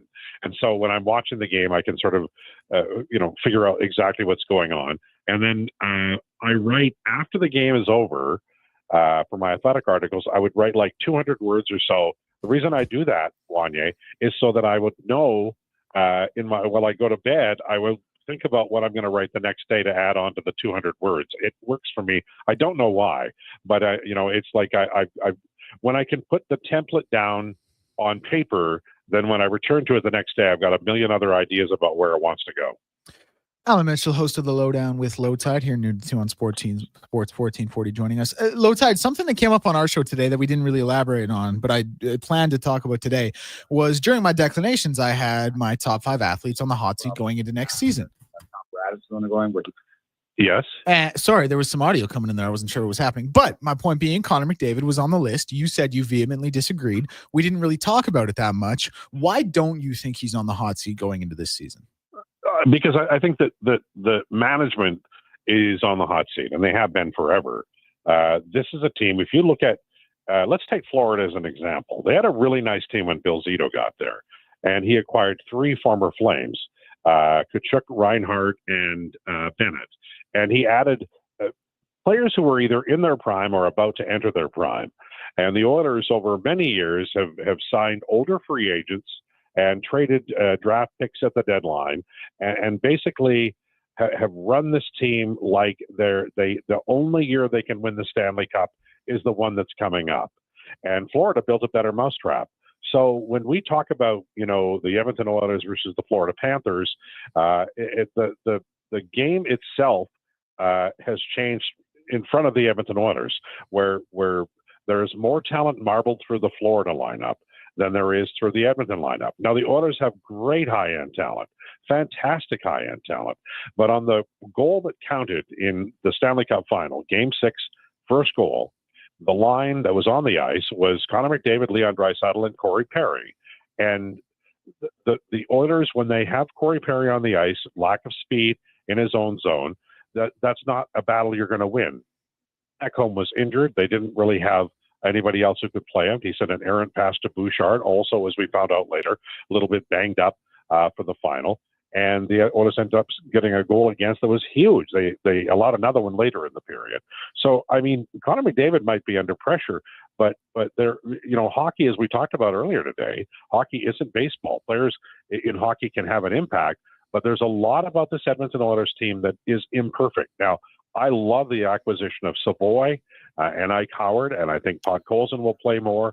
They need to get younger in important spots, and they are. I think Stan Bowman is going to be a better general manager than Ken Holland. Not that Holland didn't get him to the Stanley Cup final, he did, but I think they got there, and they were the team that looked old and tired. Florida looked like the team that was winning their second Stanley Cup in a row and was a good bet to return, and I think the pressure should be on the Edmonton Oilers management as opposed to their best hockey player. Lotan, I'm really glad you bring up Ike Howard and Matt Savoy, because it seems to me that there is a lot riding on the success of this Oilers season on those 2 ultra young players. Do you feel that that's a little bit overblown? Do you think it's unjust? Do you think it's just the way it is, the way the team's formatted? Like, where do you come out on those 2 players specifically and the success of the Oilers season that may be relying on their shoulders to a degree, and just their stature to this point in their NHL careers? Well, the key thing to remember about Savoy and Howard is that the Oilers don't have to use them. They have picked up, Trent Frederick, who can play on a skill line. They picked up Andrew Mangiapane. Zach Hyman should be healthy. They have Ryan Nugent-Hopkins. Their skill lines, I think there's going to be some interesting mix and match on their skill lines. Now, the third line may be a problem in that Adam Henrique, if he doesn't play left wing on the McDavid line, he's not a fast player, and you might have to borrow Podkolzin from the Draisaitl line in order to make that line go. But the Savoy, I think, is I'm not saying he's a lock. I just don't believe that, but he's probably more likely to make the team than Ike Howard. They both might make the team, but I think that Savoy is he's got some AHL experience for a year. He's got like 4 NHL games with the Oilers. He played well with Draisaitl. You can kind of cobble together a storyline that gets him there. The thing about Howard is he's a pure scorer. He's a first shot scorer. So there's less known about him. But if he develops any kind of chemistry at all with one of the big centers, then I think he's going to be the guy who gets the push. I think Bowman made a really good bet with Ike Howard. I just don't know when he's going to play. I think by the middle of the season, he'll be playing a lot, because he's a good bet to score. They needed that one thing, and Howard is not people are saying, well, he's not a good defensive player. That's fine. They don't need him to be a great defensive player, but they need him to go to areas and score goals and to find quiet ice where he can shoot the puck from. And I think he's going to be that player. So I don't think there's a lot of pressure, but I think there's a lot of anticipation for both of these players, and they're really good hockey players. LT, I'm thinking about getting an Iceman Calder 2026 lock tattoo. And I'm just wondering if you think that's a great idea or a really great idea. I think you always have great ideas. Thank you. I just want to know, because I thought the first thing you'd do is get that white suit style that Howard had at the draft. I don't know if you saw that. Of course I did. Of course. Oh my God. He looks like a rocker there, you know? With the NHL rescinding their dress code before games, I think a guy like Ike Howard could really bring a lot of personality out before the games. I think people are going to like him. Whether or not he gets a shot this year, I think remains to be seen. But NHL players that have the ability to self-promote and be interesting, I think are few and far between. They are, and this guy's got it in spades. Highly confident guy, and I'll be honest, I think it might rub people the wrong way, but I don't care. The Oilers could use a little swagger, just so everybody remembers when they won their 5 Stanley Cups, they were like, the fans were arrogant. That's how much swagger the team had. So, I think that Howard's going to be an interesting player on and off the ice for Edmonton Oilers fans. I hope they like him. Low Tide, thank you so much for being here with us. Appreciate you deeply, more than you know. Enjoy your weekend, and we will talk to you again on Monday. I love it. Thanks so much. I appreciate it. Have a good weekend, guys. Green light in the crown. All right, there he is. That was Low Tide, aka Alan. I guess actually Alan Mitchell, aka Low Tide. Sure, get that right. All right, we'll send it to one final break. Then we'll come back. Wanye's World, talking a little former Colorado quarterback. Is that well? We could. Current Cleveland will give us a tease. What are we going to talk about? Shador. We can talk about whatever you want, baby. Shador was at a house fire in Cleveland, helping people with the aftermath. I think he brought a food truck down. Community guy. Unreal. The opposite of a former Browns quarterback, or I guess current Browns quarterback. Two sides of the same coin. We'll get to it. We'll talk about it next on the Jason Gregor Show, presented by PlayAlberta.ca. The sun is shining, the weather's warm, and some of Edmonton's favorite sports are back in season. If you're looking for the cherry on top of a perfect summer day, check out Play Alberta to experience casino, sports, and lottery all in one app. Download the Play Alberta app today and deposit $20 or more with promo code SUMMER to claim a $100 casino bonus. That's promo code SUMMER for a $100 casino bonus on us. Redeemable once per Play Alberta account. Remember, if you gamble, please use your game sense. McDonald's summer drink days are here. Get a $2 small fruit splash beverage or a small frappe or smoothie for just $3 each. Summer's booming with McDonald's Summer Drink Days. Excludes additional flavor shots and toppings. At participating McDonald's and Canada. Taxes extra. Prices exclude delivery. The 8th annual Oilers Nation Open tees off Friday, August 29th at 9 a.m. A Texas scramble with fellow golfers, sports fans, and maybe even a few local personalities. Great shots, cold drinks, and a great cause. Gregor's Grads. Sign up at nationgear.ca. Edmonton's biggest clearance event is at the Brick Outlet on St. Albert Trail. Stop searching and start saving for 4 days only, Thursday through Sunday. We're clearing out our warehouse and blowing out thousands of dollars in inventory. Fine furniture and mattresses below cost. Scratch and dent appliances below cost. Clearance and overstock pieces up to 80% off. Some exclusions apply. See in store for details. Find massive savings Thursday through Sunday during Edmonton's biggest clearance event. Only at the Brick Outlet on St. Albert Trail. The Brick Outlet, saving you even more. And now Action Electrical's testing team is on defense duty. They're the guardians of safety and compliance, a critical part of any lineup. Precisely. They perform rigorous safety and code compliance testing for commercial operations. Think of them as the referees, ensuring everything is up to standard before disaster strikes. Their preventative plays are legendary, spotting faults early. Hire the Action Electrical team to bring home a win for your project. Visit actionelectrical.net. As members of the Federation of Alberta Gas Co-ops, Alberta's rural natural gas utilities are here to fuel your life affordably, reliably, and safely. Across the province, natural gas keeps Albertans warm and connected every day. It's local, dependable, and it's ours.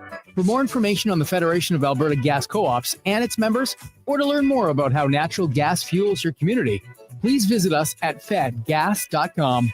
That's fedgas.com.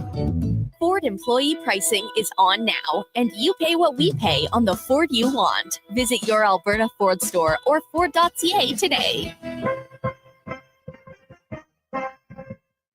Portions of this hour brought to you by eWell. Get your power play amped up with eWell, supplying the city of champions and Alberta with quality electrical gear since 1975. eWell.ca is your partner in power. It's not just another pair of glasses. It's the Jason Gregor Show. Thanks for checking out Edmonton Sports 1440. Presented by PlayAlberta.ca, Alberta's only regulated online gambling website.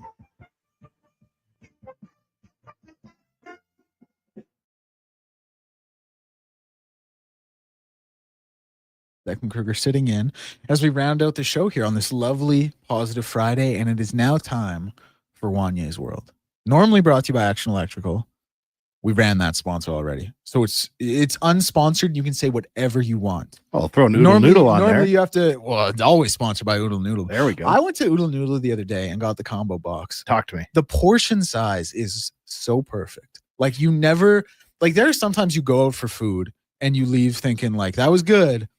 But boy, am I still hungry. Sure. I've never had that with Oodle Noodle. We try our best to give a fair portion at a fair price. And here's the other thing. I get it with no shrimp. So Why? I'm feeling, I'm just not a big shrimp guy. Okay, fair So enough. I'm feeling like maybe they're throwing a little extra beef and chicken in there for me. You know what I mean?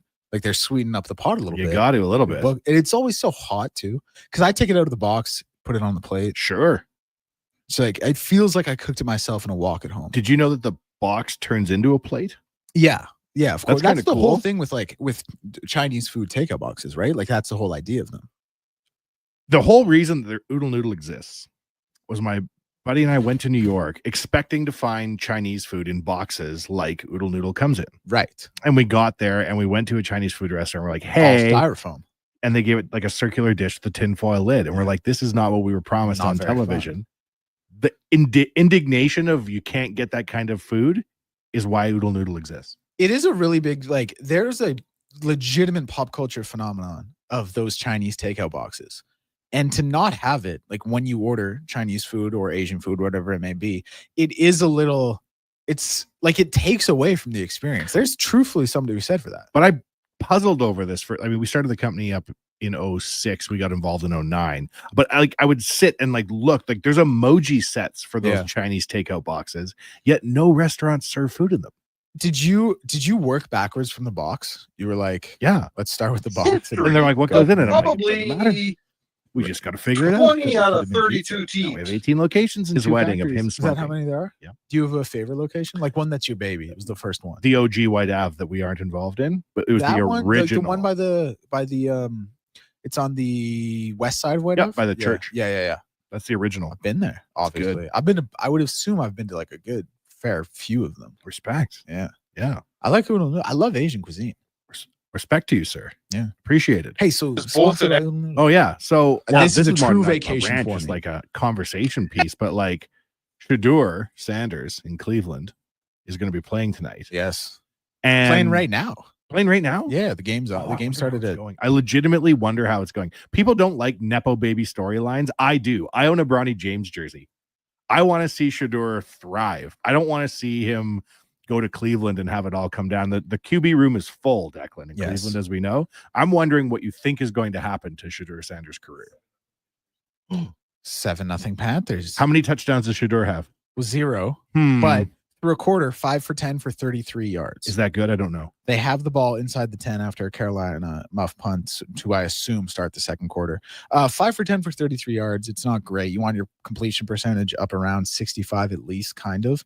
It's a limited sample size. I just waved at the Greg. Elks game and said, can you put Shedeur on? But I The Elks recognize. almost had a great tackle, but as is akin to the Elks this season, it was missed and it went for about an 8-yard Montreal game. Did I just see a guy on Montreal named Rambo? Oh, yeah. Is that real? One of their slots, yeah. He's a good receiver too. He's got good east-west movement. That's his real name, or is this one of these like his self last name, like yeah. he hate me type situations? No, these are real names. We know this is in the XFL here. This is the big time. This Come is on. serious. Is the XFL still playing with the UFL this year? I don't really know what their deal is. I feel like every year it's kind of a one-off thing, and then we maybe wait for the next year. I honestly don't know. And as a really devout football, like I love football. You would think I would be more into it, but it's just the league has way too much turnover, all those leagues, and they have too much weird financial kind of things that it's hard to follow and hard to track. When The Rock came out to kick off the first game with the new rebooted XFL, I was like, The Rock don't miss. Rock don't miss. This is going to happen. He missed on this one, maybe. It's a We don't know. long play, Jury's though, still out. right? Yeah, I think so. It's also like Americans love their football. Love their football. Same way we do with hockey.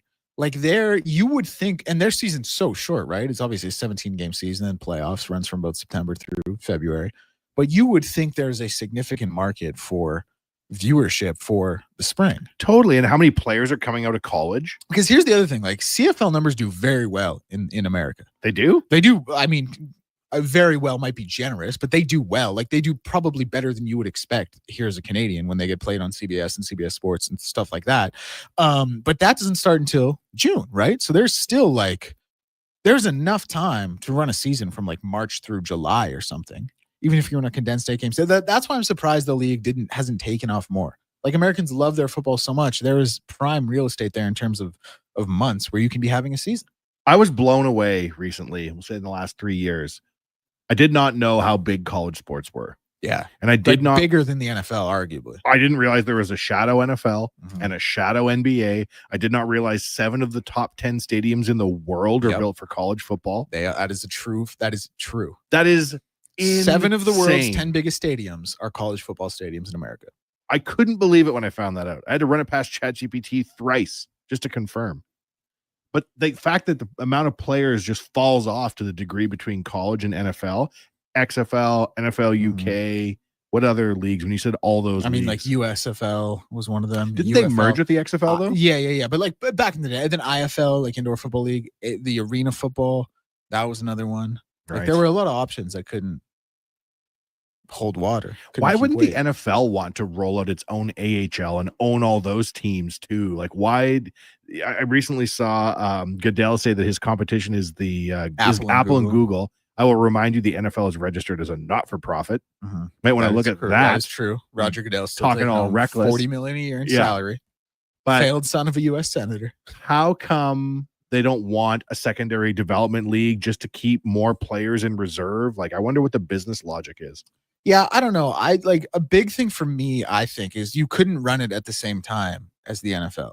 Why? You just couldn't, because even in for the AHL, for example, a Bakersfield, you may still find people in Bakersfield who are willing to go to a Bakersfield Condor game. If you're still playing these whatever the league would be, the AFL, we'll call it, if you're playing those games, those fans all still the NFL and football is so bred into you from a young age that you have a team that you're going to go watch regardless. And you can't do it Sunday because that's the NFL. You can't do it Saturday. Why? Because that's college football. You can't do it Friday because that's high school football. Then it becomes an issue of putting it on the week. And it's really tough to have a 32 teams play on a weekday. You know what I mean? Sir, the Savannah Bananas just performed to bigger crowds than Prince when he used to world tour. But that's an incredible niche. I just think that sports are evolving. For sure. And I think that live sports in particular has been in decline for a while. Television rankings or ratings rather are way up. But I think people are wanting to go outdoors again. I think that's an interesting phenomenon. And I think the Savannah Bananas are tapping into that. The people want to be a part of in-person events and stuff like that. I get your point that you could go to the California Angels Stadium, or Angels of Anaheim, whatever they call themselves. They have Mike Trout and they can't draw flies. And then the guy comes in a yellow tuxedo and it's full. Times are changing. For sure. There's somebody who said, but then I guess the argument would be, so do you immediately move it from a developmental league to a niche entertainment kind of event? I think the best league you could do, because that's not really the NFL's model. You need to work in harmony with the NFL. For sure. Yeah. If something like this coming down from the NFL, but I think scheduling for me would be the biggest one. Also, a big reason college football is so popular, and I think some of these other leagues have failed. And I do still think it's crazy with how much they love their football. But I think a big reason is it is, clearly subpar football. College is a little bit different because obviously it's not as good as the NFL or the CFL. But college, the college experience in America is different than Canada. And it's where you really, form who you become as a person. And that's why they hold, such a tight kinship to it. And that's why you see boosters giving $12 million to Michigan so Bryce Underwood can come play there. You know what I mean? It may be less quality of football, but there's a personal attachment to it. There wouldn't be a personal attachment to one of these developmental teams. I don't think. I think that you can build fans I think look at the MLS. Yeah, I'm like- blown away at how quickly the MLS has established itself in this current incarnation because it struggled prior. People in cities I would not expect to be that full. People Yeah. make new traditions for themselves when it's done properly. But then there is also something to be said for like the newness of something that is the Savannah Bananas or the MLS versus something that's a little more institutional, like a, you know, AHL equivalent of the NFL. I find like, I think it would be a tough sell to a lot of people, but but this is the one thing I would say. If you don't run it concurrent with the NFL, if you run it like after or before, then I think it would carry a lot more weight. I just think that, like, given the amount of quality football players that play in college, you have more than enough of a pool of players to draw from, for sure, to roll out additional teams if you were so inclined. But that took us back from Shador. Right. Let's get That's back to what the it's beginning. about. It's all about let's the do it. Sanders Broys. What do you think's going to happen with his career? Well, Shador was really good in college, like he was. Yep. And I'm saying that as a guy who watched, you know, not bragging here, because who cares? But I got it. Like, I probably watched more CU Buffs games the past 2 years than anyone in Edmonton, honestly. And Really? well, I just love college football, man. Right. I sit on my couch from 10 a.m. until midnight every Saturday from September to January watching college football. It's like my favorite thing in the world. It's my time to be with myself. They got a lot of prime time. And I'm multiple TV in it too. So like I watched Shador Sanders in Colorado enough to know that he was a good quarterback. He had a really good touch on his ball. He could put the ball in windows. It took for the draft to me to think that maybe one, he wasn't as good as I thought he was, but two, I wonder if it was some element of collusion from the owners, because it was Cleveland's owner who came out and said he wasn't planning to draft him. It was the GM who went ahead and did it. He didn't, this is what I think. He didn't want to be the guy who deviated from the other 31 owners in the NFL. I think it was a thing to keep him out of the league, and I don't think it has anything to do with his talent. Now, that said, he's obviously operating with a tremendous chip on his shoulder, and if he was so undeniable, he would have been drafted anyway. So clearly he wasn't as good as I thought he was watching all those games, but I still think he's a good quarterback with a lot of talent, and I'm very interested to see how his career can kind of ascend. If you have the presence of mind to get a graphic designer to design your own symbol, and it's a $sign and a squared symbol, you're going places in this life, Declan. Oh, Entourage just texted in. He said, "Did you just say college football isn't as good as the CFL? That's rich. LOL. I wish the music wasn't playing because there's so much to be said about this." You're dead wrong, obviously. Go listen to episode 1 of Elks 101 with myself and Eddie Steele, please. And also Entourage, enjoy your weekend. Okay, we got to wrap this one up. Music's playing. I'm so far. I can't believe we got that text when the music was playing. I wish we got that earlier. Anyway, this Sports 1440 update brought to you by Legacy Heating and Cooling, home of the no payments, no interest for 1 year. Stay cool all summer with a new AC unit from legacyheating.ca. Good night. This is a Sports 1440 update.